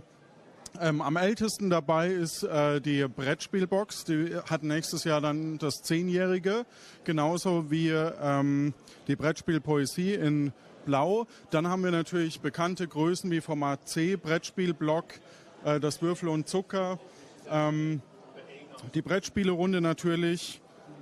Und ich habe bestimmt jemanden vergessen. Ja, aber wir sehen sie ja alle und wir werden auch gucken, wen wir da drin antreffen. Ich bin sehr, sehr neugierig, aber vielleicht nochmal, zum Hintergrund vom Meet&Play. Wofür ist es da? Es ist dafür da, dass Content-Creatoren wie wir, also Podcaster, Blogger, YouTuber, Instagrammer, sich mit ihren Communities treffen können und hier einen der größten Community-Events überhaupt machen können. Und es ist so schön, dass es sich, wie gesagt, einfach Jahr um Jahr vergrößert und dass wir dies heute genauso auch erleben können. Wollen wir reingehen und mal schauen, was los ist? Genau, und nächstes Jahr dann Halle 8. Ja, nächstes Jahr dann Halle 8, überhaupt kein Problem. Ich dachte, du fragst nie. Die Leute wollen ja jetzt endlich sehen, was da drin abgeht. Ja, kommt Danke mit. euch. So, und es ist voll. Es ist voll, das merken wir sofort. Wir waren letztes Jahr so auch ungefähr zu dieser Uhrzeit hier. Und wenn wir gleich mal hier einen Rundblick machen, es ist voll, es ist laut, es wird gesprochen, es wird gelacht, es wird connected und es wird sich vor allem kennengelernt, oder? Ich habe nicht verstanden, was du gerade gesagt hast, weil es so voll ist. Ja, richtig. Und weil sich die Leute hier so heftig kennenlernen. Nee, was ich sagen wollte ist, das geht ja schon seit 14 Uhr heute los, dieses Meet&Play. Wie war so der Ansturm im Laufe des Nachmittags? Also im letzten Jahr, wenn wir es noch mal kurz vergleichen, hatten wir 600 Leute. Wir hatten heute 550 um 14:30 Uhr schon. Nach einer halben Stunde hatten wir schon die Zahl fast geknackt. Und jetzt sind wir bei 750, die mal hier waren und uns besucht haben. Wirklich? Ja. Ah, das freut mich so. Das freut mich wirklich. Ja. Dann hast du irgendwie einen Überblick, wo hier wer sich rumtreibt. Tatsächlich gerade überhaupt nicht. Ich weiß, dass da das People-Netzwerk ist da hinten. Wir lassen uns einfach mal rumgehen, oder? Ja, wir gehen rum. Ja, also da drüben sind Leute. Hier sind überall Leute. Das Problem ist nur, du musst mir sagen, wer ist, weil ich kenne, wie gesagt, einige vom Gesicht her leider nicht. Ja, also wir haben hier Board Game Theory, die jetzt gerade ein neues Logo auch haben, großartiger Podcast. Ja, man sieht, sie spielen gerade. Ja. Und wir müssen, glaube ich, einfach mal noch ein bisschen weitergehen. Kein Problem, die Kamera und das Mikrofon folgen dir. Hier werden Podcasts aufgenommen, ganz fleißig, zu unserer Rechten. Das ist der Beeple. Genau, das ist der Beeple Talk, wird hier gemacht. Ein Netzwerk aus ganz vielen Blogger, Podcastern, YouTubern etc., die sich zusammengeschlossen haben eben. Und die machen hier ein Live-Messeradio und berichten eben live von der Messe. Genau, daneben haben wir dann auch Simone Spiel, die ist auch eine der längsten Personen hier, also sehr Wir haben eine super Mischung von eben großen und kleinen Kreatoren, die hier eben ihre Communities binden und eben Empfehlungen für Brettspiele ausdrücken. Wir haben hier drüben zum Beispiel, ich gehe mal gerade rüber, ja, sehr gern. Die Brettspielbox und den Jürgen Kahler. Die beiden haben zusammen auch gerade ein Buch veröffentlicht, wenn du es gerade mal... Ja, wir nutzen das einmal ganz kurz, um darauf hinzuweisen. Grüßt euch doch erstmal recht herzlich. Was ist in diesem Buch los? Wir haben ein Buch über die Szene geschrieben. Das heißt, von der Idee bis zum fertigen Brettspiel mit den ganzen Medien dahinter. Also ein Einblick in die Szene auf 800 Seiten.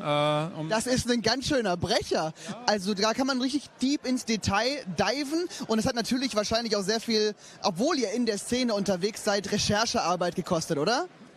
Ja, geschrieben haben das letztlich die Autorinnen und Autoren. Das sind Fachleute aus der Branche gewesen. Also Marketing-Experten haben Artikel über wie mache ich Marketing für Brettspiele geschrieben. Einkäufer haben geschrieben, wie kriege ich eigentlich Materialien für Brettspiele und so weiter und so fort. Und so haben wir das ganze Wertschöpfungsnetzwerk letztlich betrachtet. Das über knapp 2 Jahre. Über knapp 2 Jahre. Ja. Und jetzt ist es endlich da.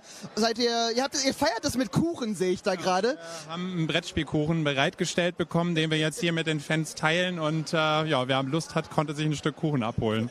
Ja, das lohnt sich doch schon mal auf jeden Fall. Ist es jetzt Erleichterung, das endlich rausgebracht zu haben? Oder würdet ihr gern einfach direkt noch ein neues Thema beginnen? Es ist natürlich eine ziemliche Erleichterung, es rausgebracht zu haben. Und ja, im Moment ist im Gespräch, das Ganze jetzt noch auf Englisch irgendwie rauszubringen. Da sind wir jetzt gerade in der nächsten Phase. Vor allem, weil Deutschland als Brettspiel-Location, sag ich mal, Brettspielland, auch sehr wichtig für die Szene ist. Oder dann vielleicht von hier aus mal einen Blick zu geben ins Internationale, spannend?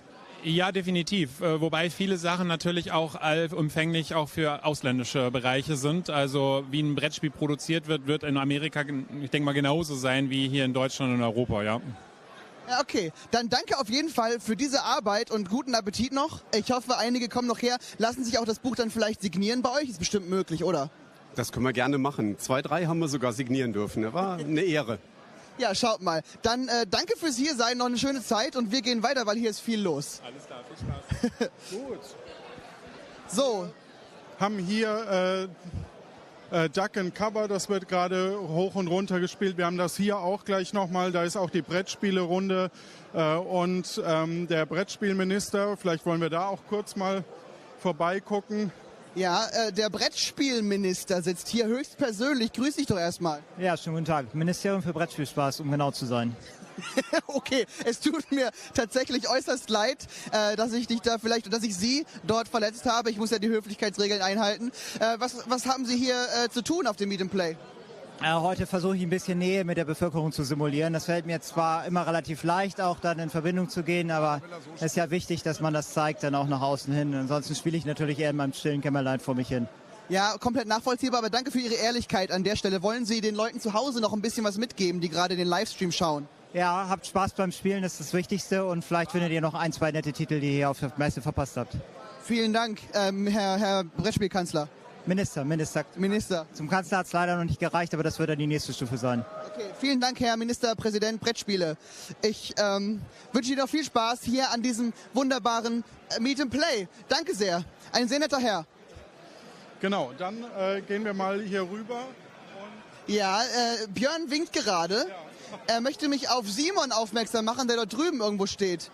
Wo ist er? Zu den Hausis, geradeaus durch. Wo ist er? Hinter der Ach, da. Ja, wir gehen hier mal vorbei. Wir überspringen gerade ein paar. Hallo. Grüßt euch doch. Hier ist übrigens wird gerade auch live Rollenspielrunde gespielt oder zumindest besprochen. Gerade Oldschool-Rollenspiele, auch sowas findet hier Anklang.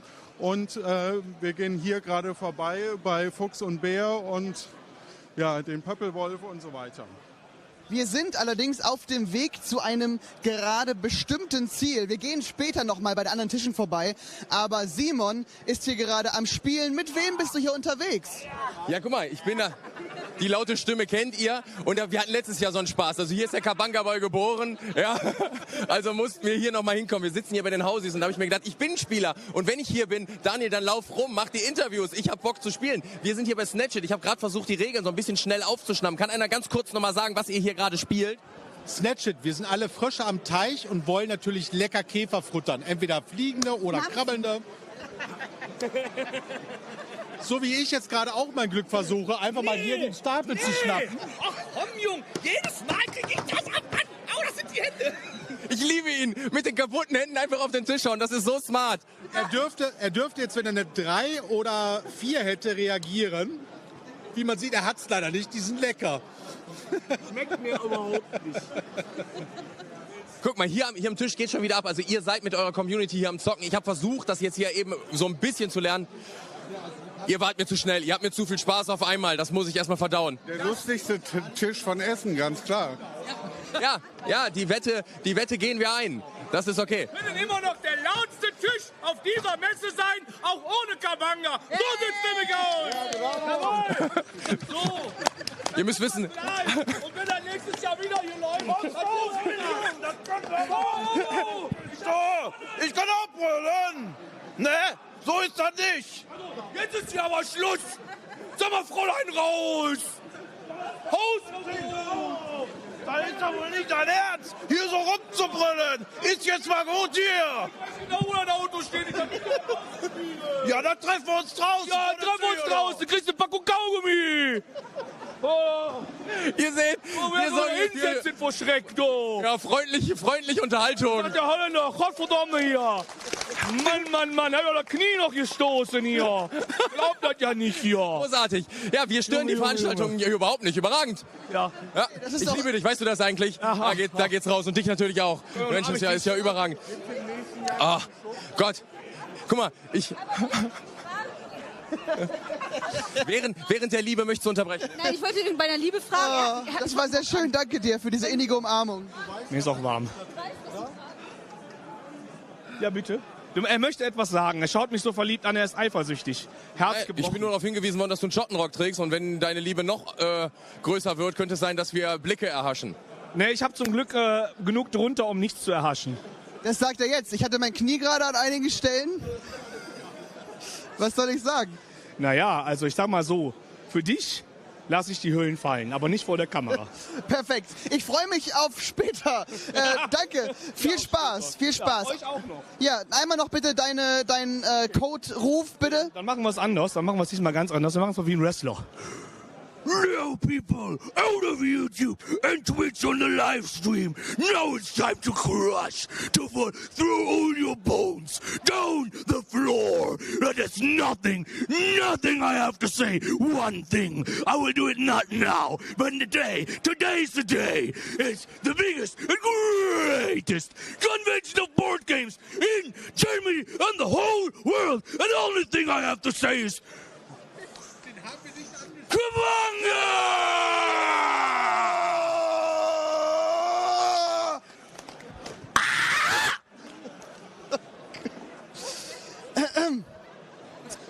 Ja, willkommen zu Meet&Play, meine Damen und Herren.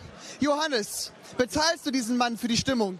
Nein, die Stimmung entsteht einfach so, weil einfach hier eine coole Stimmung ist. Ne? Also wir haben einfach super viele Leute hier, die spielen, die Spaß haben und einfach für gute Stimmung sorgen. Das denke ich nämlich auch. Also, aber es wird sich nicht regelmäßig über 2 Tische hinweg angeschrien. Bisher nicht, zum Glück.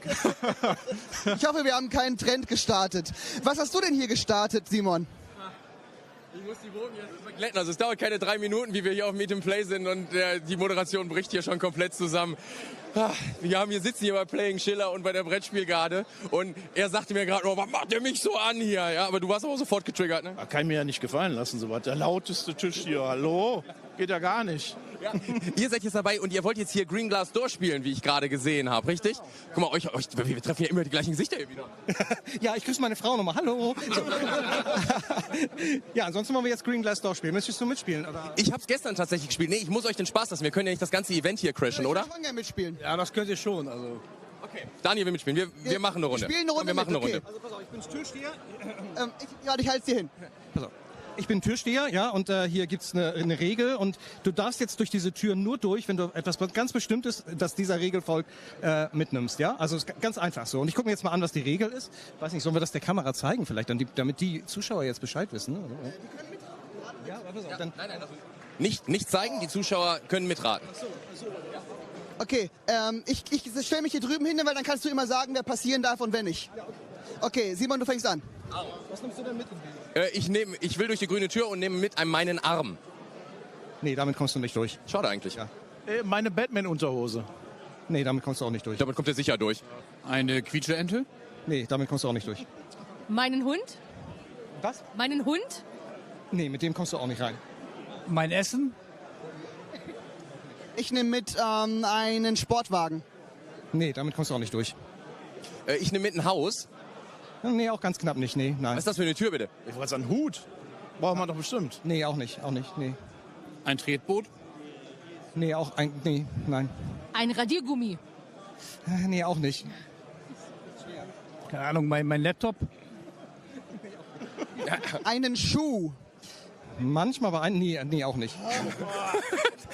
Das ist ein tolles Spiel. Ein Kaffee. Ja, das dauert jetzt auch noch eine Stunde, bis wir drauf kommen. Ein Kaffee auch nicht? Ach, meine Güte. Mein Sakko? Nee, auch nicht. Ich dachte. Können wir für den Chat einmal diese Frage auflösen? Ja. Was das ist, damit der Chat versteht, wie das Spiel geht? Ja, ist auf hier. Bitte sag es uns, damit... Nee, ich sag gleich ein Wort, was man reinnehmen kann. Ja, genau, mach mal.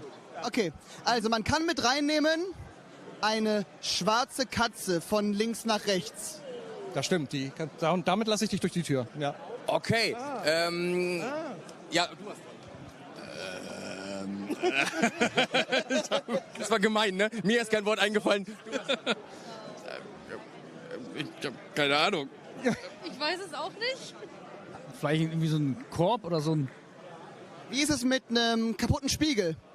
Ja, den darfst du mitnehmen, auf jeden Fall. Und auch vielleicht, wenn du durch eine Leiter durchgehst, da würde ich die auch durch die Tür durchlassen. Ich würde versuchen zu lösen. Alles, was Unglück bringt oder Pech bringt. Richtig. Seht ihr? Oh, ja. Ich komme mal durch die grüne Tür. Hervorragend. Habt viel Spaß damit. Danke euch. Ciao. Gerade noch den Bogen gekriegt. Danke für deinen hervorragenden Tipps. Kein Problem. Er hat aber auch das Schwerste genommen. Ne? Man kann in dem Spiel natürlich wählen. Ob man jetzt sagt, Kopfbedeckungen oder Tiere oder was Pech bringt. Das war schon sehr spezifisch. Ja. Wo ist der Chat eigentlich? Wo ist der Chat? Hier. Ihr fragt euch, wo ihr seid.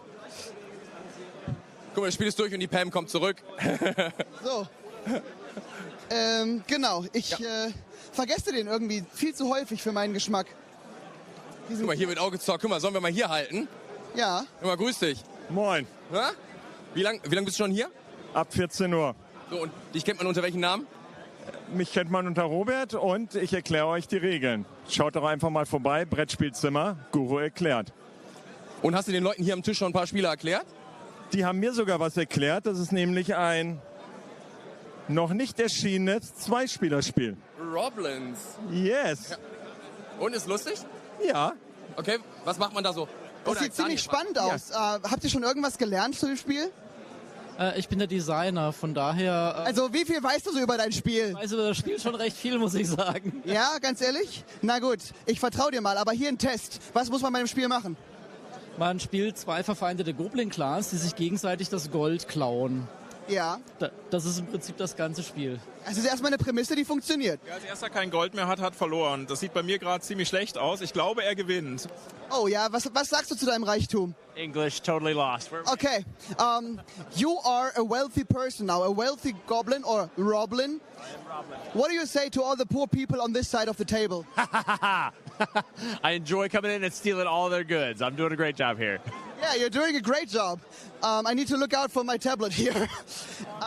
Okay, und wie macht man das? Wie klaut man diese ganzen Gelder? Genau, man baut quasi Tower Defense-artig um seinen Goldstapel drumherum Landschaften auf, wo Fallen drauf sind und tut Carcassonne-artig verschachtelte Wege bauen, wo dann der andere versuchen muss, reinzukommen.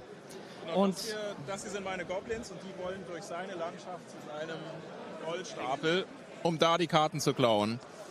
Und wenn mir das gelingt, kann ich bis zu 3 Karten klauen pro Runde. Mehr geht nicht, weil die Goblins können leider nicht mehr als bis 3 zählen. Ist doof.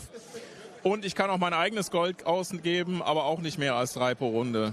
Und damit muss ich neue Landschaften und Einheiten kaufen und gucken, dass ich seinen Goldstapel schneller runterkriege als meinen eigenen. Ziemlich coole Idee. Also zum einen erstmal das Spiel an sich. Es wird auch das Cover wird gerade gelobt im Chat.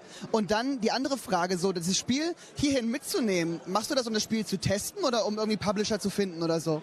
Hauptsächlich jetzt um YouTuber zu finden, die, bevor wir im Februar live gehen auf GameFound, dass wir eben 2, 3 Preview-Videos haben können, wo eben YouTuber wie er hoffentlich dann unser Spiel vorstellen werden. Wie cool! Ja, also ich finde es tatsächlich sehr vielversprechend. Einmal noch vielleicht die Frage, woher kam die Inspiration? Warum dieses Thema und diese Regeln? Ich klau gern Dinge. Nein, Quatsch. Das sagt er jetzt so. Ganz ursprünglich bin ich Warhammer-Spieler. Ich habe schon immer gern Orks und Goblins gespielt. Ja, okay. Und einfach viel zu viele Miniaturen bemalt. Genau, jetzt muss es mal ein Kartenspiel sein. Perfekt. Danke dir. Viel Erfolg dabei auf jeden Fall. I want to go to you at this point of time because you seem to be an English content creator, right? That's correct, yeah. Tantrum House is our YouTube channel. Tantrum House. How did you hear of the Meet and Play? Because there are not many international visitors here. Yeah, I actually got an email. I don't even remember where it came from, but from the SPIEL organization, they sent us an email to invite some of the content creators to come and be a part of it. And it was a simple registration and grab a table and then be able to meet up with some folks. These guys reached out to me when they found out we were going to be here and said, let's get together and try to get a preview of the game that they're working on. So it was a great opportunity to come in and sit down and have some fun and learn some stuff and meet some people all at the same time. Great. And what's your honest opinion of the game right now? I mean, you're winning, but... It did help that I'm winning, yeah. I enjoyed it. I think it's a clever concept to be able to build a tower defense, 2 players. I think their theme is a lot of fun. I was enjoying some of the interactions as I built out my path. I have a little bit of feedback for them, but it's all positive. I think they've done a really fantastic job. Well, that sounds great. Sounds like a good fit. Thank you so much. You're welcome. Have great fun at the Meet and Play. We're moving on. Danke euch. Tschüss. So, ich bin kaum von dem einen Tisch weg, ist Simon am anderen. Was ist hier los? Ja, ich fange die Stimmung hier ein und ich treffe ja auch so viele liebe Leute. Zum Beispiel den Andrew, den habe ich auch schon vorher kennengelernt. Hi, für wen bist du alles hier? Ich sehe hier Brettballette auf deiner Brust. Ja, ich muss dann auch noch hier die gute Lisa und den Carsten noch hochhalten. Die sind von welchen? Lisas Brettspiel sitzen auch hier. Und Carstens Brettspiele sitzen auch hier. Grüße euch. Ja? Und ja, mit den Royal Purples, mit den Hausis, mit... Ja, da geh ich mal rum, den sag ich auch mal eben so Hallo. Ne? Guck mal hier, damit hier auch jeder was sagen darf. Hi, ja. Ihr seid bei Just One gerade dran, ne? Ja, genau, wir spielen gerade Just One. Eins unserer liebsten Spiele, was halt immer geht. Ja. Mit jeder Gruppe, mit jeder Größe, geht immer. Überragend, überragend. Ich will euch auch gar nicht beim Spielen stören, weil ihr seid ja hier, um zu connecten und nicht vor die Kamera zu gucken, ne? Aber du störst doch nicht. Niemals. Habt ihr das gehört? Guck mal, hier ist Liebe im Raum. Ganz, ganz lieben Dank. Hör mal, ich wünsche euch ganz, ganz viel Spaß, ja? Ja. Danke. Oh, schön. Dankeschön. Guck mal, uns wird auch noch viel Spaß gewünscht. Ah, hier ist wirklich viel Liebe. Hier ist wirklich viel Liebe. Wo gehen wir denn jetzt hin? Was? Jawohl. Daniel. Simon. Daniel. Simon. Daniel. Simon, wir wurden herausgefordert, oder? Nein, also ich fordere dich heraus. Ich gehe drüben hin. Geh drüben, dann kannst du bei gucken. Habt ihr ihm wieder die Lösung vorher verraten? Wir spielen das folgende Spiel. Ja. Knizia oder nicht. Eine Erfindung von Swams schlecht würfeln, aber mit Stil unserem Podcast. Weiß der Rainer davon, ja? Nein, der Rainer persönlich nicht, aber die Rainer Knizia Stiftung weiß davon. Ja, das ist richtig. Den haben wir das gesagt. Vielleicht einmal Fun Facts für alle, die gerade zuschauen und nicht wissen, wer der Herr Knizia ist. Wer ist der Herr Knizia und wie viele tausend Spiele hat er schon erfunden?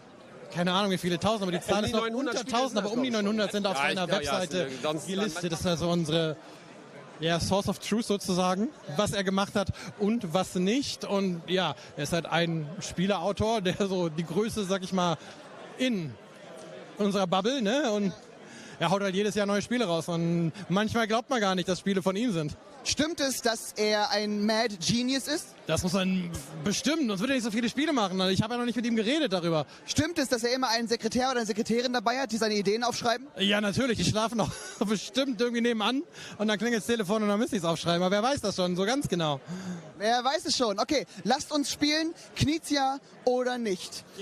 Erklär die Regeln bitte einmal kurz. Pass auf, die Regeln sind super einfach. Wir haben hier unsere Karten. Da stehen 5 Spiele drauf. Ja. Ein paar davon sind von Rainer Knizia, ein paar davon nicht. Ihr kriegt das Jahr genannt, den Verlag und natürlich den Spieletitel. Und dann sagt ihr uns einfach, Knizia oder nicht. Jeder von euch kriegt 5 Spiele und wer die meisten Punkte hat, hat gewonnen oder vielleicht kommt ja auch ein Unentschieden bei raus. Wer weiß das schon, wie euer Wissen ist. Der Rekord liegt übrigens bei einer perfekten Karte. Ja, das werde ich nicht schaffen. Wir gucken mal. Total wild. Das ist total wild. Man glaubt, das wird jetzt einfach und wahrscheinlich ist das sowas von schwierig. Kann das sein? Oh, es wird sich zeigen. Es wird sich zeigen. Einfach ihm die Fragen. Das ist eine gute Idee. Okay, stell mir eine Frage, los. Du willst los, alles klar. Wir fangen im Jahr 2018 an. Ja. Beim Taktikverlag. Go, go, Eskimo. Du willst jetzt wissen, ob Knizia oder nicht, ne? Knizia oder nicht? Das Spiel ist von Knizia. Das ist korrekt. Ja, habe ich doch damals gespielt mit meiner Mutter. Er führt also. Ja. Führe sie mal. Was willst du tun gegen mein Wissen? Weiß ich nicht, deine Chance von 50%. Ja, okay. Ein Spiel ist von Asmodee aus dem Jahr 2015. Oh. Es heißt Colt Express.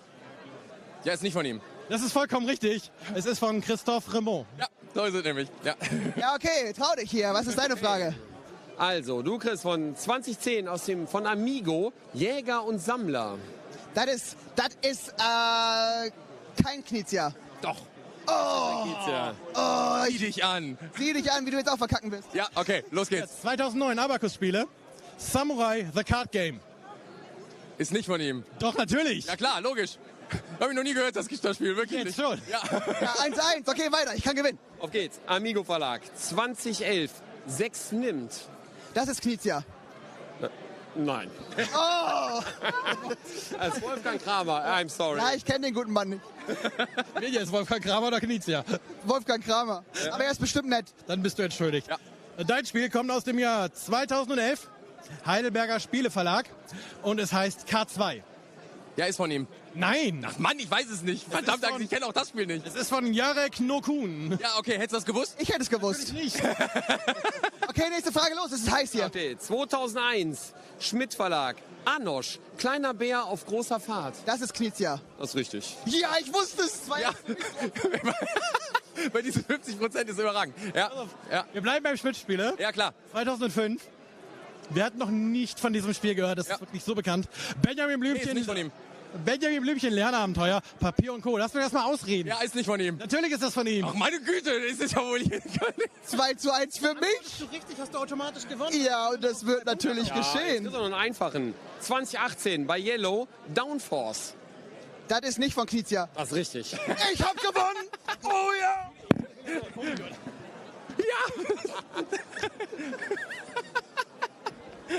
Ich bin jetzt der Brettspiel-YouTuber. Hättest du gewusst, Top Gold von der Game Factory 2020 von ihm ist? Ja, ist es. Das ist richtig. Ja. Aber reicht doch noch zum 3-2. Ja, aber immerhin. wenn man spielt, Immerhin. natürlich die Karte als Andenken. Stark. Danke. Und nur der Gewinner oder beide? Ja, auch. Wir sind ja nett. Na gut. Danke euch, das war ein sehr schönes Spiel. Du darfst natürlich dich jetzt als Sieger... Genau. Kannst du den ganzen Tag bashen deswegen. Ja, ich habe keine Ahnung von Spielen. Ich bin jetzt der Brettspiel-YouTuber. Die Kappe musst du dir erst wieder verdienen. Okay, los geht's. Ja, dann viel Spaß weiter. Danke, dass wir dabei sein durften. Ja, danke, dass ihr das gemacht habt. Schaut bei den Dice Brothers rein. Schaut bei den Dice Brothers rein und ihr im Quiz Knizia oder nicht. Das Quiz gibt's nur im Podcast, da kann man nur reinhören. Na gut, aber hört da rein. Bei Knizia oder nicht. Richtig. Perfekt, danke euch. Danke euch. Los geht's, Dankeschön. Macht's gut, viel Spaß. Ja, Daniel, es ist immer wieder ein Fest, gegen dich zu verlieren. Überragend. So, wo können wir jetzt weiterhin? Wir müssen ja auch gucken, wir wollen die Leute ja auch nicht beim Zocken spielen. Ich brauche jetzt irgendwas, wo ich mir meine Kappe wieder zurückverdienen kann. Johannes, komm zu mir. Ich bin entkappt. Ja, also was... Ich will meine Kappe wieder. Ich würde sagen, wir gehen mal vielleicht zu Ben. Beim Sven? Du meinst Benedikt? Ja, da hinten. Ja, hi, ich bin der Benedikt. Hi, Benedikt. Also für dich bin ich, was immer du willst. Ja, oh, das finde ich schön. Ne? Kannst du dafür sorgen, dass ich meinen Hut wieder krieg? Nee, Meiner ist auch weg. Ja. Aber ich sag dann immer, wenn mein Hut nicht da ist, bin ich quasi inkognito unterwegs. Ja, er ist jetzt auch inkognito, weil er ist kein Brettspiel-YouTuber mehr. Kennt ja keine mehr. Geil, oder? Ja, So, Daniel. Komm, wir gehen auf Tour. Tschüss, Daniel. Hab viel Spaß. Ciao. Ja gut, viel Spaß auf dem Klo, ihr beiden. Ja. Wenn ich noch was hervorheben darf, wir haben unter anderem jemanden aus Großbritannien da, der auch Spielefiguren anmalt und man eben sehen kann, oder er darüber spricht, wie man eben mit Figuren, wie man damit, also wie man das macht, damit man im Austausch steht und so. Extra aus UK gekommen, finde ich auch total spannend. Der sitzt da drüben irgendwo? Der sitzt da drüben, genau. Ja, wollen wir... Wir können da sehr gerne mal hingehen. Also ich würde dann später noch den Bartholomäus da hinten gerne stören, aber wir können erstmal hier zu dem guten Miniaturenbemaler gehen, weil ich liebe mir ja auch ein paar Miniaturen. Hey, excuse me, I have my hands full. Yes. Great miniatures, by the way. Yeah, thank you so much. I paint miniatures for my board game channel, or actually the YouTube channel for board games, and I paint miniatures, showing people how to paint them. So if you've never held a brush in your life, this is your chance to actually see what you can do upgrading your components. Have you ever won a golden demon? I wish, but I'm not there yet. My art teacher said that I would fail everything I do with art, so this is my revenge. I hope she's watching right now. Yes, from the grave. Oh, yeah, well, that is nice. That's a bit dark. But hey, you with your paint a happier picture and happy chests. What are you painting here? Are you painting live right now? No, I was not allowed to paint because Johanna said it would spoil the tables. I wish I could. So these are mimics that I painted. There's a video of that on the channel, and as well there's some goblin bards. And the thing that were actually sold out, were given away, were actually Grogu there, the Mandalorian. Oh, I see. And your channel, I don't know if you already said the name. It's called Painting with Martin. One single word. And you are Martin, I suppose. I am Martin, yes. Great. How did it come that you end up here at Spiel in Germany? Well, this is my 7th Spiel, but it's my first. It was actually my 2nd Spiel as a content creator, and I actually asked them, like, is there anything like with small-scale content producers, can it meet other producers? And I was forwarded to Johannes, and or Johannes Wolf, and then he's like, well, is it possible that I can join even though I have less than 1,000 subscribers? Like, is it possible? And then he said, like, absolutely, we don't have a miniature painter here, so there I am. That's so cool. Can you give me a tip? Because you help people learn painting miniatures. And I paint miniatures myself at home. Kingdom Death Monster and stuff like that. But I always have problems with painting faces and shading them and stuff. What is your tip for painting faces? Well, it's a very tricky question because I have a horrible time with faces myself, and I think everyone is struggling with that. Yeah. But my general tip is to use a dark color first, such as brown, and then apply the light color on top of it because it creates natural shadings. And then use a good shade on top of that, and then simply pick out and hold it up in front of the light and see where does the sun actually shine, and then highlight those individual areas with actually light spots on them. So the tip of the nose, the cheekbones, and then you leave everything else as it is. Don't focus too much on like the eyes and things like that, because it's not what matters. What matters is that you're happy with the miniature, and it's going to look much better than a gray figure. Thank you so much for that tip, and thank you so much for coming here. Yeah, thank you so much. I'll be happy to see you next year. Yeah, same to you. Yep. Have fun at the Meet and Play. Also, thank you. Okay. Ich würde sehr, sehr gerne nun mich umdrehen und den Simon euch zeigen, weil der hat schon wieder eine ganze Gang gefunden an Leuten hier. Ja, ich habe doch mal die wichtigsten Leute hier überhaupt gefragt. Und das sind nicht die Content-Kreatoren, sondern das seid ihr, ja, die jetzt hier hingekommen sind. Und ich weiß gar nicht, warum ihr uns hier sehen wollt. Aber erzählt doch mal, was macht ihr heute hier? Wollt ihr was zocken? Nee, wir wollen heute tatsächlich nicht zocken. Wir sind hier, um einfach nur die Leute zu treffen. Einfach mal so die Content-Creator zu treffen, mal sich mit denen zu unterhalten und mal so fragen, wie das eigentlich so ist bei YouTube und hinter den Kulissen. Überragend. Ich glaube, ich kann stellvertretend für alle sagen, weil ich ja auch zu der Zunft gehöre. Dankeschön dafür, auch für euren Support. Und eins ist ganz klar, die Brettspiel-Bubble ist die netteste Bubble da draußen im Internet. Es geht so viel Liebe raus. Ja. Wir haben hier wir sind aus der Pfalz und haben hier eine große Community von mittlerweile 12, 14 Leuten. Und wir schlafen bei denen, wir machen Spielemittage, wir sind einfach unsere Herzensmenschen. So ist das. Oh, dann hoffe ich, dass ihr heute hier alle trefft, die ihr zumindest erwartet habt, dass sie auch hier sind. Ja? Habt ihr schon den getroffen? Ja, schon. Den Brettspielmagie war eben, wir waren hier bei Meeple-Card, wir haben die KI und ich, Brettspielgarde, die Royal Pöppels, der Brettman. Ja. Also alles, was Rang und Namen hat, ja. Alles cool. Oh Gott, das ist so lieb. Danke, habt viel Spaß. Schöne Gespräche. Ja, tschüss. Ja, bye, bye. Ciao. Das ist der Kern des Ganzen. Ihr seid der Kern des Ganzen. Und das ist wichtig dabei herauszustellen. Weil eins wissen wir ja, bei uns hier in der YouTube-Szene, ja, in der Brettspielszene, YouTube, das sind ja keine Zahlen, mit denen man da irgendwie Millionen verdient, sondern das ist Liebe zu den Brettspielen. Und dafür seid ihr eben verantwortlich, dass ihr uns da befeuert, dass das da alles gemacht wird. Oh. Und hier, wo darf ich hin, Björn? Ach, hallo Simon. Zum Dirk. Grüß dich doch mal, Simon. Hi. Für alle von euch, die sich gerade fragen, wer steht denn da vielleicht neben dem Daniel? Habt ihr jemals einen Exit-Game gespielt? Wenn ja, dann habt ihr vielleicht auf dem Karton oder auf der Anleitung die Gesichter von diesen beiden wunderschönen Damen und Herren gesehen. Wer seid ihr denn? Ja, wir sind die... Ja, Inka. Und der Markus Brandt. Und ihr habt dieses geniale... Ich muss es kurz loswerden hier, dieses geniale Konzept der Exit Games entwickelt. Dafür kennen euch wahrscheinlich die meisten, auch wenn ihr vorher viele andere schöne Spiele developed habt. Aber wahrscheinlich ist es wirklich so aktuell, dass alle euch so ansprechen wegen Exit, oder? Ja, Exit ist schon das erfolgreichste Spiel und da werden wir in letzter Zeit sehr häufig drauf angesprochen, ja. Wie kam es damals dazu? Also, dass ihr euch gedacht habt, okay, Exit jetzt in Brettspielversion, das müssen wir irgendwie erfinden. Ja, tatsächlich hat uns der Verlag darauf angesprochen. Unser Redakteur, der Ralf Querfurt, hat uns gefragt, ob wir uns vorstellen können, ein Spiel dazu zu entwickeln, hat uns so ein paar Eckdaten genannt, Schachtelformat, kartenbasiert und ja, dann haben wir angefangen und ein Spiel dazu entwickelt und da ist dann Exit draus geworden. Und es ist ja ein riesiger Erfolg geworden, ja. Also viele andere versuchen jetzt ähnliche Produkte zu machen und also ich kenne eigentlich alle meine Freunde und Bekannte haben schon mal ein Exit-Game gespielt, auch wenn sie gar nicht so into Brettspiele sind. Das heißt, danke schon mal dafür. Und jetzt zuletzt habe ich sogar einen Exit-Puzzle gespielt. Ja. Und da ist jetzt sogar noch mehr von der Familie dran beteiligt, nicht wahr? Genau, unsere Tochter, die hilft uns jetzt auch.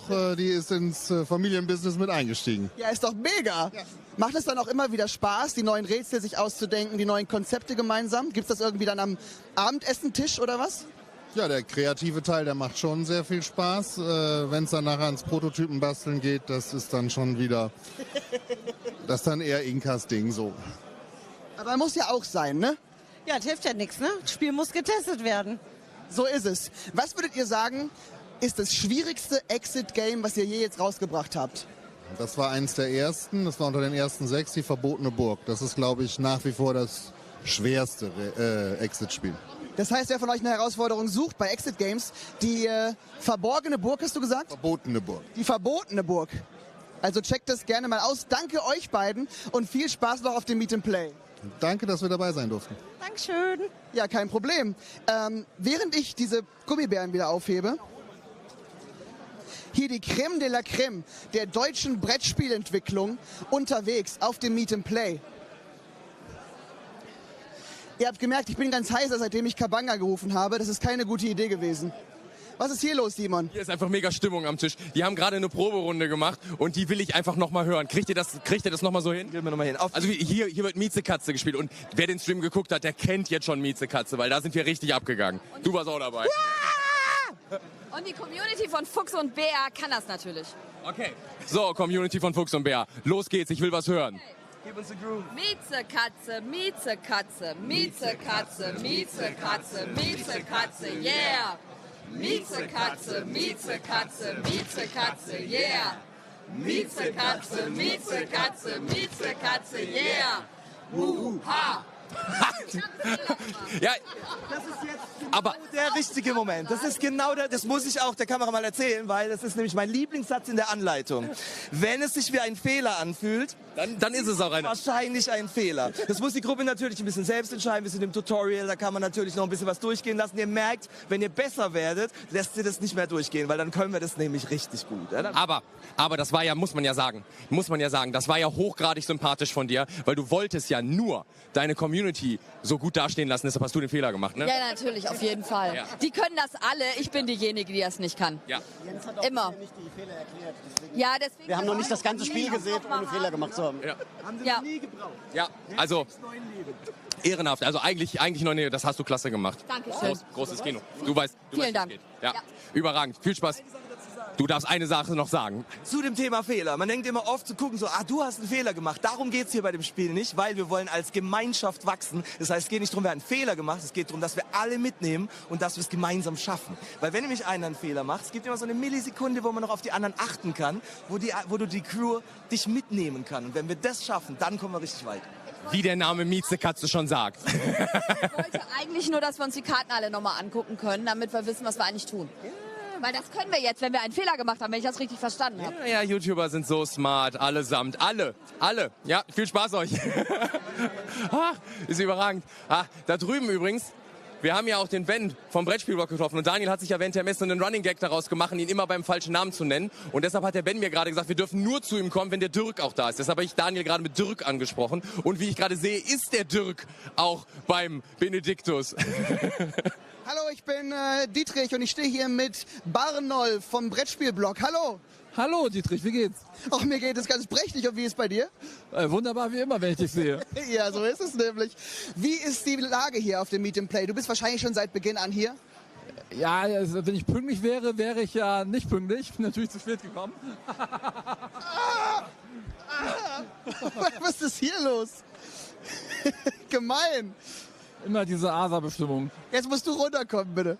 Ich hab's im Knie, jetzt gehen, ich bin schon alt. Warte. Setz dich hin. So ist auch gut. Ja. Muss ja gerade sitzen. Du warst nicht pünktlich, oder was? Ja, man hat ja einen Ruf zu verlieren. Wenn man Stream bei mir geguckt hat, die sind immer, das ist so eine grobe Zeiteinteilung, wann die losgehen. Das ist eher so halbe Stunde später. Aber die Leute, also ich bin ja hier nur Beiwerk, die Leute treffen sich auch ohne mich und spielen einfach miteinander. Ich komme, dann sagen sie nett Hallo und dann spielen sie einfach weiter.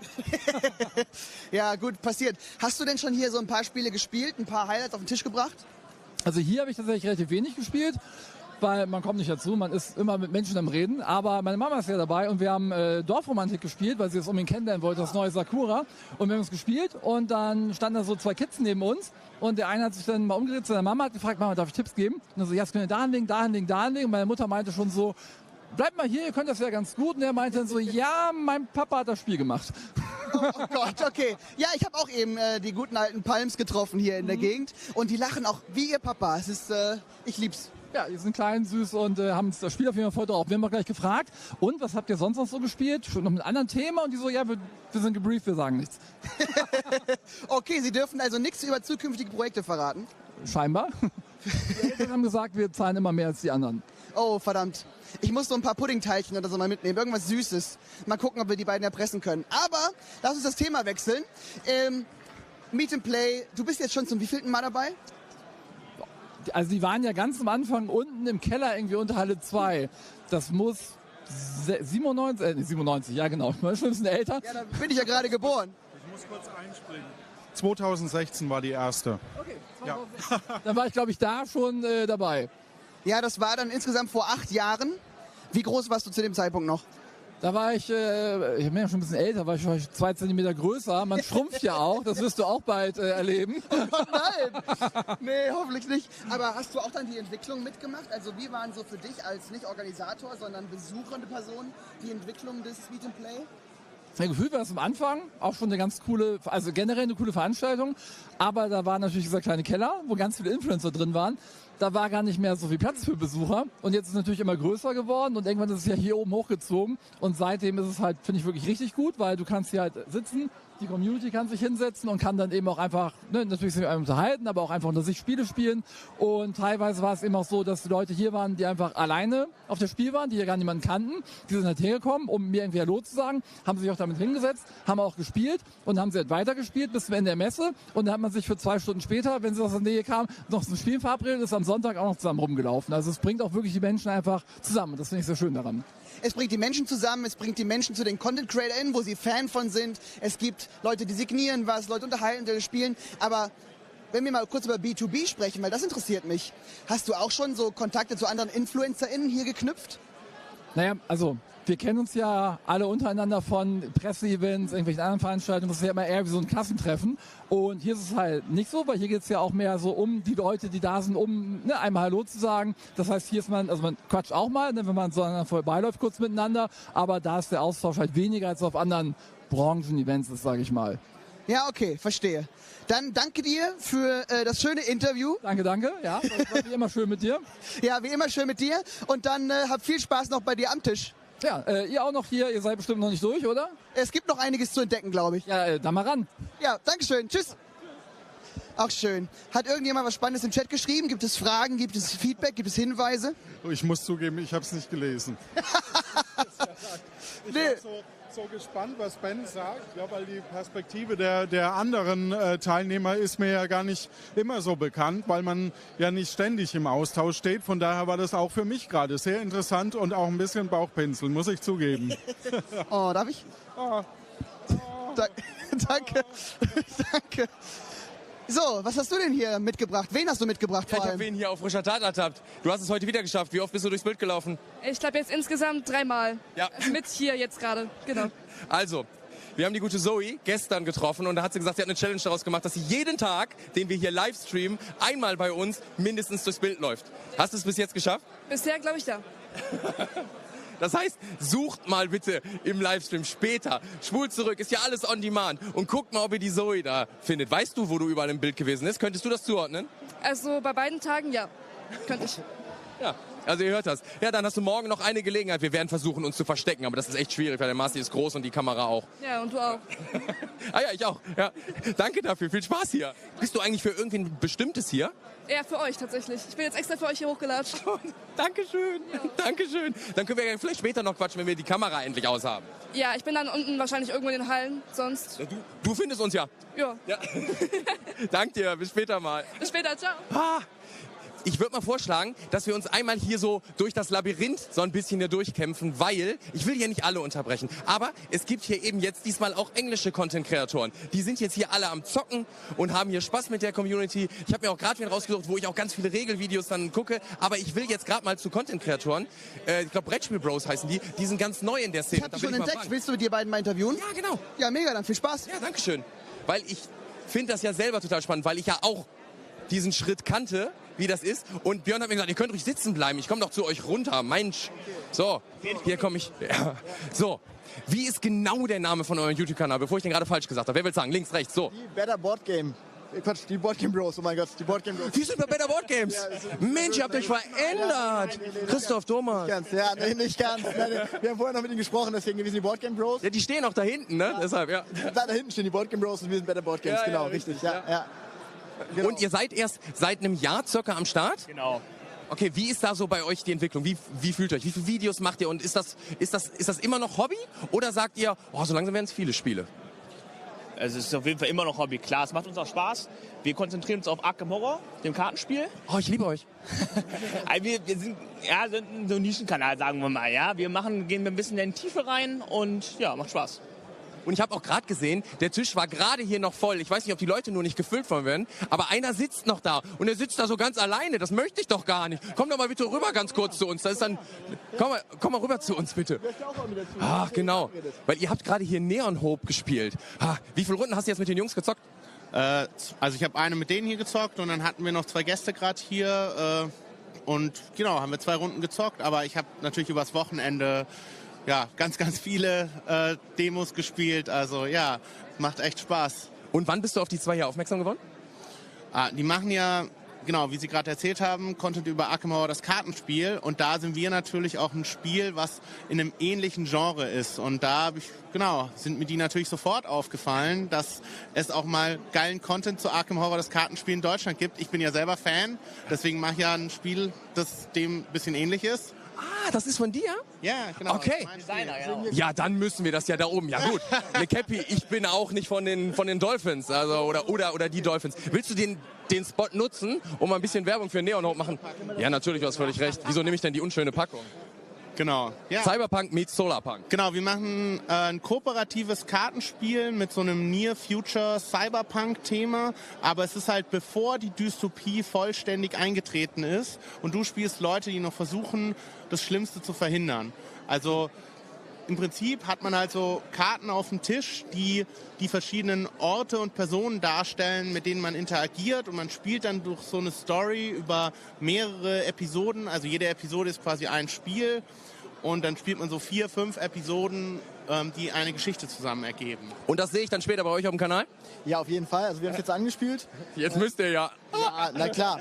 Nee, also wir haben es jetzt angespielt. Gern geschehen. Wir wollen auf jeden Fall nochmal ein Let's Play dazu machen und auch nochmal eine Spielerklärung, weil wir finden, das ist ein super Spiel. Also es macht uns auch Spaß und wir hoffen natürlich, dass sich das auch in Richtung Living Card Game entwickelt und nicht nur eine Box rauskommt, ne? Ja, also wenn ihr alle schon darüber berichtet und es so geil findet, dann wird es ja erfolgreich sein und dann wird es eine coole Story-Kampagne nach der anderen geben. So, deshalb, guckt mal bei den Boardgame Bros rein. Die werden darüber berichten. Richtig cool. Viel Erfolg euch, Jungs. Ich kann das voll nachvollziehen. Ja. Ciao, ciao. Ah, guck mal, wir haben hier neue, alte Content-Kreatoren. Ein Weg, wo... Oh, nee, da muss ich aber mit, Daniel. Das Interview lasse ich dich nicht alleine führen. Nein, das geht nicht. Das können wir uns auch teilen. Das müssen wir uns sogar teilen.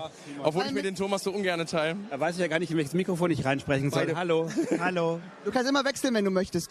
So, also, was... Oh, ja, das ist eine schöne Dreierrunde hier, würde ich sagen. Ja, schon. Ja, du hast mich hier geprimed, ich muss hier irgendwie lustige Gags machen und so weiter. Ich versuche mein Bestes zu geben. Aber ich habe miterlebt, was ihr da vorne schon gemacht habt mit dem, was war das, ein Schotte? Oder? Das ist, warte, nein. Das ist, also zu wenig zu sagen, ist das ein Schotte. Es ist der Kabanga Boy. Um das mal eben aufzulösen. Wir waren letztes Jahr das erste Mal Kabanga Boy. Ja.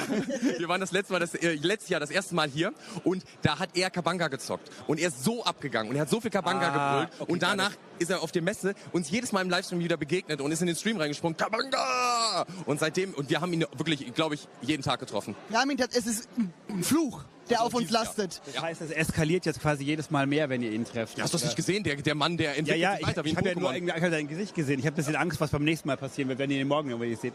Aber ja, vielleicht bleiben wir morgen zu Hause. Ja. Einfach der Sicherheit halber. Oh, der Livestream wird toll. Aber ich bin froh, dass du nicht zu Hause geblieben bist heute und auf der ganzen Messe, Thomas. Ist das Segway irgendwie, ja? Ich habe es hierher geschafft. Ja, wie war denn die Messe bisher so für dich und auch das Meet&Play dann danach gerne?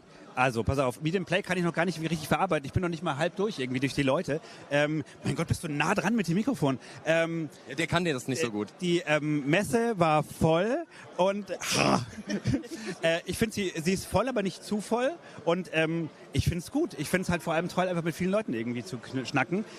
Was ich, wenn die Frage auch kommen sollte, was ich nicht sagen kann, was so mein Hype-Titel ist. Also ich habe noch nicht das Spiel gefunden, wo ich sage, das muss irgendwie jeder haben.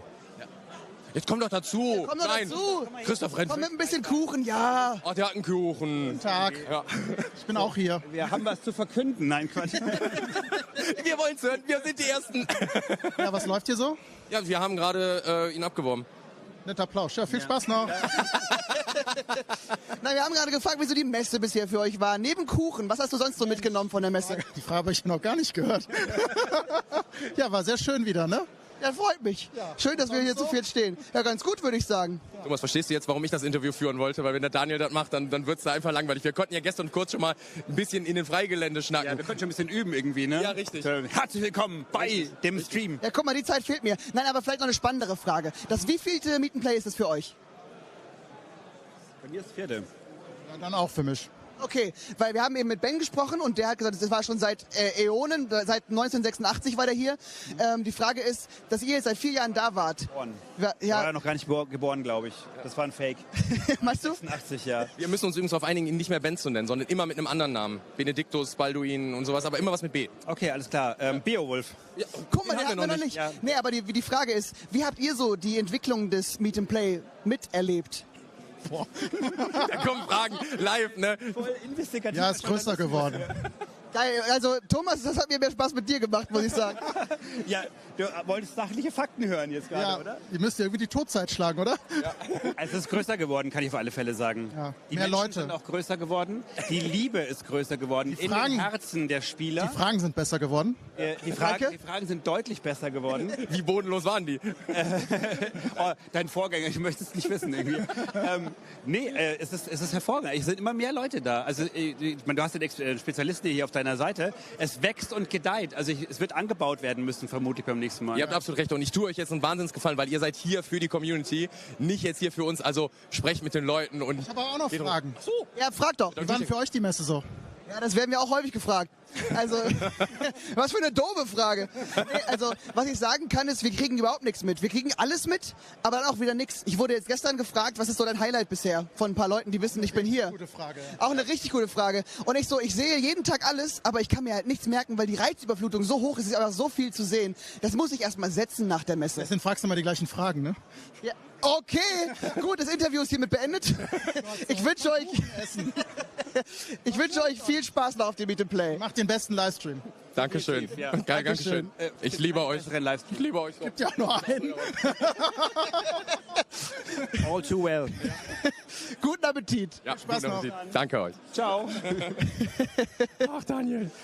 Ja, weißt du, wo wir jetzt hingehen? Ja. Hier hoch. Warum? Ich hab doch noch ein Date. Na gut. Jetzt hat man gar nicht gesehen, wie cool ich hier hochgesprungen bin. Aber oder ich. Was machen wir hier oben? Hier oben sind wir ganz alleine. Ja, aber gleich nicht mehr, weil wenn die Kamera hier oben ist, Ja. dann werden wir uns umdrehen Ja. und alle sehen, alle, die hinter uns stehen, das wunderschöne Meet&Play. Guck mal, überragend. Haben wir eigentlich unser Spielchen gespielt? Haben wir noch gar nicht, ne? Welches denn? Ja, dass wir unsere Paartherapie hier so ein bisschen aufbauen. Haben wir gar nicht geschafft, ne? Oh, da stell mir eine Frage, bitte. Denkst du nachts häufig an mich? Wenn ich Albträume habe, ja. So, dafür ist unsere Beziehung gerettet. Jetzt stell die besseren Fragen. Ich habe ja gehört, du hast sie drauf. Nein, habe ich auch. Einfach, Ach so, nicht richtig, nein. Wenn ich sie finde manchmal. Nein, Johannes, danke dir fürs Organisieren und deinem Kollegen natürlich auch, aber der hat sich also selten gemacht im Stream, muss ich sagen. Er hat Wichtigeres zu tun wahrscheinlich. Ja, also wir zählen auch, wie viele Leute reinkommen. Und ich habe ihn gerade eben noch mal gefragt, wir haben jetzt 16:30, das heißt, wir haben jetzt 800 Leute schon drin gehabt. Also letztes Jahr 600, jetzt schon 800, die hier zur Tür rein sind. Und das ist schon mega geil einfach. Und es ist ja noch nicht mal 16:36 Uhr. Absolut, genau. Das wird sich wahrscheinlich verdoppeln in der nächsten Minute. Ja. Ja, so. Wenn wir hier gleich durch sind, darf ich mich dann auch unters Volk mischen? Ja, selbstverständlich. Komm vorbei, spiel mit und hab Bock. Das ist genau die Message, die nicht nur an Simon gehen sollte, sondern an alle von euch da draußen natürlich auch. Die jetzt gesagt haben, boah, das ist so eine coole Sache, alle sind hier versammelt. Die Avengers der Brettspielszene befinden sich hier hinter uns. Die kann man hier treffen, Sachen signieren lassen, mit denen spielen und so weiter und so fort. Dank dir und Max an der Stelle. Ich drücke euch die Daumen, dass es sich nächstes Jahr noch von 75 auf 120 Leute steigert. Ja, genau. Ja. Also an CreatorInnen meine ich, Creator. Ach so, 75 CreatorInnen, genau, richtig. Aber ja, bin ich ziemlich überzeugt von. Guck mal, jetzt bin ich hier einfach so ins Wort gefallen. Weil ich würde sagen, bevor wir jetzt euch da draußen einen Blick geben, wer hier alles drin ist, ohne dass unsere Astralkörper hier vorstehen, ist es ganz, ganz wichtig, dass ihr morgen die verpassten Highlights wieder einschaltet. Weil wir gehen weiter durch die Hallen und sammeln alles ein, was ihr meint, was wir verpasst haben, was wir meinen, was wir verpasst haben und was uns auch andere Leute gesagt haben. Der Tim von Lokana hat mir zum Beispiel einen Tipp gegeben und hat gesagt, boah, das war der Knaller, da musst du hingehen. Und all die Sachen, die gehen wir morgen ab? Die gehen wir morgen ab. Und das wird von 10 bis 12 passieren. Und dann nochmal bis um so 14:30 circa. Ja. Da haben wir also einiges an Zeit, auch noch mal in die Galerie zu gucken. Da waren wir ja noch gar nicht bisher. Oh, da ist aber ein richtig cooles Spiel, was wir spielen müssen. Ja. Und vielleicht auch mal ein bisschen was anderes entdecken. Auf jeden Fall. Und dann um wahrscheinlich 14 Uhr, 14:30 so in dem Dreh, da werden wir, je nachdem wie wir an den Märzverlag rankommen, werden wir einen Fazit-Talk für euch haben, wo dann mal gesagt wird, wie die Messe so gelaufen ist. Da sind wir natürlich auch sehr gespannt. Das heißt, seid ab 10 Uhr morgen auf jeden Fall wieder dabei, wenn unsere Stimmen besser, unsere Füße gelenkiger und die Fragen besser werden. Macht's gut, bis morgen und das letzte Wort hat Johannes. Ich wünsche euch eine gute Zeit, spielt gut, tschüss.